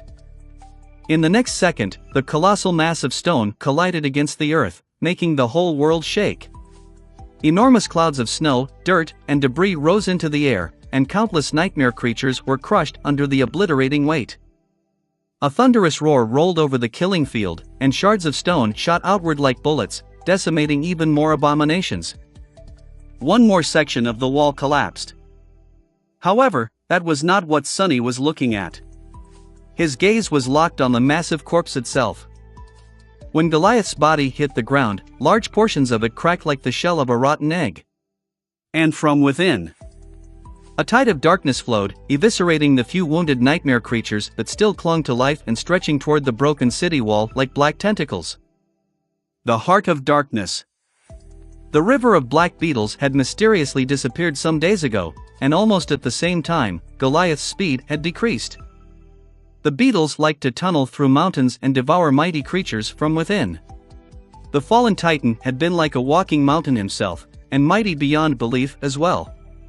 Someone should have guessed that the giant might have been parasitized by the legion of the tiny, dreadful creatures. But no one had. It was so clear, in hindsight.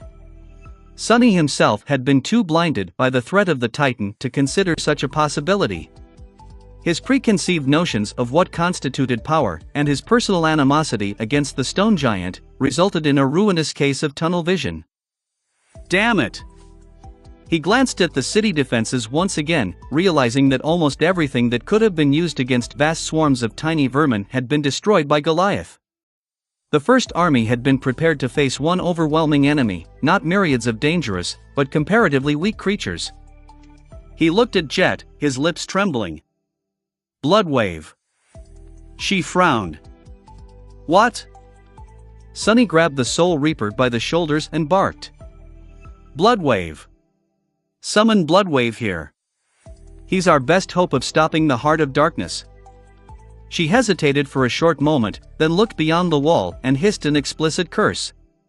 Then, Jet took a step back and started summoning a memory that was supposed to give the fearsome Sate a signal to abandon his duty of protecting the ships and join the battle. Sonny, meanwhile, was already moving, calling upon a few memories of his own. He had no idea how they would be able to handle both the vast horde of nightmare creatures that had come with Goliath and the tide of black beetles with the defensive barrier ruined and barely holding. The wall was severely damaged, and many of the soldiers had either died or were rendered helpless, their weapons destroyed. And yet, they had no other choice but to fight and claw the victory out of fate's grasp somehow. There was simply nowhere to retreat. Chapter 1033, The Fall of Falcon Scott, 51. For a few moments, both Sonny and Jet stood motionless, staring at the tide of enemies advancing at the damaged wall. Their faces were grim. Eventually, Soul Reaper spoke in a dark tone. This is bad. This is really bad. That was an understatement. Currently, Falcon Scott was facing two threats. The first one was the uncountable horde of nightmare creatures that had followed Goliath, and was now flowing across the killing field like a dark tide. Some of them had already reached the deformed barrier and engaged the defenders of the breaches in a furious melee. Some infiltrated the city through the new fissures in the melted wall and were now rampaging in the staging area. With the turrets destroyed and the mighty railguns heavily damaged, there was no way to slow down the advance of the horde. Even the MWPs were destroyed, and most of the soldiers had either lost their weapons or were seriously injured. The only ones who remained relatively unscathed were the awakened. There were around 700 of them on the southern section of the wall, and most were still able to fight. There were reinforcements coming from the other three sections of the wall, but it was going to take some time for them to arrive, time that they did not have. The second threat was the Heart of Darkness. For rivers of dark beetles were flowing toward the ravaged wall, reaching for it like giant black claws. Each individual beetle was capable of biting through powerful armor-type memories, metal, and flesh. Their only redeeming quality was that the tiny vermin were not too hard to crush, which was why Army Command had planned to rely heavily on the powerful defensive armaments in case the Dark Swarm showed up. With those armaments mostly destroyed, the danger posed by the Heart of Darkness had risen tremendously. There were several ascended with aspects suitable to face such an enemy, as well, but some of them had died in the past 2 weeks, while others were not on the southern section of the wall, since no one had expected the Heart of Darkness to attack that day. Damn it! Gritting his teeth, Sonny looked at Jet. So, what do we do? At that time, a familiar flaming arrow, albeit much weaker than it had been during At that time, a Tamilar naming arrow, albeit much weaker than it had been during the battle against the devouring cloud, flew into the mass of beetles from somewhere much further down the wall. Winter was still alive, at least. Master Jet let out an angry hiss. There is no choice but to retreat to the secondary defense perimeter and enact the following protocol. However, even that is impossible right now. If we don't want to lose the city, we need to push the horde back and give the men enough time to run. We also need to obliterate the damned bugs. Push back the horde. Sonny suddenly felt cold. There were so many holes in the city wall now that it was basically useless. That meant that the only way to stall the abominations was to sortie out and face the nightmare creatures on the killing field, blade against claw. Needless to say, that was nearly a suicide mission. Even if the defenders of Falcon Scott succeeded, their losses would be staggering. There was another option, of course.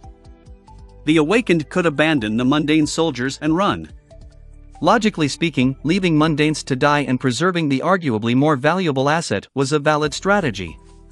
War was not a purely logical affair, though. The most reasonable strategy was not always the best strategy. Things like spirit, morale, and mutual trust had much greater weight than Sonny had once thought. 4. Any army without these intangible qualities would be doomed. As a colonel and an ascended, Master Jet was the senior officer on the southern section of the wall and the person in charge. The decision was hers, and Sonny did not envy her position one bit. She lingered for a few moments, then took a deep breath and shouted, her voice spreading far and wide due to the effects of a special memory. "This is Soul Reaper Jet. All awakened, assemble in cohorts and prepare to sortie. We must push the enemy back.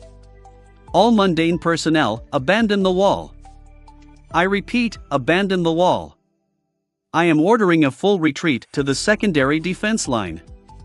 As soon as the echo of her voice disappeared into the cold night, Jet stepped toward a messenger that had lost his footing during the Titan's attack, grabbed the man by the collar, and pulled him to his feet with one powerful motion.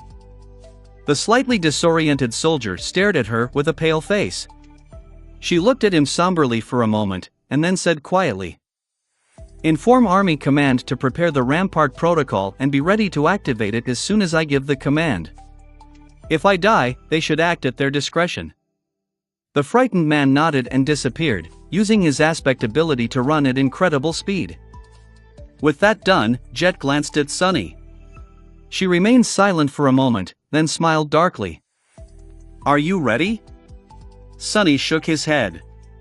"Not even a little bit."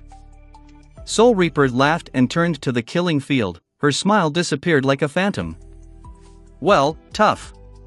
While the awakened are fighting off the nightmare creatures, someone has to deal with the bugs. They absolutely cannot be allowed to enter the city. I'll stop the left, swarm. Send that awesome echo of yours to face the middle left one, and go to the middle right yourself. Bloodwave will handle the last one. With some luck, the Ascended who were supposed to deal with them in the first place will arrive to reinforce us before everyone dies, the couple of them who are still alive." Sonny looked at her with a dubious expression. "How am I supposed to fight against countless thousands of tiny bugs?" Master Jet sighed. "You're resourceful. Figure something out, and if you do, let me know. I am asking myself the same question." With that, she turned away to give orders to her cohort. Sonny did the same. Belle, Dorn, Samara, Luster, and Kim were looking at him, their eyes uncertain. He forced out a smile. "You all heard the boss. We are going to sortie with the rest, then push forward and block one of the beetle swarms. I'll take point. Samara, you lost your rifle, so just blast any that get past me with essence. You'll be our secondary slayer. Luster, support Sam. Belle, Dorn, and Kimmy, you guys will protect Luster and Samara. Don't let the bugs bite through your armor." His soldiers looked at each other, then silently nodded. A few moments later, Soul Reaper's voice rolled across the battlements once again. Attack! Chapter 1034, The Fall of Falcon Scott, 52. 1034 The Fall of Falcon Scott, 52. The special chutes built into the wall had mostly been destroyed or damaged, so the Awakened had to use other means to sortie into the killing field. Some rappelled down, some summoned memories capable of slowing one's fall, some simply used the exposed framework of the Great Barrier to swiftly climb to the ground. The few surviving masters stationed on the southern wall went first to clear the landing. Saint-mounted Nightmare, who leaped from one protruding sheet of deformed alloy to another, reaching the swarming abominations in mere seconds. Wielding the cruel sight, she quickly slaughtered the nearest enemies. Sonny was not far behind. He glided through the air using the dark wing, then dismissed it a couple dozen meters above the ground and plummeted down, landing among the nightmare creatures like a cannonball. The sin of solace danced, effortlessly slicing through flesh and bone. It took Sunny only a few seconds to carve out a small island of safety. The members of his cohort joined him, forming a beachhead. More awakened followed behind them, grim determination shining in their eyes. Everyone knew that for many, if not most of them, this was going to be the last fight. Nevertheless, no one tried to flee or turn back. It is strange. Cutting down a lunging beast, Sunny glanced at the descending awakened. Surely, all of them valued their lives. Maybe if left alone, most would listen to their fear and their desire to survive, and choose to save themselves instead. However, they had all been swept up in the moment and lost their reason. They were all individuals, but more than that, they were also parts of something much larger right now. A crowd, a mob, a collective had no fear of death, because the destruction of one of its small parts did not mean the destruction of the whole. Maybe that was how these people suppressed their utterly natural and reasonable desire to live, knowing that even without them, the larger entity they belonged to would continue to exist. Was that what Professor Abel had meant when he said that humanity needed a bit of stupidity to survive? In any case, the feeling was alien to Sunny. He had spent most of his life being refused and rejected by the collective, so naturally, he valued himself more. There was really nothing more valuable than himself, and things he personally held dear. And yet, here he was, charging into the horde of nightmare creatures with the rest of the awakened of the First Army. Of course, his situation was vastly different. Sunny was pretty sure of his ability to at least escape alive, no matter what happened. But he was still taking a great risk for no apparent reason. Was it stubbornness? Was it pride? Was it spite and unwillingness to admit defeat? Or had he actually become infatuated by the same sense of collective responsibility as these selfless people? He truly did not know. However, the word selfless seemed rather vile and frightening to Sunny. After all, his self was all he had. Without it, what was the point of staying alive? Gritting his teeth, Sunny brandished the sin of solace and pushed forward, cutting through one abomination after another like a ruthless, eerily graceful butcher. At some point, his three shadows joined him, wrapping themselves around his body, the fourth one he had sent to help Nightmare. Sunny was surrounded by a fine haze of blood, but whenever drops of it fell on his black tunic, they rolled off the soft silk without leaving the slightest trace. The graceless dusk remained immaculately pristine. He left the hundreds of awakened behind and advanced into the horde, leading his cohort toward the river of black beetles. Luckily, it was not very hard to reach, because the dark river was flowing forward to meet them, as well. Before the irregulars clashed with the claw of the Heart of Darkness, though, Bloodwave finally arrived at the battlefield. The mighty saint landed like a falling star, causing the earth to split and a shockwave to spread outward in all directions. A wav. Causing the Yildim to split and a shockwave to spread outward in all directions. Away from water, most of his powers would be of no use. But a transcendent was still a transcendent. Wearing dark gray armor sewn of sharkskin and wielding two curved swords, Bloodwave instantly turned into a whirlwind of steel, moving with such speed and force as to resemble an annihilating blur. Countless nightmare creatures disappeared into it, and the blurry twister instantly turned red from the mass of blood. More than that, the champion of the House of Night was perfectly aware of his vulnerability on land. For that reason, his soul arsenal included many powerful memories to account for that weakness, among other things. As soon as Bloodwave appeared, three echoes manifested by his side. One was a monstrous crab the size of a house, one resembled a towering golem of wet clay, and the last one was ethereal and elusive, like a creature made of fog. Sunny's eyes glinted when he realized that the creature shrouded in fog was actually transcendent itself. It would have been powerless underwater, but here under the walls of Falcon Scott, the echo could exert truly devastating power. Asmal's shadow fell from the sky, and a familiar blackbird landed on Bloodwave's shoulder, cawing something into his ear. A moment later, the saint and his echoes changed direction, heading for one of the four rivers of darkness. Maybe we can actually pull this off. Throwing all unnecessary thoughts out of his head, Sunny concentrated on carving a path toward the tide of beetles. Somewhere behind him, hundreds of awakened were desperate to push Ina. Somewhere behind him, hundreds of awakened were desperately pushing against the horde of frenzied abominations, killing and dying without holding anything back. An ear-splitting groan of tearing metal thundered as another section of the wall collapsed, unable to withstand its own weight after suffering severe damage to its inner structure. He paid it no attention. How am I supposed to fight against the damned bugs? The Sin of Solace could cut through dozens with each swipe, but there were countless thousands of them. Trying to kill the entire swarm with a sword was no different from trying to cut the sea. He had a couple of tools capable of mass destruction. Shadow Manifestation, the Strike of Thunder. He could also control the swarm, somewhat, with the Dying Wish. Best of all, the beetles would have to try very, very hard to bite through the marble shell. Sunny was not too worried about his defense. It was the offense that posed an issue. I guess I'll just have to manage, somehow. A few moments later, the mass of nightmare creatures around them diminished, and those who did lunge at the cohort looked more panicked than consumed by bloodlust. It seemed that the Heart of Darkness cared not about whom it devoured, humans or abominations. And there, behind these last few monsters, the tide of darkness was rushing towards Sunny once again. Chapter 1035, The Fall of Falconscott, 53. 1035 The Fall of Falconscott, 53.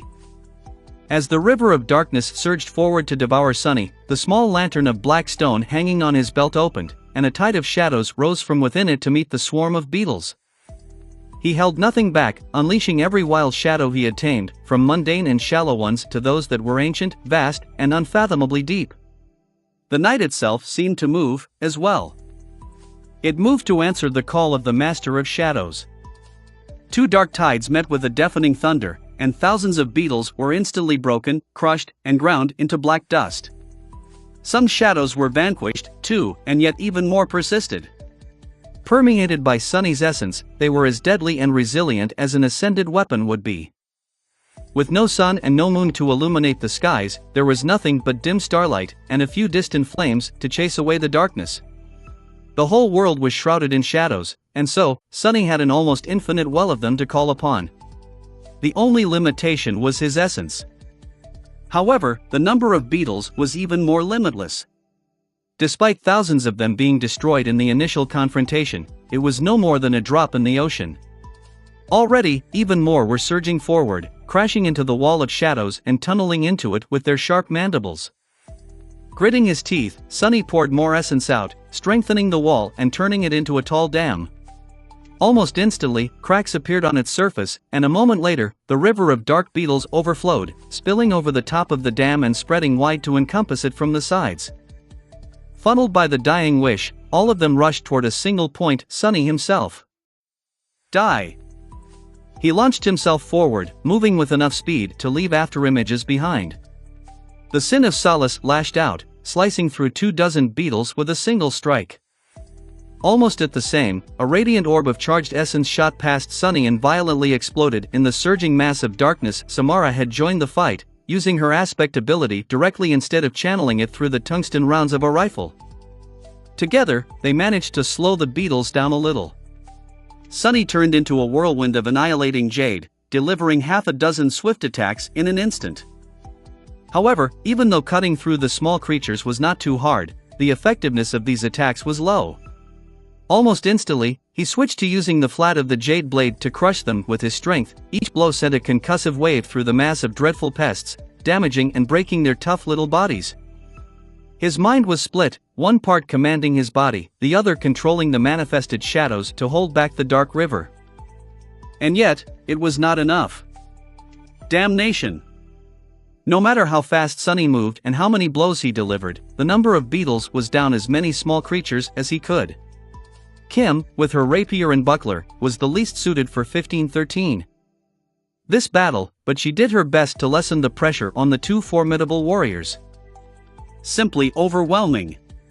Already, many had flowed past him, some tried to turn around to attack from behind, but the pressure of the thousands more pushing forward brought them away, forcing Belle, Dorn, and Kim engaged the creatures in melee.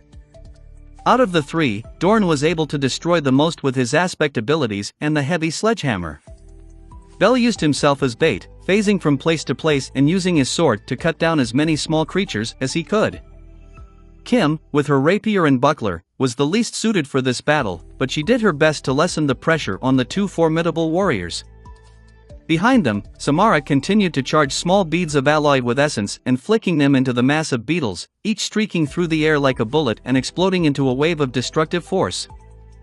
Once her supply of alloy beads and needles was exhausted, she would have to use the crudest form of attack and simply toss out projectiles formed of unrestrained, wild essence. They were holding, for now, but the tide of dark beetles was growing more and more overbearing with each moment. Their number endlessly swelled, and the dam of shadows was being continuously destroyed and rebuilt, consuming Sunny's essence like a gluttonous beast. Some distance away to his right, Bloodwave and his echoes had engaged another tentacle of the Heart of Darkness. To his left, Saint and Nightmare were holding back the third. And further still, behind them, Jet and her cohort were fighting the fourth. This isn't working, this is not enough. Sunny knew that, if nothing changed, he and his soldiers would be devoured by the appalling vermin. Already, many of the dark beetles had gotten past his defenses and bitten into his skin. Their sharp mandibles only left shallow scratches on it, which almost immediately healed, but still, the memory of one of these vile creatures crawling inside his rib cage made him shudder. It was only a matter of time before several bites would turn into a dozen, then 100, then 1,000. Would the marble shell be able to withstand countless thousands of mandibles plunging into it? Even if it did, it was only his skin that was so resilient. Once he was buried under a cold, slithering carpet of darkness, the beetles crawling into his mouth, into his nostrils, into his ears, into his eyes, would he be devoured from within? The sin of Solace laughed. Wouldn't that be a sight to behold? Ah, yes, it would. I can't wait. Uttering a silent curse, Sunny tried to pay the whispers of the Jade Sword no attention and concentrated on eviscerating as many of the beetles as he could. I need to think of something. He could always use Shadow Step to escape, not quite. The last time, a few beetles were pulled along with him as he stepped through the shadows. Most likely because the small creatures were not, in fact, alive. Not alive? A bizarre idea suddenly appeared in his mind, but he quickly dismissed it. Even if it worked, he would only be buying himself a few seconds of respite, at most.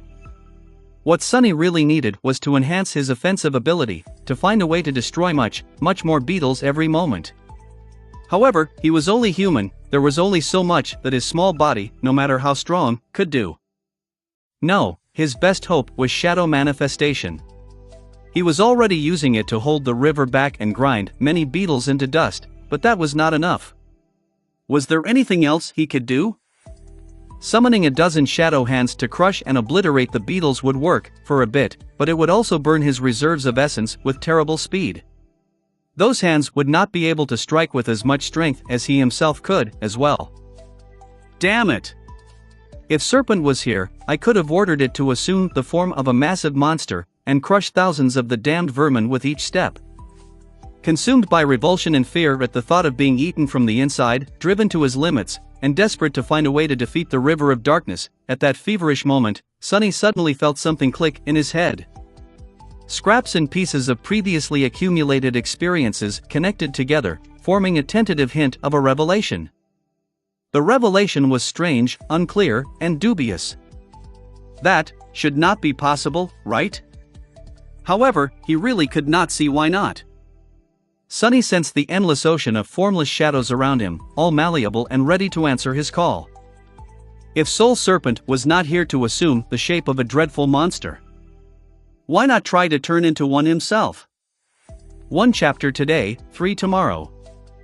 Guilty 3 Chapter 1036, The Fall of Falcon Scott, 54. 1036 The Fall of Falcon Scott, 54. The formless ability allowed Soul Serpent to assume the shape of any shadow contained within its master's soul, as long as it was the shadow of a creature that was of the same or lower class and rank. Once transformed, Serpent would not only look like the creature, but also inherit its traits and abilities. Sunny, however, was not the Serpent. While he trained his mind and body to possess some facets of the formlessness of shadows, he was still a human. Even if he used Shadow Step to turn incorporeal, he would not be able to make use of the same mystical ability. He could, however, command the shadows and manifest them into tangible forms. What did it mean? Slowly drowning in the tide of black beetles and feeling their sharp mandibles scrape against his skin, Sunny continued to fight and think. His thoughts were desperate and feverish, but at the same time, his mind was strangely calm. His first uses of shadow manifestation had been very simple, nothing more than shapeless shadows turned tangible and pushed into motion. The only form they had was the one caused by the motion itself, and so, they looked like dark tentacles. Later, Sunny trained for a long time to be able to effortlessly manipulate the shadows into more structured shapes. Chains, blades, walls, and a few more. With those, he had made several incredible achievements. Building a bridge over a vast chasm, stopping the advance of a mighty titan, were not things a master was supposed to be capable of doing. However, his crowning achievement in the use of shadow manifestation was the shadow hands. Although not as powerful, durable, and numerous as the dark chains Sunny could create, they were vastly more complex and intricately structured. A hand had to have a rigid frame, flexible joints, dozens degrees of freedom, and many more aspects that few people ever stopped to consider. Controlling one was also much more complicated. Currently, Sunny could skillfully implement two types of shadow hands. The cruder and larger ones acted as an independent fighting force during battles, while the much more agile ones, scaled to the size of his body, were used to give him an extra pair of hands for complicated tasks. So, if he could already create hands and arms, what was to stop him from shaping shadows into a full creature? Sunny growled as he was pushed back by the river of darkness, wide cracks appearing on the dam he had created. Behind him, Belle, Dorn, and Kim were barely holding on against the ever-increasing number of the vile beetles. Just at that moment, Dorn was a split second too slow to bring his sledgehammer down, and one of the small creatures landed on his armor. The enchanted metal instantly split, but before the beetle could burrow under the giant man's skin, Kim's rapier flashed and pierced the beetle. The sharp blade wounded Dorn as well, but receiving a shallow cut was infinitely better than having a murderous little creature tear through his insides. Sunny gritted his teeth, striking down with the sin of solace. What was to stop him? The answer was very simple: complexity. Even shaping a functioning hand was already incomparably hard.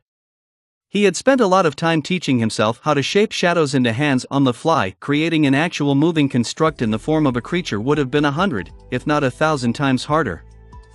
Plus, such a creature would not be very deadly, since in the end, it would just be a more complicated ascended weapon. There was something that could solve both of these problems in Sunny's possession, though. His knowledge of shadow dance. Shadow dance allowed him to observe a person or a creature and learn the very essence of their style and physicality, then shadow it. How they moved, how they thought, how they felt, how soul essence flowed through their body. Of course, none of that would be possible if he did not first understand the structure of the body itself. If Sunny knew how a body was shaped and worked on an instinctual level, the task of forcing shadows into that form would become much, much easier. Additionally, he did not have to make that form act independently. To translate his own power through it instead of relying solely on the strength of the shadows themselves, he could build it around himself like a shell. He could wrap it around his body like his own shadows wrapped around it.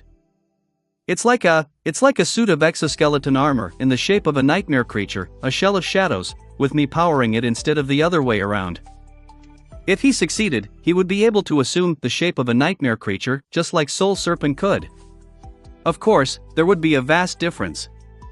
Unlike his shadow, Sunny would not inherit the creature's attributes and abilities, but the physical form itself was already enough. He took a deep breath, almost swallowing one of the beetles. A savage expression appeared on Sunny's face, and he flinched back, narrowly avoiding the lunging pest. Would he really be able to pull this off? There's only one way to find out. To attempt something like that, though, Sunny needed two things. First, he had to choose a suitable form, and one that was exceedingly familiar to him. The better he knew the shape of a creature, the higher his chances of success would be, and even though he had shadowed many abominations over the years, there were very few that Sunny was confident in recreating. Secondly, he needed some time, with nothing to distract him from the task.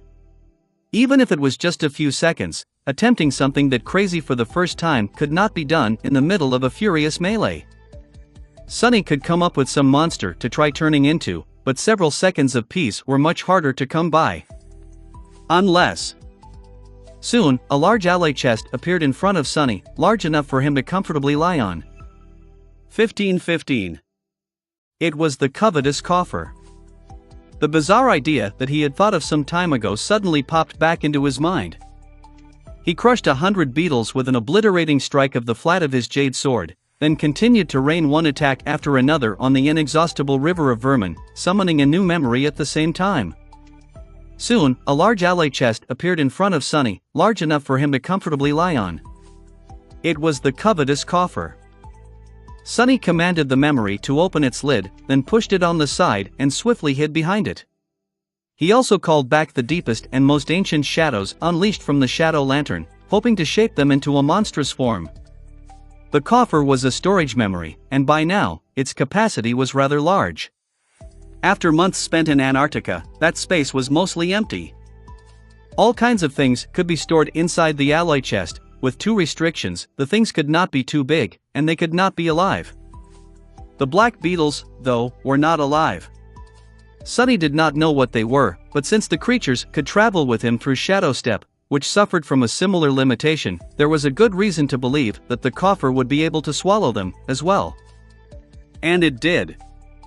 Positioned between the tide of black beetles and Sunny, who wore the dying wish, the alloy chest was like a bottomless abyss. A river of the vile creatures flowed into it, hoping to tear through the bottom of the coffer and get to the human hiding behind it. However, all of them simply disappeared into the spatial storage space instead. A second passed, and then another, with countless thousands of beetles entering the dark chasm of the coffer's maw and never appearing again. After one more second, though, the storage space started to overflow.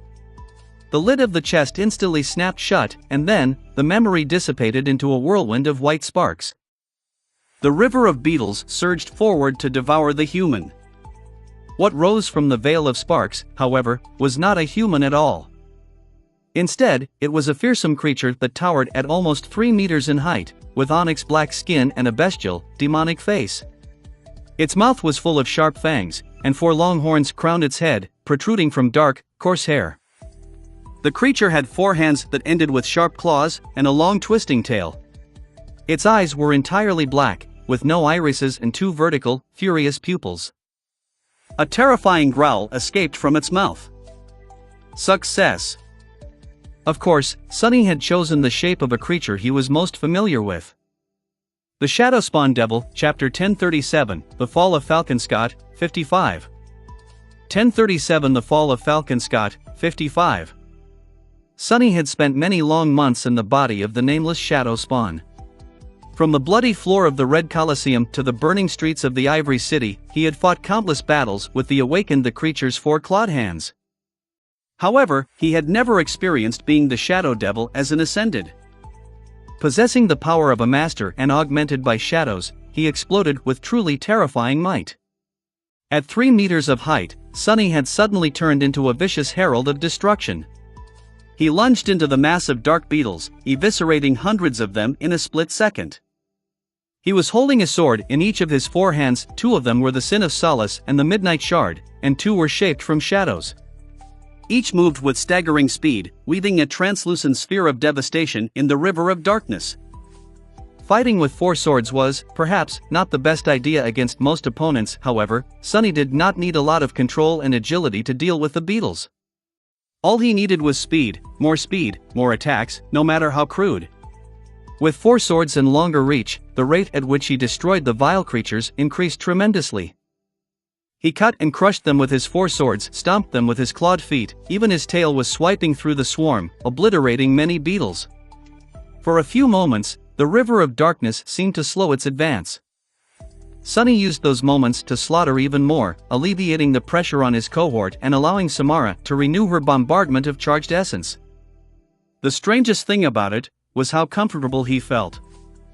Even while shaping the shadows into the form of the Shadow Devil, Sunny had no idea of how easy or hard it would be to control that shell. As it turned out, it felt almost indistinguishable from the real thing. All he needed to do was summon the memories of the second nightmare into his mind, and bring them to life with the help of shadow dance. Like shadowing a memory of a creature instead of the creature itself. Of course, the demands were high. He needed to know the shape of the shadow shell in startling detail. Sunny suspected that he would not have been able to turn himself into many other creatures, if any at all. However, his knowledge of the shadow spawn was nothing short of instinctual. Instead of controlling the construct consciously, he simply allowed himself to become it.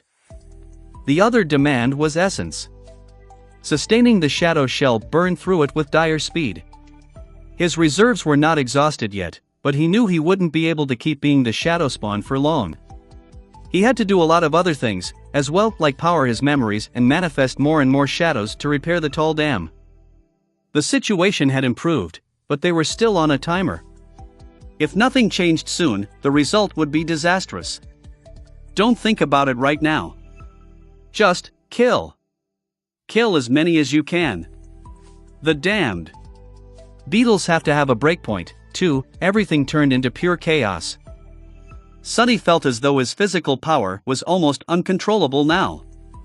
He pushed and pushed himself, expecting to hit a limit, but that limit never came. His speed, his strength, his force, all of it had vastly increased, to the point where his thoughts were starting to fall behind his movements. Countless thousands of beetles were destroyed. Faced with the hurricane of swords, claws, horns, and fangs, the river actually recoiled, giving up several meters of frozen soil. Sunny thrust one of the shadow swords forward and let go of it at some point. Instead, arcs of electricity appeared on his palm, and then formed into an arrow that seemed to be made of lightning. Sunny stabbed it into the mass of beetles, causing an incinerating chain reaction to destroy numerous creatures. He was hurt by the devastating current of electricity, as well, but due to the elemental resistance of the marble shell and the augmentation of the shadows, the damage was superficial and almost tolerable. There was no time to think, only to fight. Somehow, miraculously, Sunny was holding the swarm of the black beetles back. The dying wish was pulling them toward him like a magnet, but instead of washing the towering shadow devil away like a dark tide, they were being constantly ground to dust, cut to pieces, and incinerated by lightning as soon as they entered within his reach. Those that flowed past Sunny were dealt with by the members of his cohort. Samara was causing one explosion after another to bloom amid the swarm, while Luster fed her a steady flow of essence. Both were nearing their limit, but they had not reached it yet. The same was true for Belle, Dorn, and Kim. Sunny couldn't see Saint and Nightmare, but from the glimpses of how little progress the second swarm had made, he knew that they were doing their part, as well. The third swarm, the blood wave was supposed to deal with, seemed the most damaged. The three echoes were holding it back, but the fearsome Saint himself was nowhere to be seen.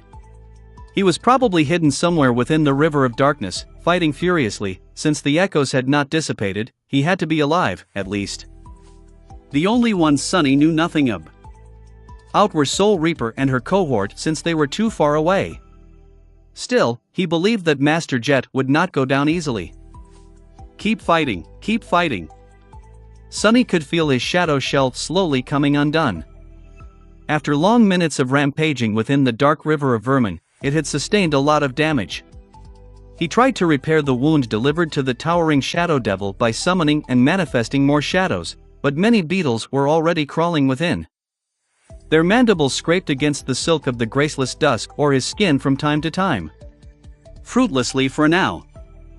His every muscle was burning from strain, and his mind was becoming clouded from fatigue. It took a lot to keep the shadow shell intact and moving. He had to let the dam crumble a couple of minutes ago, already, because the pressure of it all was just too demanding. Nevertheless, Sunny kept fighting. In fact, the more tired and fatigued he became, the fiercer his rampage grew, and the louder the sin of Solace laughed, whispering ugly truths into his ears. You'll never give up, leave your soldiers to die and save yourself, come on. It's so easy, just turn into a shadow and slip away, no one will know, no one will tell, everyone will just die. How irritating. Sunny tossed the strike of thunder into the surging mass of beetles once again, enduring the piercing pain of being electrocuted by its lightning, and felt one of his two shadow hands crumble down. Ah, not good. He prepared to summon a new shadow to reshape it, but then, something changed. A strange ripple went through the river of darkness and it suddenly lost cohesion. The purposeful tide of black beetles grew discordant and shapeless, many of them simply growing still. Some continued to throw themselves at Sunny, while others scurried away. Nestled within the battered shadow shell, he blinked. What just happened? Chapter 1038, The Fall. Of Falcon Scott, 56. 1038 The Fall. Of Falcon Scott, 56. Tired, so tired. Sunny smashed through the nearest beetles and jumped back, sliding a few dozens of meters across the ground as his claws left deep grooves in the frozen soil to slow him down. In front of him, the river of darkness was falling apart. The dark beetles, who had been acting like a single organism before, were now aimless and sluggish. Some grew lethargic or started burrowing into the ground, while others were wandering away. A few hundred were still pursuing him. With a thought, Sunny deactivated the dying wish and watched the small creatures dash away in fear. The swarm ceased its purposeful advance and instead flowed outward, losing the shape of a giant tentacle of darkness. It was as though a tank of water had been broken, water spilling to the sides.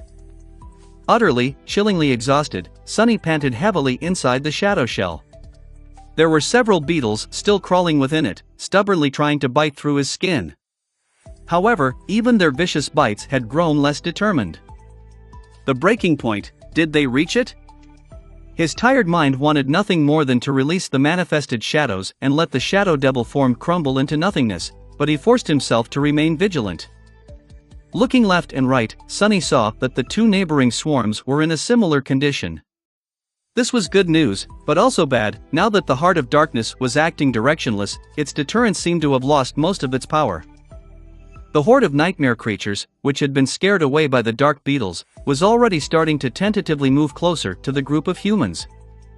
Crap! Sunny closed his eyes for a moment, then turned around and took a few steps toward the members of his cohort, who were similarly spent and battered.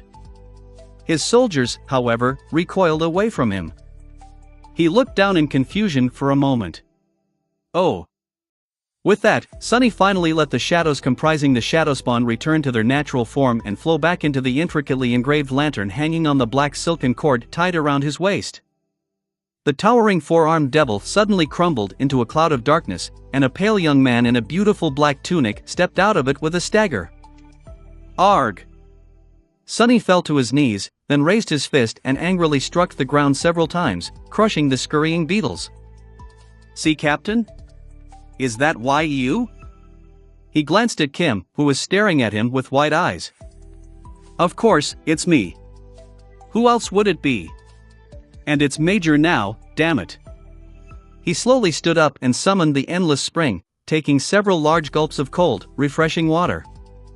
Perhaps dismissing the shadow shell outside the city wall was not the wisest decision, but he felt that he would not be able to sustain it much longer.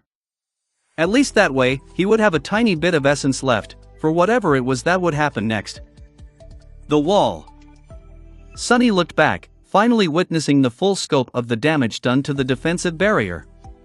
The southern span of the wall was terribly deformed and broken, with many sections laying in giant piles of broken, melted alloy, much more of them than when he had left it.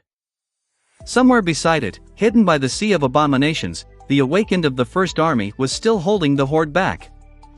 He wondered how many of them were still alive. What is going on? Why did the heart of darkness suddenly stopped beating? Where the hell are? Shaken, he looked to his left, where Saint and Nightmare and Soul Reaper's cohort had fought. His shadows were already approaching, both littered with wounds. Neither had perished, but they did sustain a lot of damage.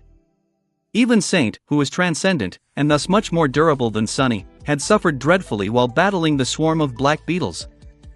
Maybe because the small creatures were especially proficient at gnawing through stone.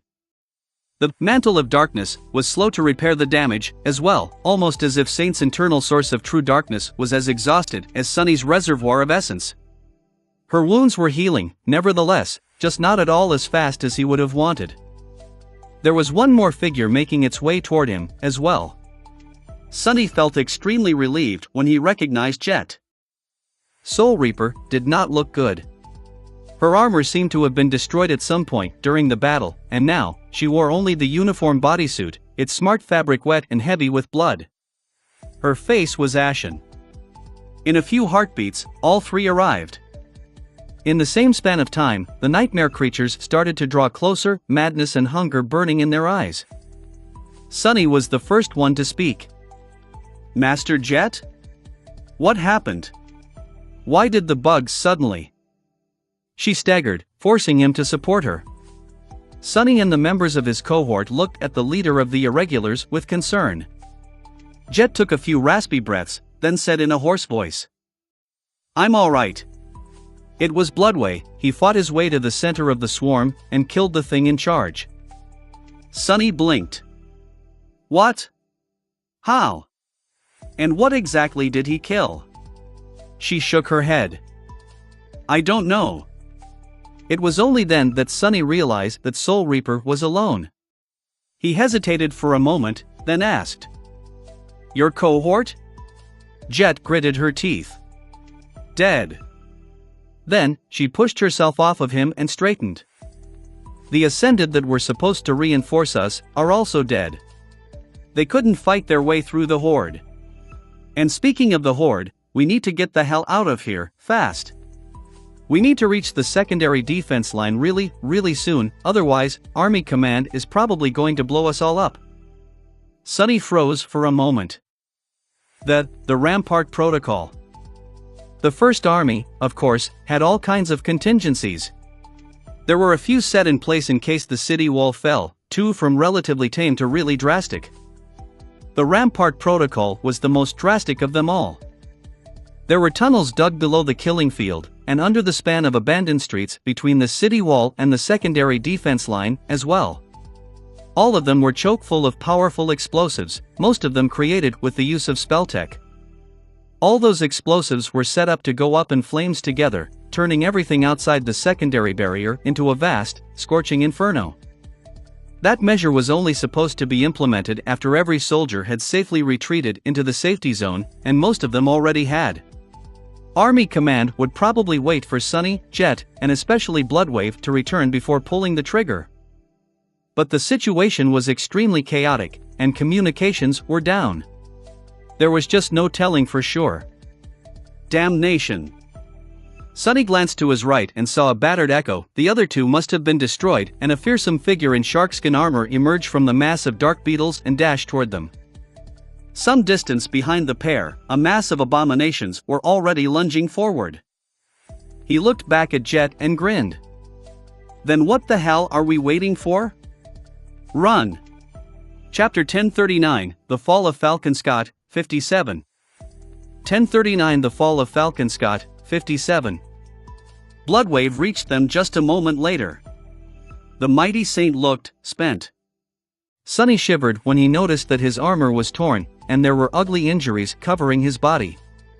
Out of the three Echoes, only the monstrous crab remained. The other two had either been destroyed or dismissed to save them from perishing. Even the transcendent Echo is gone, gods. What could have destroyed one of those and severely injured a saint? The Heart of Darkness, just what kind of creature was it? He felt a bit of dread, and a bit of curiosity. However, now was not the time to ask questions. Their small party had to hurry and fight their way back through the boundless horde of nightmare creatures. 5 awakened, 2 masters, 1 saint, as well as 2 powerful shadows and an Echo. They were an exceedingly formidable group. Granted, all of them were wounded, tired, and low on essence. Still, cutting through the horde while keeping everyone alive would not pose a problem. In theory. Bloodwave studied the rest for a moment, then sent his Echo forward and growled, his voice husky, low, and domineering. "Move." Saint spared the mighty saint an indifferent glance, then mounted Nightmare and sent the dark destrier into a gallop, the spearhead of the cruel sight igniting with the incandescent white glow in her hand, a shield made of pure darkness weighing on the other. They moved ahead of the party, cutting into the horde as a fierce vanguard.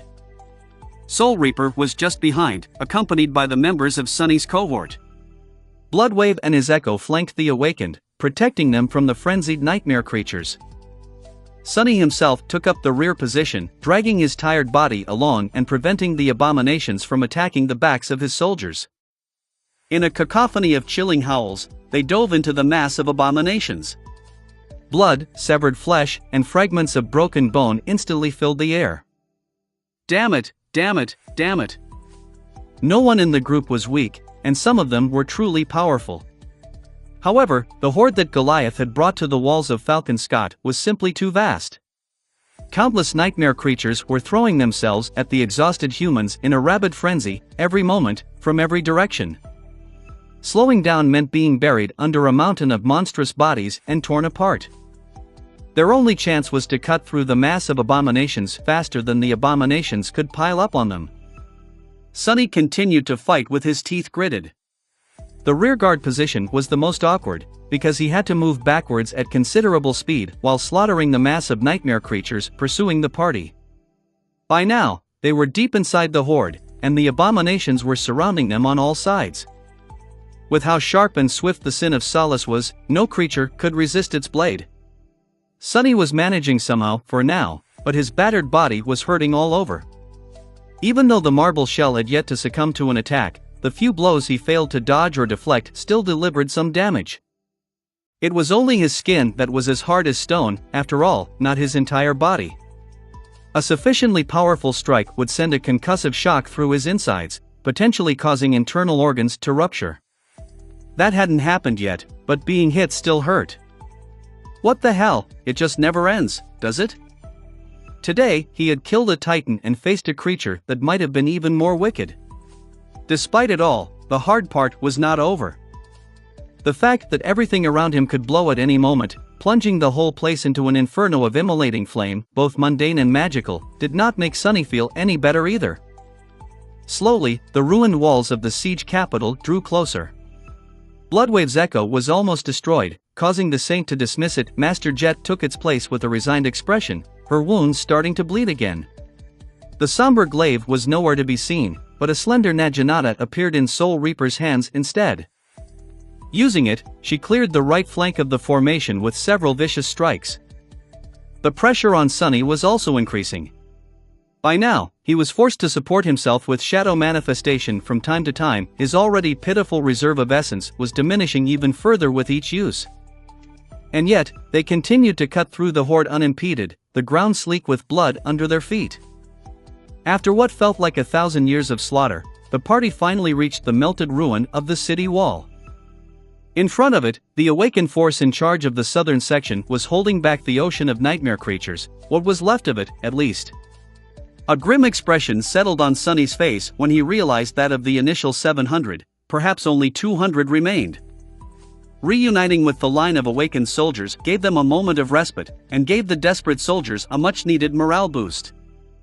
Soul Reaper, Mongrel, and Devil, all three were famous champions of the First Army, and although few soldiers knew what Saint Bloodwave looked like, the Transcendent of the House of Night had a presence that made it impossible to mistake him for an ordinary person. Seeing them return alive from the sortie, the awakened regained some of their spirit. No one was out of the woods yet, though. There was a large distance separating the wall from the secondary defense perimeter that had been established deep within the city. That whole abandoned area was set up to go up in flames, as well. Sonny looked through one of the numerous breaches in the deformed wall, noticing that the staging area on the other side of it had already been evacuated. The mundane soldiers had retreated, taking the logistics personnel, medical officers, technicians, engineers, and all other non-combatants with them. The vast resources stored inside the staging area were all left behind. Tall crates of MWP munitions, carcasses of slain nightmare creatures, loader robots, and so on, a wealth of supplies, much of it highly flammable or outright explosive, was going to be blown up once the Rampart Protocol was initiated, too. Usually, Sonny would have been pained to see all these riches go to waste, but right now, he did not care. Usually, Sonny would have been pained to see all these riches go to waste, but right now, he did not care. All he cared about was not being near when they did. Chapter 1040, The Fall of Falcon Scott, 58. 1040 The Fall of Falcon Scott, 58. Right, now, we just have to get to the secondary defense line. Once we're within the city instead of on a plane, evading the abomination should be much easier, so the last stretch of the way won't be as hard. Sonny glanced at his companions, evaluating their state. Everyone was exhausted, dirty, and covered in blood, both their own and that of nightmare creatures, but alive. The only problem now was to somehow extricate themselves, and the 200 surviving awakened, from the attacking horde. At that moment, as if to answer his thoughts, Bloodwave turned to look at the mass of abominations. Then, the enigmatic saint glanced at Master Jet. "Take your soldiers and go, Soul Reaper. I will hold the beasts back for a bit. Tell your commanders to activate the explosives as soon as you're past the defense line." Sonny stared at him in shock, feeling that these words sounded a bit like a farewell. You. Bloodwave gave him a strange look. "Ah. I think you might have misunderstood, Sunless. I am not trying to sacrifice myself. It's just that an explosion like that won't harm a transcendent too much. The awakened, however, or even someone like you, better not risk it." Sonny slowly nodded. Indeed. Corrupted nightmare creatures could survive a nuclear explosion without too much trouble, some fallen as well. Rampart Protocol was not going to kill a transcendent like Bloodwave, or even seriously inconvenience him. Master Jet nodded. "We'll be going, then." The saint nodded, then took a deep breath and started summoning several memories. Sonny did not know what exactly the memories were, but judging by the fact that Bloodwave had promised to hold back the whole horde, all by himself, the abominations were in for a nasty surprise. Jet looked at him, then said quietly, "Once we start running, don't stop until you're safely behind the army fortifications. I'll stay back a little, to make sure that everyone who is still alive gets safely out of the blast zone before Army Command begins the party. Expect to enjoy fireworks as soon as we see each other again." Sonny forced out a pale smile. "It's going to be terribly loud, isn't it? Damn. My poor ears." With that, he spared her one last glance and turned to his cohort. "Come on. Go." Almost as soon as they dashed toward the nearest breach in the wall, Master Jet's voice boomed once again, spreading across the whole length of the battlefield. "Retreat." The surviving awakened of the First Army did not make her ask twice. Delivering one last attack, they used their remaining strength to momentarily push the enemy back, then turned around and ran. To call it a retreat was a bit of a stretch. There was no order or strategy to it, just a desperate wish to survive. The defense line instantly collapsed, and the soldiers dove into the ruins of the city wall, their backs to the enemy. The only saving grace of the whole thing was Bloodwave, who somehow managed to fulfill his promise and stall the enormous horde of nightmare creatures all by himself, at least for a few moments. What happened outside the wall next, Sonny did not know. He thought that he heard the roar of a rushing tide of water, but at that point, there was no time to turn around. Sonny and his cohort flashed through the abandoned staging area and escaped into the empty streets beyond. Here, everything was shrouded in darkness. Many buildings had collapsed, creating a complicated labyrinth of snow and broken concrete. Others still stood, but were charred black by the flames. Some streets were strangely untouched and eerily empty, and of course, there were functioning roads that the First Army had maintained to deliver people and supplies to the wall. Sonny led his people to one of these roads. Luckily, all of them could see in the dark thanks to Kim, so the lack of illumination was not a problem. Their running speed was not much lower than that of a moving PTV, but nevertheless, he felt a pang of regret for a moment. "I'm going to lose the Rhino." His reliable APC was currently parked in a different section of the staging area, near where they had started their shift.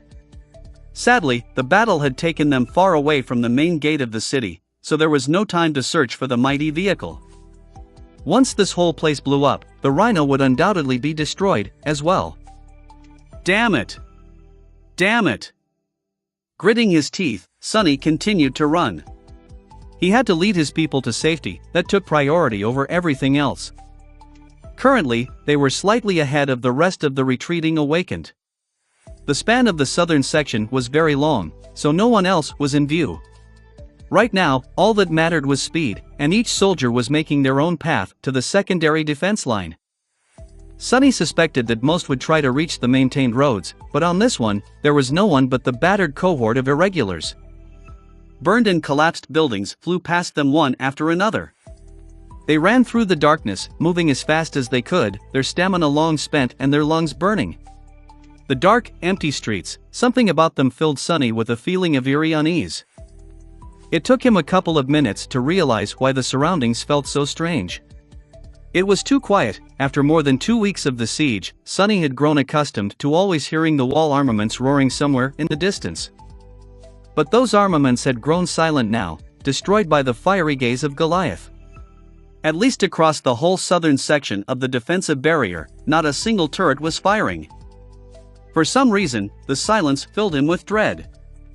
Almost there, just a few more minutes. Sunny spread his shadow sense outward, just to make sure that there were no dangers around. He even sent 2 of his shadows to scour the path ahead, to be safe, and ordered Saint and Nightmare to stay alert. But there was nothing there, just abandoned buildings and snow-covered ruins. Sunny did not see anything that could pose a threat to the cohort. His shadow did not see anything either. Neither did Nightmare and Saint. The only one to notice it was Luster, who just happened to turn his head in the direction the attack came from by pure luck. His eyes widened. It was a split second later that Sunny sensed it, a swift shadow flying toward the cohort, even though there was nothing there to cast it. But it was already too late for him to react. In the next moment, Luster suddenly lunged forward and pushed Kim aside, throwing her to the ground. Something flashed through the cold air, and it was instantly filled with hot blood. Chapter 1041, The Fall of Falcon Scott, 59. 1041 The Fall of Falcon Scott, 59. Something broke the dark surface of the shadows and flew into the cold air, moving fast enough to look like a black blur. Before anyone could react, Kim was falling down, and so was Luster, who had pushed her aside at the last moment. There was blood in the air, a startled expression on his face, and something was very wrong with the way he was falling. The black blur did not stop. A sharp blade instantly flashed toward Dorn, who had a startled expression on his face. The giant man only had enough time to slightly turn his torso. The blade missed his heart, slicing through armor and leaving a deep wound on his chest. The blade continued forward without pause, a split second away from piercing Bell's head. Instead, it simply passed through it. The swordsman could not possibly dodge, but he just barely managed to activate his aspect ability and phase through the strike, leaving Samara utterly open. Everything happened too fast. Before Kim even hit the ground, the enemy's blade was already mere centimeters away from slashing across her throat. However, a jade sword suddenly appeared in its way, blocking the lightning-fast attack. What the? Sunny, who had thrown himself in the path of the enemy, was tossed back by the ferocious force of the impact. The attacker, whoever it was so strong that his hands grew slightly numb. He collapsed on the scorched road and rolled, instantly jumping back to his feet. Kim landed on the ground. Luster did, too. Both of his legs were cleanly severed at the knee, and blood was pouring out of terrible wounds. Sunny's eyes widened. But he had no time to think about it. The members of the cohort were too slow to defend themselves, and the ambush was not yet over. The creature, a dark silhouette moving with dire speed, had been thrown back as well. Sunny only had enough time to notice a humanoid shape clad in black armor, and instantly lunged forward. He had regained his balance a split second faster than the attacker, so the bastard had no way to avoid being pierced by the sin of Solace. And yet, that was exactly what happened. Before the jade sword could strike the creature down, it simply dissipated into the shadows. What? Sunny was stupefied for a short moment. It's Shadow Step. Which meant... He spun, but was a moment too late. The creature was already behind him, the black blade falling from above. Sunny gritted his teeth, then blocked the strike with his forearm. The marble shell turned as hard as stone, and split open, broken by the vicious strength of the blow. The blade only managed to deliver a relatively minor wound, though, most of its power spent to shatter the shell.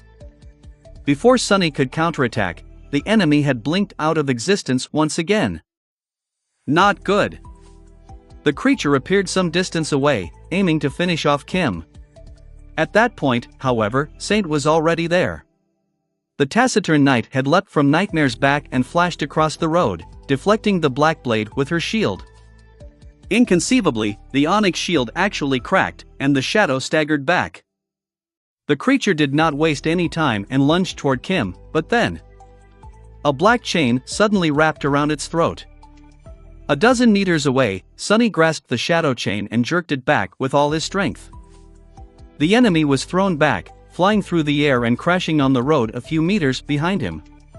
The creature slid back, then stopped, kneeling in the middle of the road. It remained motionless for a moment, and then slowly stood up, glancing at Sunny with cold, killing intent. Subjected to the hate-filled gaze, Sunny turned grim. The creature was about 2 meters tall, with plates of jet black bone covering its body like a full suit of armor. Even its face was hidden behind black bone, which formed a menacing closed helmet. Two inhuman dark eyes burned with resentment and hatred through the cracks. The lower part of the helmet was split by a jagged line, and when it parted, a maw full of sharp fangs was revealed, opened in a mocking grin. Sunny, who was standing between the cohort and the abomination, grimaced and lowered his gaze a little.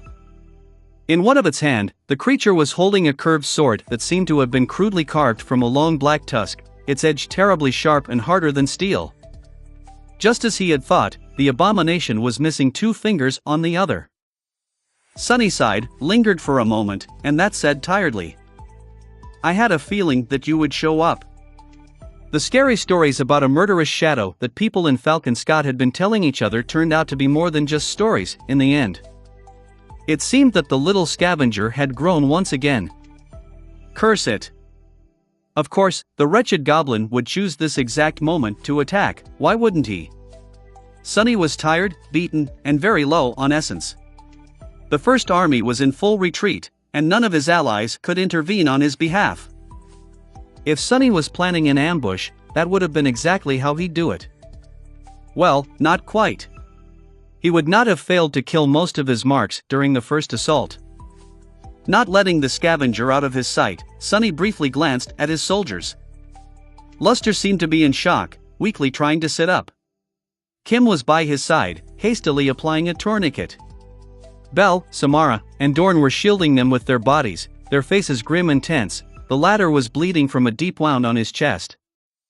Saint and Nightmare were waiting for his command, ready to attack. Bad, bad, this is very bad. Sunny had already taken a glance at the scavenger's soul, finding out that the damned waif had somehow managed to become a corrupted devil. The goblin, well, the bastard was more of an ogre now, must have devoured a lot of nightmare creatures to become that strong. He must have devoured a lot of people, as well, considering how disturbingly human-like the scavenger now looked. There must have been a lot of bodies left in the ruins of Erebus Field, and more victims still here in Falcon Scott. Much worse, it seemed that swallowing a piece of Sunny's flesh allowed the creature to inherit some of his powers. Powers related to shadows. Dealing with an enemy like that would have been hard even if the cohort was in peak shape, but now, it was going to be a problem. Not a big problem, of course. However, one thing made the situation truly dire. The whole section of the city around them, the road, the buildings, the ruins, was about to be destroyed by a titanic explosion. Chapter 1042, The Fall of Falcon Scott, 60. 1042 The Fall of Falcon Scott, 60. For a few moments, no one moved. Sunny was considering how to deal with the scavenger, while the scavenger was probably considering how to deal with Sunny, now that the ambush had partially failed. Or maybe the damn thing was simply enjoying seeing him squirm. Who could tell what was happening in that abominable head? 100 thoughts flew through Sunny's mind. No matter how he looked at it, the situation did not look good. He had no doubt that he and his 2 shadows were more than enough to kill the scavenger. After all, plenty of corrupted abominations had fallen by his hand. But would they be able to kill him fast enough? The wretched creature was strong and extremely slippery. Fighting someone who could teleport all over the place was a real nightmare. Belatedly, Sunny felt pity for all the poor bastards whom he had killed in the past. They must have all died full of frustration. Serves them right. Once Army Command set off the explosives below the city, Saint would probably be able to survive the conflagration, just like Bloodwave had said he would.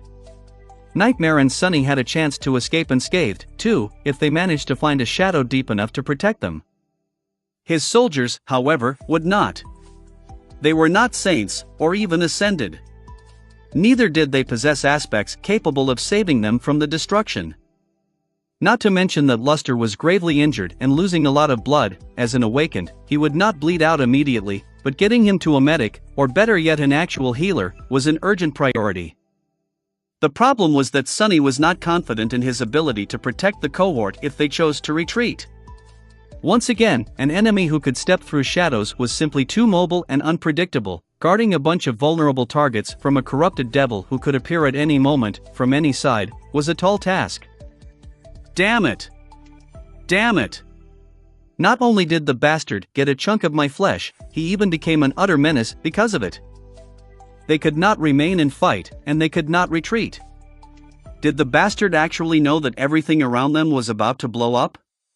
Or had he just been lucky to catch Sunny at the worst possible moment?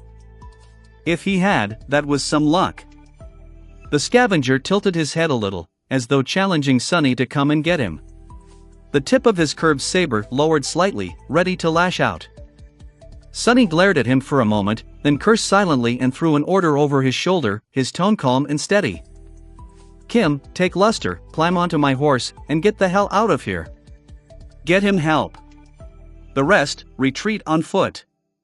Saint will protect you." Luster, who had been staring at his missing legs with a confused expression, looked up at the sound of his voice and asked shakily, What up about you, Captain?" Sunny grinned. "I'll keep our friend here company. Don't worry. I did not survive Goliath and the Heart of Darkness to die to this little wretch today. Go!" Kim was already dragging the young man toward Nightmare, her face pale and full of desperate determination. The scavenger spared them a glance, then stared back at Sunny. His mouth opened, and a hoarse, grating voice suddenly came out of it. "Die, today. Little wretch." Then, an ugly, gasping sound assaulted Sunny's ears. The bastard was actually laughing. Sunny frowned. He couldn't care less if the abomination wished to mock him, but nevertheless, his heart suddenly turned cold. Nightmare creatures capable of speech were extremely rare, and all of them were extremely terrifying. He could attest to that fact himself. Sunny had already been uneasy, but now, his caution doubled. The scavenger was dangerous. The little wretch had been abnormal from the very start. He was gaining power too fast, growing too explosively. Of course, Antarctica was a perfect place for a creature like that to gorge on the corpses of powerful monsters, but still. Sunny's intuition was telling him that fighting the abomination alone would be a dire, dreadful mistake. But he had no better choice. He sighed with resignation. "I guess my luck is just complete, utter crap today." All that remained was Sunny, the scavenger, and the shadows. 10:09. Goliath, the Heart of Darkness, fighting his way back through the boundless nightmare creatures, and now this. Sunny was hurt, tired, and miserable. So much so, in fact, that he was getting a bit angry. Fine, let's do this, you rotten piece of trash." There was a perfectly fine nightmare creature here to vent his anger. Sunny had already failed to kill the scavenger twice. Today, fate generously gave him a chance to finish the job, and he was not going to let it slip from his hands. The scavenger was strangely unreasonable in his hate-fueled pursuit, following Sunny all the way from LO49 across the hellscape of the Antarctic Center. Well, Sunny could be an unreasonable person himself. In fact, he was very tired of being reasonable all the time. Enough is enough. A dark, slightly mad light ignited in his eyes. Behind him, Kim pushed Luster onto Nightmare's back, then jumped up herself. The black steed instantly shot forward, moving across the empty road with incredible speed. Belle, Dorn, and Samara followed, protected by Saint. All that remained was Sunny, the scavenger, and the shadows. And tons of explosives somewhere beneath their feet. The menacing black abomination moved, trying to dissipate into the shadows, but before it could, the shadows around it suddenly surged, shooting forward like sharp spikes. The spikes shattered against the creature's bone armor, but they did slow him down for a split second. And that was all that Sunny needed. Emerging from the darkness in front of the scavenger, he kicked him in the chest. With a deafening boom, the creature was sent flying back, but managed to land on his feet. The black tusk whistled, tearing through the air, and collided against the white jade of the Sin of Solace. Sunny felt his hand tremble from the force of the blow, and smiled. Good, don't you die too easily. Chapter 1043, The Fall of Falcon Scott, 61. 1043 The Fall of Falcon Scott, 61. On the doomed streets of a snow-covered city, surrounded by ruins of collapsed buildings and remnants of devastating battles, a young man with alabaster skin and onyx hair was fighting a wraith made of darkness and hatred. One wore a simple tunic of beautiful black silk, the other was clad in menacing black armor. Both moved through the ruins like a pair of swift shadows. Damn it, break! Sunny shuddered as he deflected a vicious strike of the mysterious black tusk, felt the impact send a painful jolt through his entire body, and guided the enemy's blade to the side. At the same time, he took a step forward and slammed his elbow into the scavenger's chest. The creature was pushed back, releasing the Sin of Solace from the bind. The cursed sword instantly flashed forward, slashing across the abomination's side. The defense, counterattack, and follow-up had been executed flawlessly, flowing into each other like the nimble steps of a graceful dance. Despite being light and swift, they also carry tremendous power and annihilating intent. And yet, the white jade slid fruitlessly off the black bone armor, barely leaving a scratch on it. What the hell are you made of, bastard? The scavenger was just too damn overbearing. At times, fighting him was fighting like water. When the Sin of Solace lashed out at the cracks in the bone armor, the scavenger would turn into a shadow, allowing the jade blade to harmlessly pass through. Other times, fighting him was like fighting against an indestructible mountain. The plates of black bone seemed utterly impervious, and the creature's blows carried with them crushing weight. Even compared to the corrupted creatures Sunny had faced, the scavenger was abnormally powerful. He was so strong that it did not even make sense. The Sin of Solace had come from the remnant of the Jade Queen, an astonishingly dreadful corrupted tyrant, and had an enchantment that bestowed it with unparalleled sharpness as well. What kind of indestructible creature had the vengeful goblin devoured to be able to resist its edge? It seemed as though there were peerless geniuses even among the nightmare creatures, and the pathetic, tiny imp Sunny had failed to kill many months ago just so happened to be one of those. Just my luck. Gritting his teeth, Sunny braced himself and received another blow of the black tusk. Another bloodless wound appeared on his body. None of them were deep enough to be dangerous, but the damage was slowly mounting. Worst of all, he was completely suppressed. There were countless ways for Sunny to kill the hateful fiend. For example, if the sharpness of the Sin of Solace itself was not enough, he could augment the power of the Jade Blade manifold with his shadows. He could manifest wild shadows, as well, forming chains, swords, or tentacles to attack and entangle the scavenger. He could use Shadow Step to keep up with the damned ogre. But he was prevented from doing any of these things. Sunny could not afford to augment his sword, because he needed the shadows to match the corrupted devil's speed and strength, and even then, the scavenger was faster and stronger. He could not wantonly use shadow manifestation, because his reserves of essence were nearly empty. The same went for Shadow Step, or any other trick he could come up with on the spot. The bastard had known just when to attack. He had only shown himself when Sunny was at his weakest, and now, Sunny was forced to defend himself against a nightmare creature of a superior rank while being robbed of most of his powers. Even those that remained were countered, because the scavenger possessed the same ones.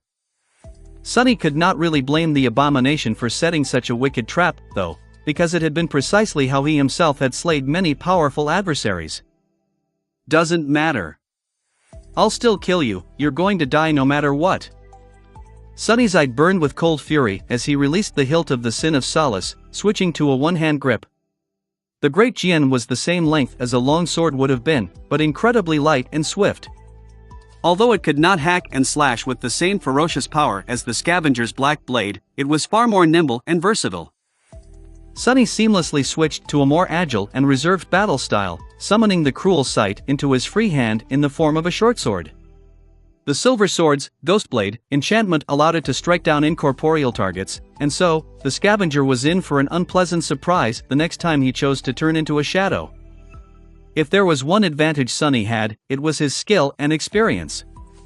The scavenger was tremendously powerful, cunning, and possessed a truly vicious, murderous will. He had devoured a great number of mighty creatures, and grown with explosive speed. The bastard was supremely devious and surprisingly intelligent, enough to survive and even thrive in the hellish meat grinder of the chain of nightmares. But he was still an abomination, and a young one at that. His attacks were smart and powerful, but also clumsy and crude, just like the makeshift saber he was using, which had obviously been fashioned from some dreadful monstrosity's tusk.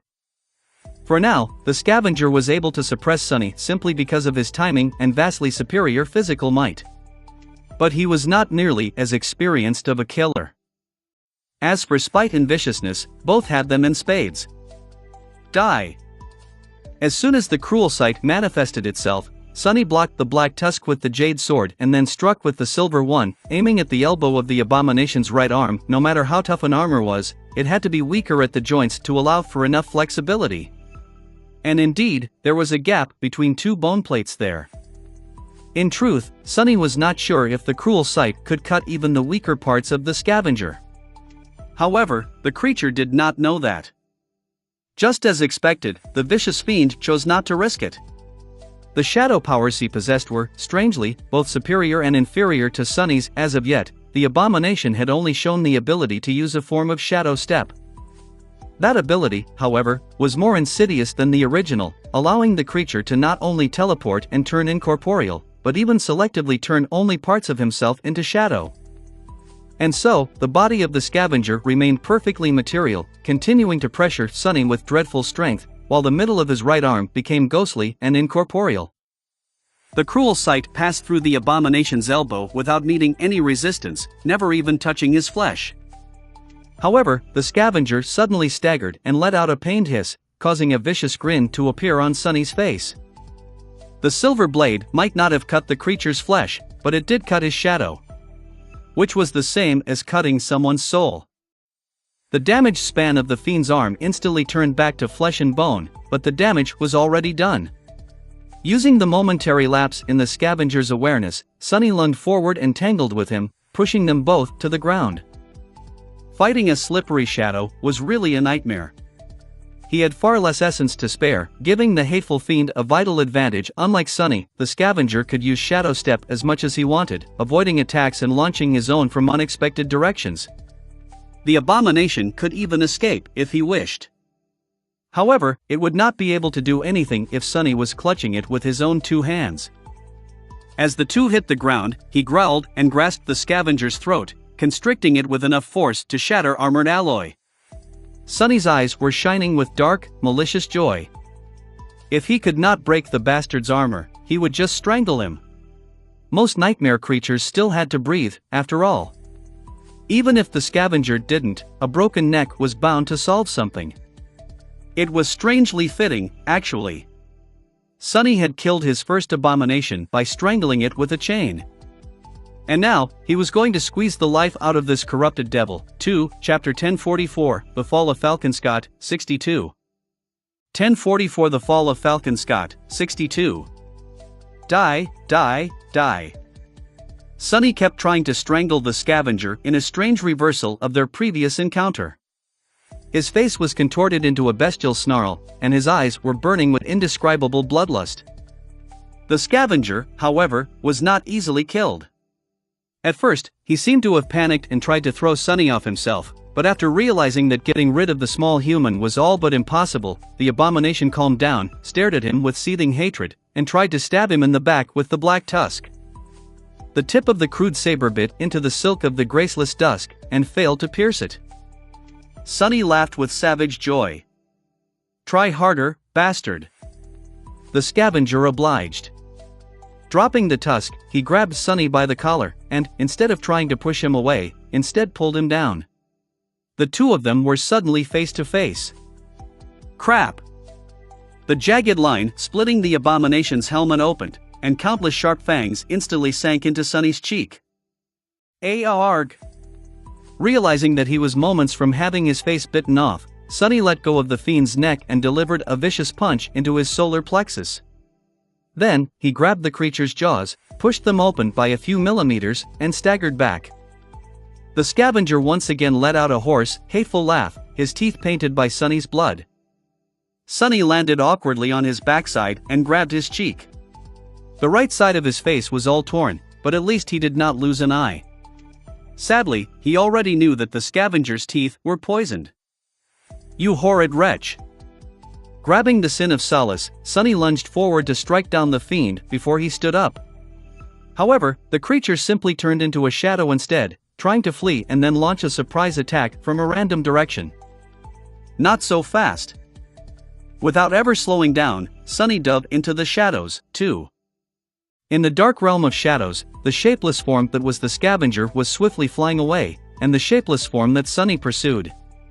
All of the abandoned area was shrouded in darkness, so they could travel as far as they wanted, unimpeded. The scavenger, as a shadow creature of the corrupted rank, here, he was vast and dreadful, much more so than Sunny. And yet, Sunny held an absolute advantage. He had fought as a shadow before, a couple of times, and was all but helpless each time. But Sunny had been a mere child of shadows then. Now, he was their master. He had gained plenty of insight into shaping shadows thanks to shadow control, shadow manifestation, and especially his recent breakthrough, which he decided to name Shadow Shell. And since he was currently a shadow, too. Closing in on the fleeing scavenger, Sunny willed his shapeless body to change. Instantly, it came to possess 4 long, powerful arms. Then, sharp claws grew out of his fingers.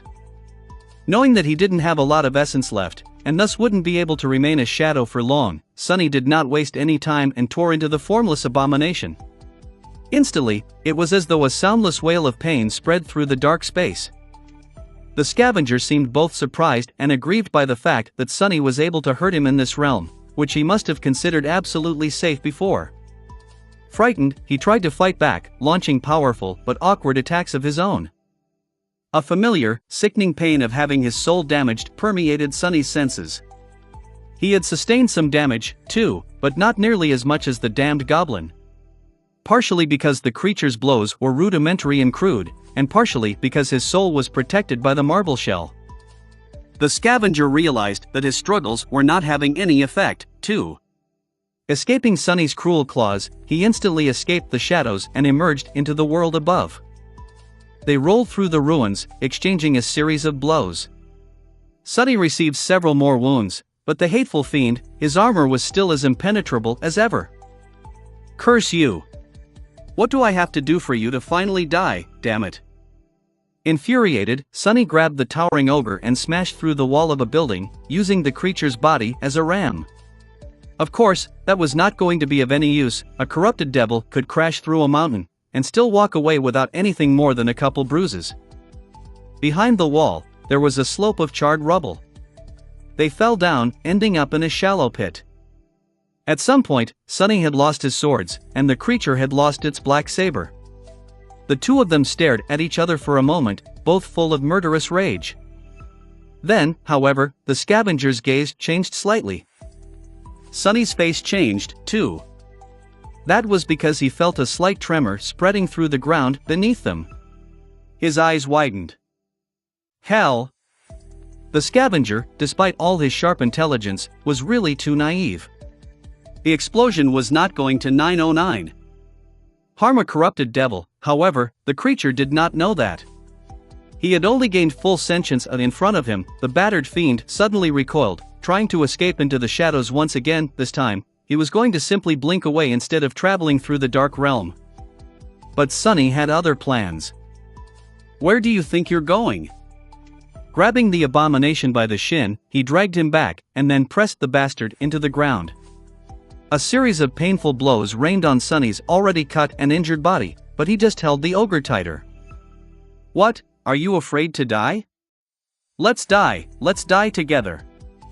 The scavenger, despite all his sharp intelligence, was really too naive. The explosion was not going to harm a corrupted devil, however, the creature did not know that. He had only gained full sentience a few short months ago, after all. Sonny laughed, then used all but a few drops of his remaining essence to call upon the shadows.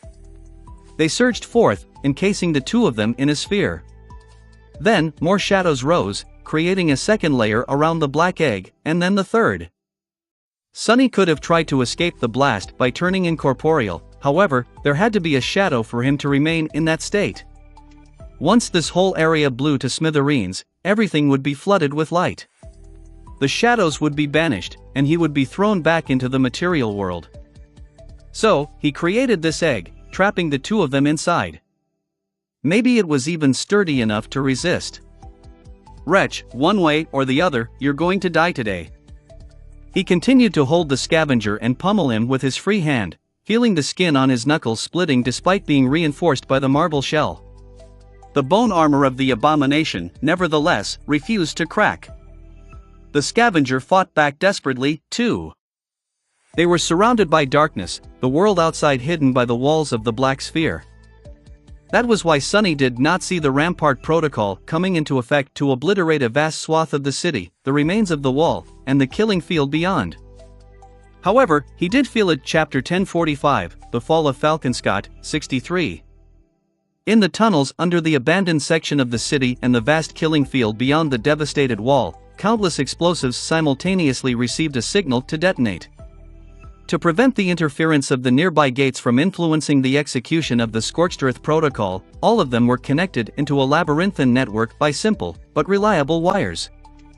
Even though the signal traveled through the wires with astronomical speed, there was still a slight delay between the detonation of those explosives that were nearest to the ramparts of the secondary defense line and those furthest away from them.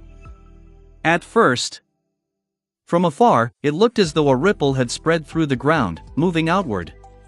It rolled through the ruined streets of the city, with countless fountains of dust shooting out between the rubble. Some of the buildings that had withstood the furious fighting started to collapse, some seemed to have burst apart. The vanguard of the horde of nightmare creatures had already entered the city, racing through these streets. They met the ripple first and were thrown to the ground. Then, the ripple reached the towering wall, destroying even more of its sections. The massive alloy was only starting to fall, surrounded by the deafening groan of tearing metal, by the time the ripple moved past the mountainous corpse of the slain titan in the field beyond and exhausted itself. Now, the whole horde had been encompassed by the destruction zone. All of it took no more than a couple of seconds.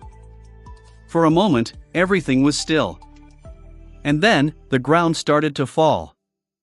A vast swath of earth many kilometers across slowly started to cave in, as if forming a giant crater. Now that it was completely untethered, none of the buildings survived, all of them toppled and fell apart, devoured by the gargantuan landslide. The remains of the city wall were utterly destroyed, too. However, the true devastation was yet to come. As the inconceivable mass of soil sank down, it seemed to have reached a point of strange equilibrium, and then suddenly exploded upward in a furious conflagration. It was as though a giant bubble swelled from under it, and then burst open, unleashing a titanic pillar of flame into the cold winter sky. For a moment, the night turned as bright as day. Then, the roaring thunder of the explosion washed over the world, making the skies themselves shake. A billowing cloud of dust and debris rose high into the air, obscuring the ocean of flames bursting from under the ground. A second terrifying blast resounded when the munition depots spread across the staging area below the wall detonated under the assault of heat, concussive force. This chapter upload first at Novel USB. Please support my site. And pressure. The horde of nightmare creatures was consumed by the obliterating havoc. The weakest of them were instantly killed, while the stronger ones were severely wounded and burned. Only the strongest ones managed to survive the initial conflagration unscathed. In less than a minute, a gigantic area was utterly devastated, turning into an incandescent pit of fire, molten rock, and liquefied metal. The furious sight of it all, up until the world had become obscured by dust, was both awe-inspiring and horrifying. The soldiers standing on the ramparts had long fallen down and covered their ears, but even then, they could feel the terrible destruction through the violent tremors of the earth. Sonny, however, had first-row seats to the cataclysmic detonation. After all, he was stuck in the middle of it. Die, die. Die, bastard. Trapped inside the sphere of shadows, he held the scavenger down while pummeling him with his fist. Each of his blows would have been powerful enough to utterly wreck an armored APC like the Rhino, but the black bone armor of the Shadow Fiend simply refused to break. The longer it endured, the more furious he became. Just die, damn it! The sphere of darkness around them suddenly shuddered, briefly rising, then plummeting down.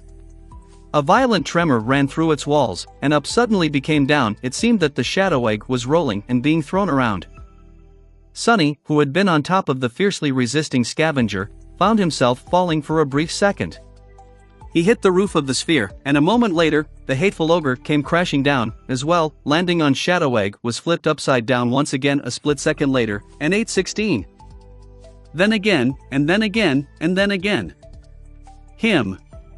A massive fist connected with the side of Sonny's head, making him see stars. Curse it. However, the abomination could not press his advantage, because the Shadow Egg was flipped upside down once again a split second later, and then again, and then again, and then again. The two of them were being tossed inside the sphere, ricocheting off its walls like rubber balls. Sonny almost instantly gave up on trying to comprehend where the up and down were, and simply concentrated on holding onto the scavenger. As soon as he let go, the creature would be able to slip away through Shadow Step. But as long as he did not let go, he could continue to try and kill the wretch. Die! Just as he was going to deliver another punch, a sharp pain pierced his shoulder. The dazed scavenger had finally given up on trying to free himself from the mad human, and also on trying to meet him blow for blow. Instead, he instinctively retreated to what he knew best: tearing things apart with his teeth. Arg, let go of me, you rotten piece of trash! Sonny had already had some poison coursing through his veins, but now, there was more. Before he could do anything, however, the world suddenly shook, and a vicious shockwave traveled through the sphere. It felt as though all his organs had changed places. But the next shudder was indescribably more violent. Sonny thought that he had blacked out for a moment, but maybe he didn't. He growled and used both of his hands to grab the scavenger, afraid to lose the grip. With no free hand to continue hitting the creature, he then proceeded to headbutt the bastard with all his strength. 8/17.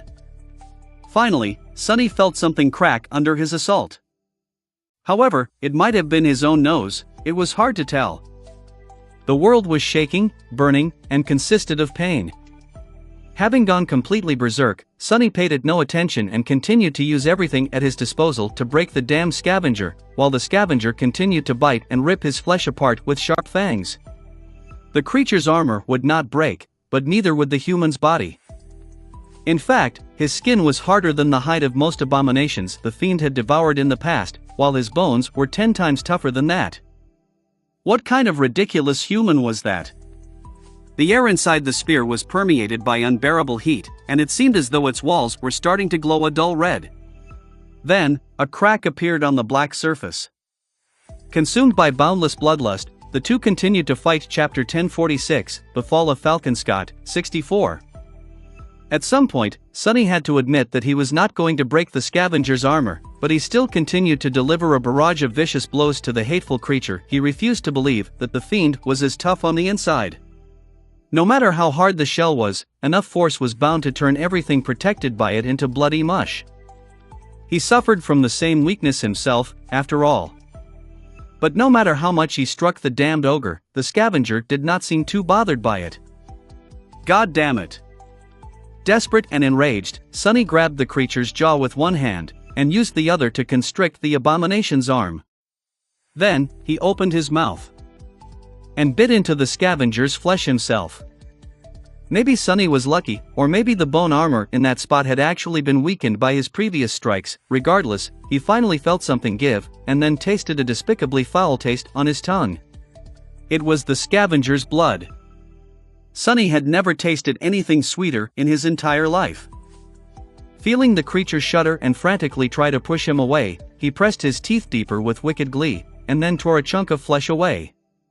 Sonny spat it out and grinned, then instantly regretted it when a massive fist flashed forward and hit him in the face with horrid strength. Ah! Sonny was thrown back.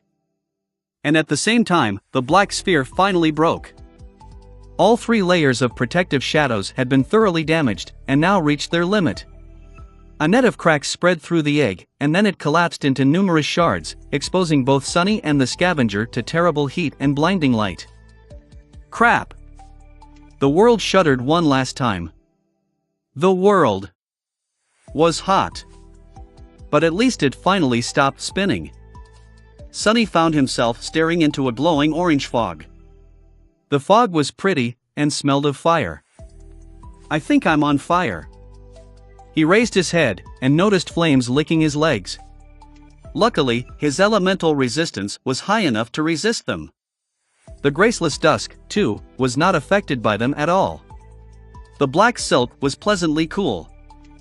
Right. The orange fog was just dust illuminated by a sea of flames. Sunny was laying on the ground, surrounded by rubble and debris. Some of it was incandescent, and there were puddles of melted metal here and there. It looked like a scene from a fiery hell. He was hurting all over, and breathing was strangely hard, but he was alive. With a groan, Sunny slowly sat up, and then stood up with a stagger. He did not feel well. He was dreadfully exhausted, heavily wounded, and poisoned on top of that.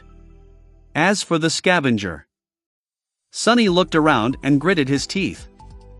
Don't tell me that the bastard escaped again. He allowed his shadow sense to spread outward, then smiled. Limping away, he circled a pile of burning debris and stopped near the edge of a deep impression in the ground. The impression was about 3 meters deep, and had almost vertical slopes. On its bottom, the scavenger was trapped under a giant piece of broken alloy. The creature seemed to be slightly dazed, but otherwise unscathed. In fact, the abomination was already trying to lift the alloy, which was groaning under the strain. He couldn't escape into the shadows, because everything around them was brightly illuminated by the flames and the glowing fog. There was no shadow large enough for the fiend to dive into. For the moment, the creature was defenseless. The problem was that Sunny had no strength left to fight. Even when he had been able to, all his efforts failed to break through the scavenger's impregnable armor. All he managed to do was make the creature bleed a little by biting it. And he had only a few drops of essence left. Soon, the damned wretch was going to free himself and flee, or maybe even attack Sunny, who was barely able to stand, and finish him off. Sunny was in a real stalemate. He rubbed his face, stared at the struggling scavenger for a few long moments, and then used the last drops of his essence to summon and get free. With the power of a corrupted devil, getting rid of a piece of 820 alloy, no matter how heavy, should not have been a problem, but the memory. The creature glanced at Sunny with hatred, then redoubled his efforts to get free. With the power of a corrupted devil, getting rid of a piece of alloy, no matter how heavy, should not have been a problem, but the scavenger was dazed and tired, too. On top of that, he was severely weakened by having his soul ripped by Sunny's claws. It was going to take him a dozen or so seconds to escape, at least. The fiend appeared to relax a little, though, when he noticed that the memory his enemy summoned was not a sword or a bow. Instead, it was a seemingly inconspicuous alloy chest. Sunny sighed, then smiled coldly. Here, bastard. Eat this. With that, he opened the lid of the covetous coffer and kicked it, throwing the chest on its side. A flood of small, black beetles poured into the deep pit from the bottomless black square of the coffer's maw. They landed on the scavenger, instantly biting into the bone armor. Where Sunny's weapons failed, the sharp mandibles of the dark vermin were similarly ineffective. However, there were countless thousands of them, and not all of the abomination's towering body was covered by armor. There were cracks, there were gaps. There were ways to get inside. The fiend frantically tried to escape, but it was already too late. His figure became covered by a crawling carpet of beetles, and then he was buried under their mass entirely. More and more vermin poured from the covetous coffer, until the pit was filled almost to the brim. No trace of the scavenger remained under the seething mass of tiny creatures. Sunny took a step back, and then drew in a deep breath. Then, he let out a strange, shaky laugh. I did it! 821. Sunny's laugh turned louder. What is it with me and shadow creatures? Every time I fight one, I'm driven to the very edge of madness, and then a little bit past that." As he was laughing, the spell suddenly whispered into his ear, "You have slain a corrupted devil." He was so startled that he even missed the later half. "What? Your shadow grows stronger."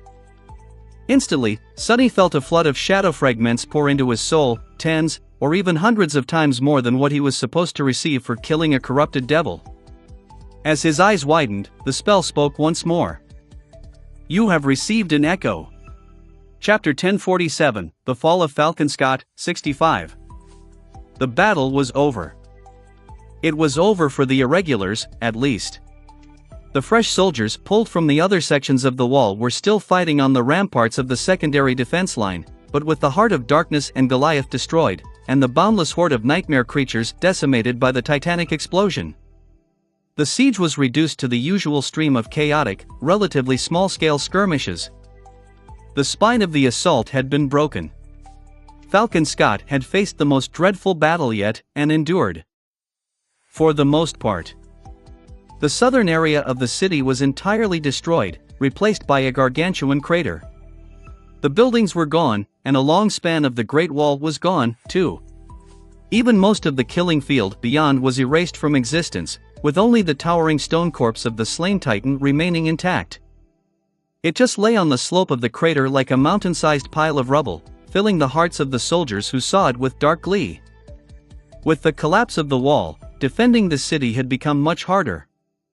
However, the crater formed a natural barrier of its own. Even though the secondary ramparts were not nearly as tall or formidable, they still gave the First Army a chance to resist the attacks of nightmare creatures. More than that, 4 out of the 5 direst threats to the siege capital were now eradicated. The Devouring Cloud, the Terror of LO-49, the Heart of Darkness, and Goliath, despite the terrible price the First Army had to pay, they were dead. Now, only the most powerful of the horrors remained. The corrupted Titan, Winter Beast. But it was being contained by Skytide of the White Feather Clan, so... For the first time since the start of the siege, the people of Falcon Scott felt hopeful. They were shaken and terrified, too, but with countless millions of refugees already evacuated, and so many powerful abominations slain, it was no longer impossible to imagine the end of this bloody affair. Falcon Scott only had to hold for a handful more days. The ghostly flames of the aurora burned above the ravaged city, and the moon had hidden itself in the cold darkness of the night sky. Sunny was sitting in the familiar conference room of the government complex. Rather, he was sprawled on the chair, staring at the ceiling with a detached expression. His skin had healed, turning into a surreal painting of black bruises, but the internal damage remained.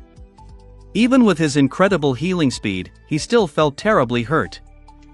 That was because the scavenger had done a number on him, especially near the end of their murderous clash. Nevertheless, the hateful fiend was dead, and Sunny was not.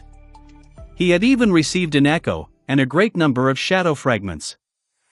Unexpectedly, the spell had chosen to count the black beetles, who were not living beings, as a weapon of his. Therefore, after the appalling creatures had devoured the scavenger, it rewarded Sunny for the kill. He was currently looking at the runes with dull eyes. What to do, what to do? 2 strings of shimmering symbols were at the center of his attention. Shadow fragments, 3857/4000. And echoes, Ravenous Fiend. The Scavenger. Ravenous Fiend had been a weird abomination. He had obviously assumed some qualities of a shadow creature, but not all of them. Otherwise, the bastards would have turned into a shadow instead of an echo. Or maybe the issue was that the scavenger's soul was corrupted, and thus unsuited to directly become a shadow. In any case, as a result, Sunny had received almost 800 shadow fragments for killing the abomination, as well as a transcendent echo. The Ravenous Fiend had been a top-tier nightmare creature, a peerless genius of vile abominations, so turning him into a shadow was an easy decision. Having 2 transcendent shadows would be a tremendous boost to Sunny's power, too. However, there were 2 problems. The first one was the echo itself. When Sunny summoned it in the Soul Sea, he had expected to see a towering ogre clad in unbreakable bone armor, but what appeared instead was a pitiful, tiny gremlin. The ravenous fiend was no fiend at all, it was an imp, at best. The imp was still a transcendent devil, but weak beyond belief. His true power lay in a rather insane ability to grow stronger and acquire new traits by devouring various creatures or things. He also possessed a few very surprising and potent attributes. If Sunny carefully chose a rich diet for the little bastard, in time, the imp could potentially grow stupidly powerful, even more powerful than he had been after devouring random trash across the Antarctic center. But that would only be in the future, and right now, transforming the Echo into a shadow would cost him no less than 300 shadow fragments. 300 fragments was not a terribly large amount, except he was on the verge of becoming a tyrant now. Dismissing the runes, Sunny sighed. Later. Now is not a good time. It was, indeed, not a good time, in more than one sense. Suddenly reminded of something, Sunny somberly looked around. There were only two people in the conference room, himself and Master Jet. Winter's seat was empty. That was because Winter was dead. She had died while holding back the horde of nightmare creature, when the section of the wall under her cohort collapsed. A great number of people had died that day. Thousands of mundane soldiers had perished, and of the 700 awakened, only about 200 survived. Winter and her irregulars had been wiped out, too. Even Soul Reaper's own cohort had been destroyed, leaving her the sole survivor. Sunny stared at the empty seat, feeling a dull pain in his heart. Winter, the two of them had not known each other for long, but there was a bond between them. He liked the brash master a lot. And now, she was gone, just like that, and he had not even gotten a chance to say goodbye. All of them were gone. Randall, Jesse, Davis, Dale, and now Winter, too. He could still vividly remember their first meeting, when the first irregular company was officially established. A few months later, there were just Sunny and Master Jet left. Of the 42 awakened irregulars, only 4 remained. Bell, Dorn, Samara, and Kim Luster was alive, too, but for him, the war was most likely over. Damn it all. Sunny studied the empty room, a strange, dark, burning emotion rising in his chest. What is the damn point? What is the point of it all? Soul Reaper and he were supposed to be having a strategy meeting right now, but there was nothing really for them to discuss. After some time spent in silence, Jet suddenly shook her head and stood up, accidentally sending her chair flying into the wall. She stared at it in confusion, then cursed. We're just wasting time here. Go rest, Sunny, you deserve a break. Gods, we all do. With that, Jet picked up the chair, placed it near the conference table, and walked out without saying a word. Sunny was left alone in the empty room. He remained motionless for a while, then sighed and stood up. Less than a week left, now. We'll all be able to rest, soon. Chapter 1048, The Fall of Falcon Scott, 66. Sunny left the underground complex, breathed in the cold winter air, and limped toward the nearby army hospital. The walk was not too long, so he reached it within 10 minutes. Bell, Dorn, and Samara were in front of the building, and so was Abomination. The Echo was laying on the ground, shielding them from the wind with its massive body. The Hound had not participated in the recent battle, because it would have been destroyed too quickly by the Black Beetles. It had been very helpful to the cohort in the past 2 weeks, though. It was strange, in the past, Abomination had mostly ignored Quinton's Echo, Blackie, who used to follow the larger beast around. But now that Blackie was gone, the monstrous Hound always looked a bit forlorn. Sparing the Echo a sad glance, Sunny approached his soldiers. Major. Gods, you look awful. Bell grinned, hiding hints of anguish that had taken root in his eyes. Sunny forced out a smile, as well. You should have seen the other guy, but you can't. I killed the other guy. That produced a few chuckles. Sunny scoffed, too. Anyway. Take me to Luster, he's awake, right? They nodded. Dorn and Samara remained outside, while Bell guided him into the hospital. He woke up an hour or so ago. I think he's in good spirits, considering. That might be because of painkillers, though. They walked through the white corridors, which were all crowded with hospital beds. An uncountable number of maimed and injured soldiers lay on them, some awake, some mercifully unconscious. The air was filled with the sickening smell of blood, burned flesh, misery, and despair. Doctors, nurses, and a few awakened healers were hurriedly tending to the wounded, the bags under their eyes blacker than the bruises covering Sonny's body. The sight of it was indescribably grim. Sonny kept his face cool, projecting the image of an intrepid ascended. On the inside, however, at least they'll survive. Modern medicine was very potent, and that was without even considering the awakened wielding healing aspects. If a soldier was delivered from the battlefield alive, there was very little chance of them dying. The only problem was the cost, but the First Army spared no expense, at least in that regard. As an awakened of somewhat exalted status, Luster was placed in a small room of his own. As they approached it, Sonny heard the young man's voice. "Kim. Kimmy, stop it. I lost my legs, you know, not my hands. I am perfectly capable of feeding myself." When they entered, they saw a peculiar scene. Luster was laid on a bed, his stumps wrapped in regenerative bandage, while Kim was trying to push a spoonful of synth paste porridge into his mouth. The young woman's usually timid face was determined and extremely focused. Kim froze, then turned and gave Sonny an unexpectedly fierce look. 801. "Sir. That fool refuses to eat." Noticing Sonny, Luster grinned. "Cap. Major. Thank the gods. Please, save me." Kim froze, then turned and gave Sonny an unexpectedly fierce look. "Sir. That fool refuses to eat." Sonny stared at them for a couple of moments, and smiled. "Do you want me to feed you, Luster? Because, you know, I can." The young man paled a little, then hurriedly grabbed the spoon and swallowed the porridge in one go. "No, no. No need to exert yourself, sir." Sonny walked closer, summoned his chair, and sat down near the bed. Then, he tried to say something, only to find out that no words came to his mind. Eventually, he awkwardly asked, "How are you doing?" Luster stared at him for a bit, then suddenly grinned and wiggled his stumps. "Don't worry about me, sir. I'm doing fine, really. I did tell you how my whole right arm was bitten off once, right? This is only a tiny bit worse. Hell, if I lose my left arm as well, one day, I'll be able to brag about losing all my limbs to protect humanity. Girls can't resist a hero, you know." Sonny blinked. "I guess he really is alright." He sighed. "Well, don't worry too much. There are not a lot of great healers here in Falcon Scott, and all of them are terribly busy. Once you get to Eastern Antarctica, and from there back to NQSC though, the government will pull out all the stops. You'll be as good as new in no time."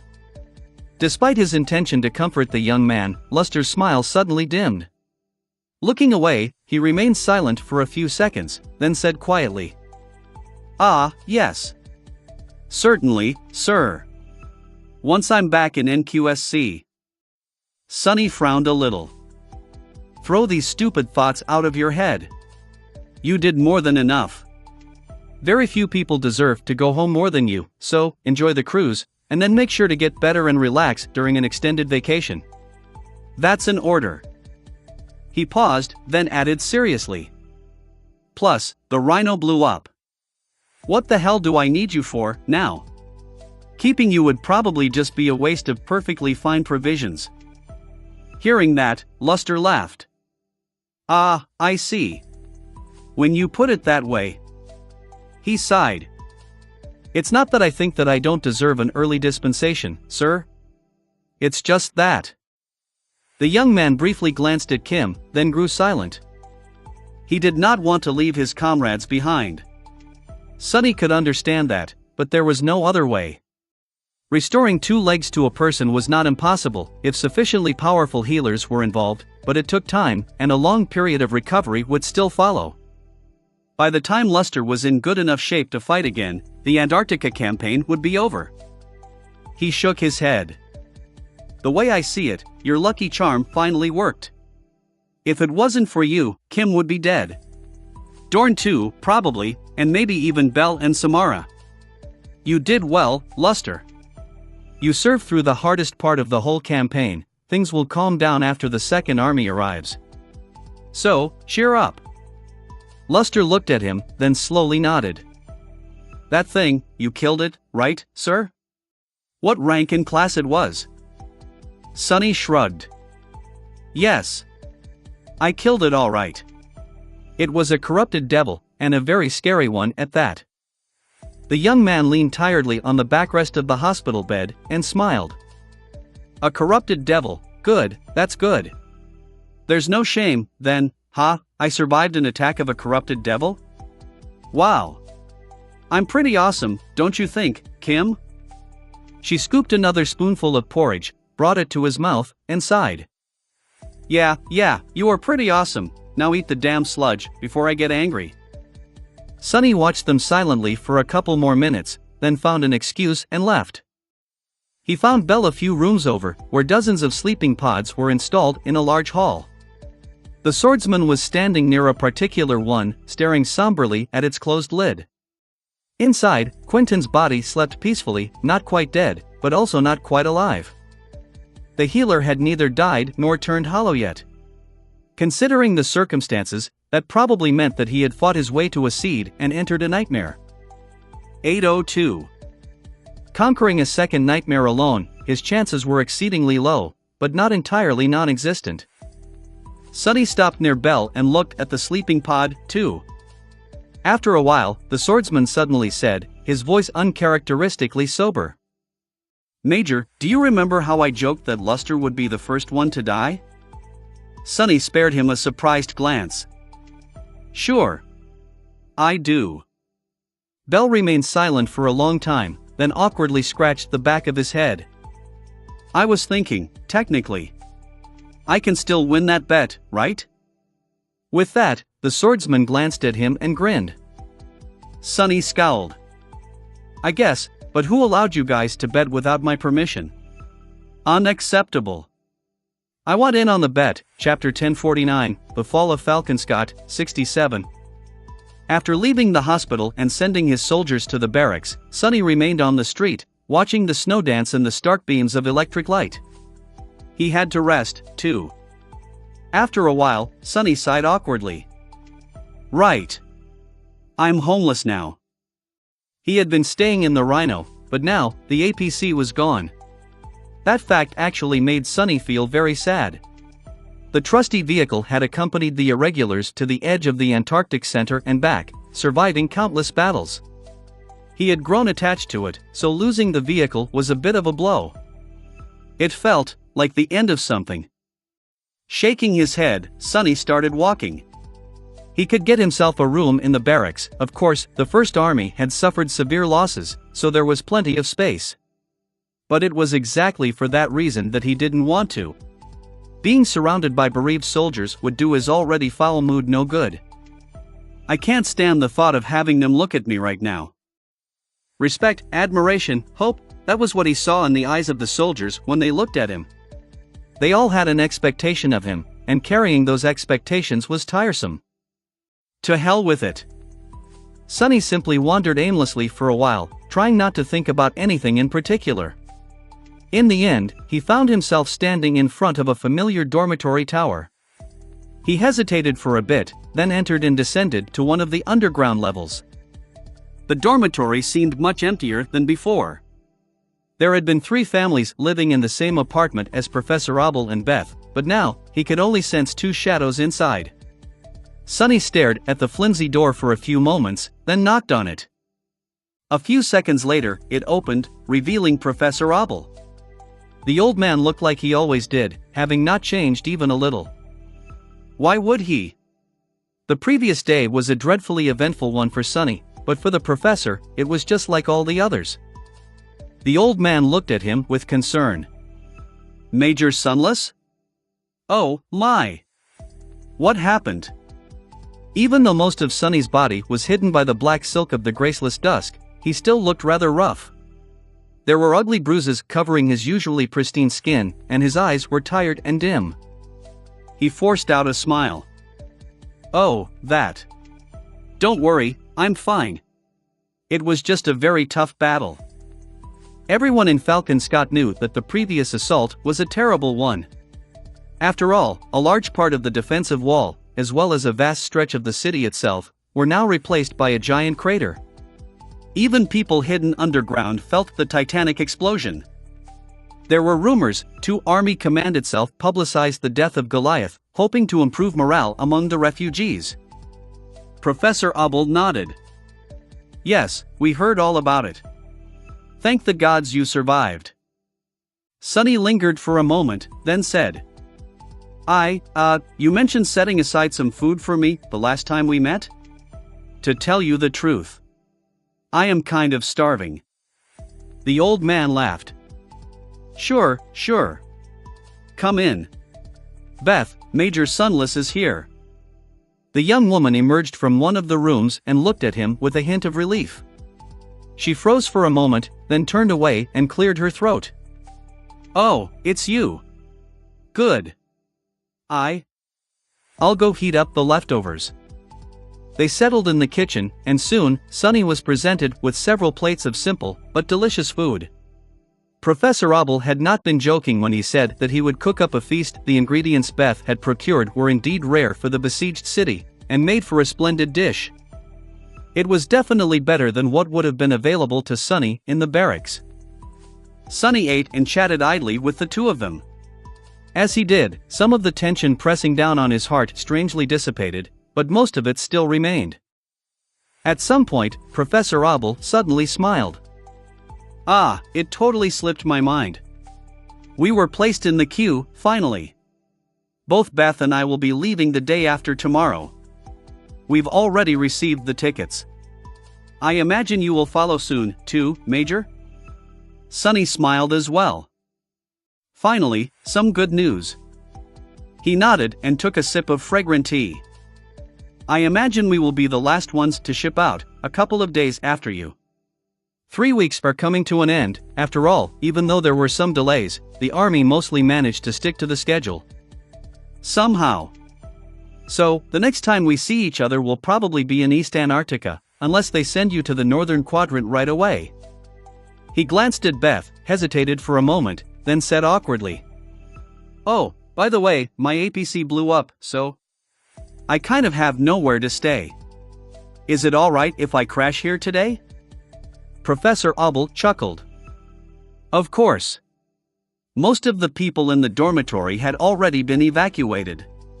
There are 3 empty bedrooms in our apartment alone. You can take anyone you want. Beth hid a smile and nodded. Sure, you can stay, if you want. Sunny smiled back and took another sip of tea. After that, he remained silent for a while, distracted. Noticing his strange mood, the old man asked, "Is something weighing on your mind, young man?" Sunny flinched a little, then shrugged. "No, nothing in particular. Just the usual stuff. I just feel listless, I guess." He lingered for a few moments, then suddenly asked, "Have I ever told you why I came to Antarctica, Professor?" The old man and Beth glanced at each other, then shook their heads. A wistful expression appeared on Sunny's face. "It's stupid, really. Someone told me that I was lacking. So, I thought that maybe I would be able to find whatever it is that I lack here, in the southern quadrant." He grew quiet, prompting the old man to ask with a hint of curiosity. "So, did you end up finding what you were looking for?" Sunny hesitated, then laughed. "I am honestly not sure. It is hard to find something that you don't know how to recognize. Maybe I found something, maybe I didn't.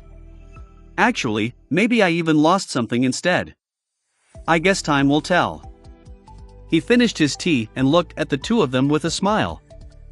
"I did find some other precious things, though. I mean, this dish? It's a real treasure. You ought to teach me the recipe. I always dreamed of owning a shop, but after meeting you, Professor, I am starting to think that opening a restaurant might be a better idea. Chapter 1050, The Fall of Falcon Scott, 68. After an eventful night, Sonny left the dormitory in a much improved mood. The air outside was frigid with bone-chilling cold, but it actually felt pleasant against his bruises. Sonny headed in the direction of the barracks, whistling a simple tune under his nose. As he walked, one of his shadows flew toward the distant ramparts to check if everything was all right there. Apart from the fact that soldiers were miserable because of the heinous cold, even more so than usual, the situation seemed to be under control. Disparate groups of nightmare creatures were throwing themselves against the ramparts, some larger than the others, but it was nothing that the army could not handle. Everything seems fine, for now. Sonny was still hurting all over, but at least he was capable of walking without a limp now. The barracks were a considerable distance away, but there was no rush. He enjoyed this rare moment of peace a great deal, studying the city as he traversed it. Falcon Scott was much emptier now. Miraculously, the First Army had actually managed to evacuate most of the 200 million refugees. Now, less than 2/10 of that number remained, not nearly enough to make the city feel crowded. Even though countless people fought and sacrificed to make it happen, Sonny couldn't help but feel that this emptiness was the direct result of his actions. It was nice to see his labor bear fruit. Among the ancient heroes Nephi sometimes liked to talk about, there was one named Heracles, who had apparently accomplished 12 labors. Sonny wondered what that guy would think about defending this damn city. Well, from the descriptions, Heracles seemed like no more than an awakened with a moderately powerful physical aspect, maybe a rather average ascended. He would probably think that Falcon Scott was a hellish nightmare, and die in the first few days of the siege. Ha! As Sonny walked, a swift shadow fell from the sky, and a black crow suddenly landed on his shoulder. The crow stared at him for a moment, and then cawed. "Sane! Sane!" Sonny spared him a somber glance. "What?" The echo waved its wings. "Come! Come!" Then, it jumped off his shoulder and disappeared in the direction of the government complex. Sonny frowned, then quietly cursed and dove into the shadows. It seemed that his good mood was not meant to last. He glided forward with incredible speed, reaching the complex in no time at all. Emerging from the darkness near the guarded gates, he waited a few seconds for the security officers to confirm his identity, a useless formality, considering that pretty much everyone knew what he looked like by now, and entered the building. Quickly finding his way underground, Sonny hurried to the conference room where the irregulars usually gathered. As he was approaching, however, there was suddenly a loud bang, and the walls shook a little, dust falling from the ceiling. "What the?" Uneasy, he entered the room and saw Master Jet standing with her back to him. The wall in front of her was deformed, a net of cracks running through the armored alloy from the point where her fist had collided with it. Soul Reaper remained motionless for a moment, then turned to him. Her usually calm face was contorted by an expression of dark, boiling anger. As soon as Sonny saw it, his heart skipped a beat. He had never seen Master Jet lose control of herself in that way. Taking a deep breath, she closed her eyes for a moment, then said, "Sonny. You are here, good." He glanced at the destroyed wall, then at her. Feeling a chill run down his spine, Sonny steeled himself and asked, "What happened?" Jet let out a long sigh. When she spoke, her voice was cold and glum. "It's Tyrus. She finally lost a fight." The two of them headed to the headquarters of the White Feather clan without wasting any time. While the elevator was taking them to the ground level of the government complex, Sonny tried to keep his voice even as he asked, "What do you mean, lost a fight? Is she alive?" Jet gritted her teeth. "I don't know.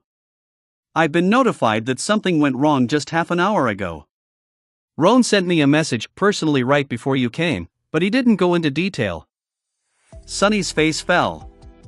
If Jet's only source of information was Master Roan, that meant that Army Command had chosen to keep it a secret for now. And if Army Command was keeping secrets from someone like Soul Reaper, things couldn't be good. As they emerged from the underground complex and hurried to the White Feather compound, Sonny shivered again and noticed that it had gotten even colder outside. Before, he had not paid the cold any attention, but now, the fall in temperature seemed foreboding. Curse it, curse it, curse it all. The guards of the compound seemed to have received instructions, and almost immediately after Sunny and Jet arrived, a familiar young woman appeared to guide them inside. He briefly felt glad to see that she had survived the battle with Devouring Cloud, but then his thoughts turned grim and tumultuous once again. Sunny was shaken. He couldn't help but think about Saint Tyrus, silently wishing for her to be alive. At the same time, he had to think about what her fall would mean for the evacuation. This chap upload first at Novel USB, please support my site. With no one to stop the winter beast, what would happen to the city?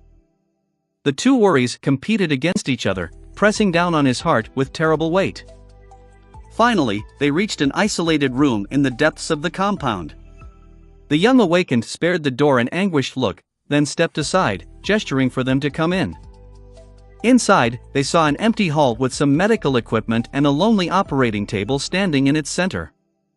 The table, and the floor around it, were marred with blood. On it, Saint Tyrus was laying, her eyes closed. Sunny let out a relieved sign when he saw that her chest was slowly rising and falling. Skytide was still breathing, she was still alive. However, she looked like a corpse. Her whole body was covered in blood and blemished by severe frostbite. Tyrus was unconscious, breathing shallowly. Her face was terribly pale, and her lips looked blue. And that was, without a doubt, only after the healers of the White Feather clan had tended to her. Sunny could not imagine how the fearsome saint had looked before. Roan was standing above her, not looking much better. He had been severely injured while luring the Devouring Cloud toward the city. Even now, the charismatic master was yet to recover from his wounds. One of his arms hung limply in a sling, and his usually lively face was dark and lifeless. When Sunny and Jet entered, Roan slowly looked away from his wife and gave them a dull glance. Soul Reaper gritted her teeth. Roan. What the hell happened? He stared at them for a few moments, then turned back to Saint Tyrus. Isn't it obvious? She lost. Actually, it's a miracle that she was able to hold back that monster for so long. It's also a miracle that she survived. He remained silent for a while, then added evenly. You are asking the wrong question, though. Master Jet's icy blue eyes widened slightly. She hesitated, then asked coldly. What the hell is going to happen, then? Roan lowered his head. Then, he straightened his back and looked at them once more. I think you know. His eyes were bleak and tired. The winter beast is coming, and there's no one to stop it. It's over. Maybe tomorrow, or the day after that, anyone who still remains in this city will die. I'm sorry, Soul Reaper, there's nothing else we clan can do. If you enjoyed this video, don't forget to click the notification bell, like, and subscribe buttons. For me, please click the new channel's follow button. To ensure you don't miss the footage, there is a link to subscribe to the new channel under the title. If you think this narrative is entertaining, please leave a comment saying so under the video and assist the Light Novel podcast channel reach 1,000 likes when it posts the next segment. A little amount this channel has a relatively small number of likes and subscribers. Until the next clip, bye.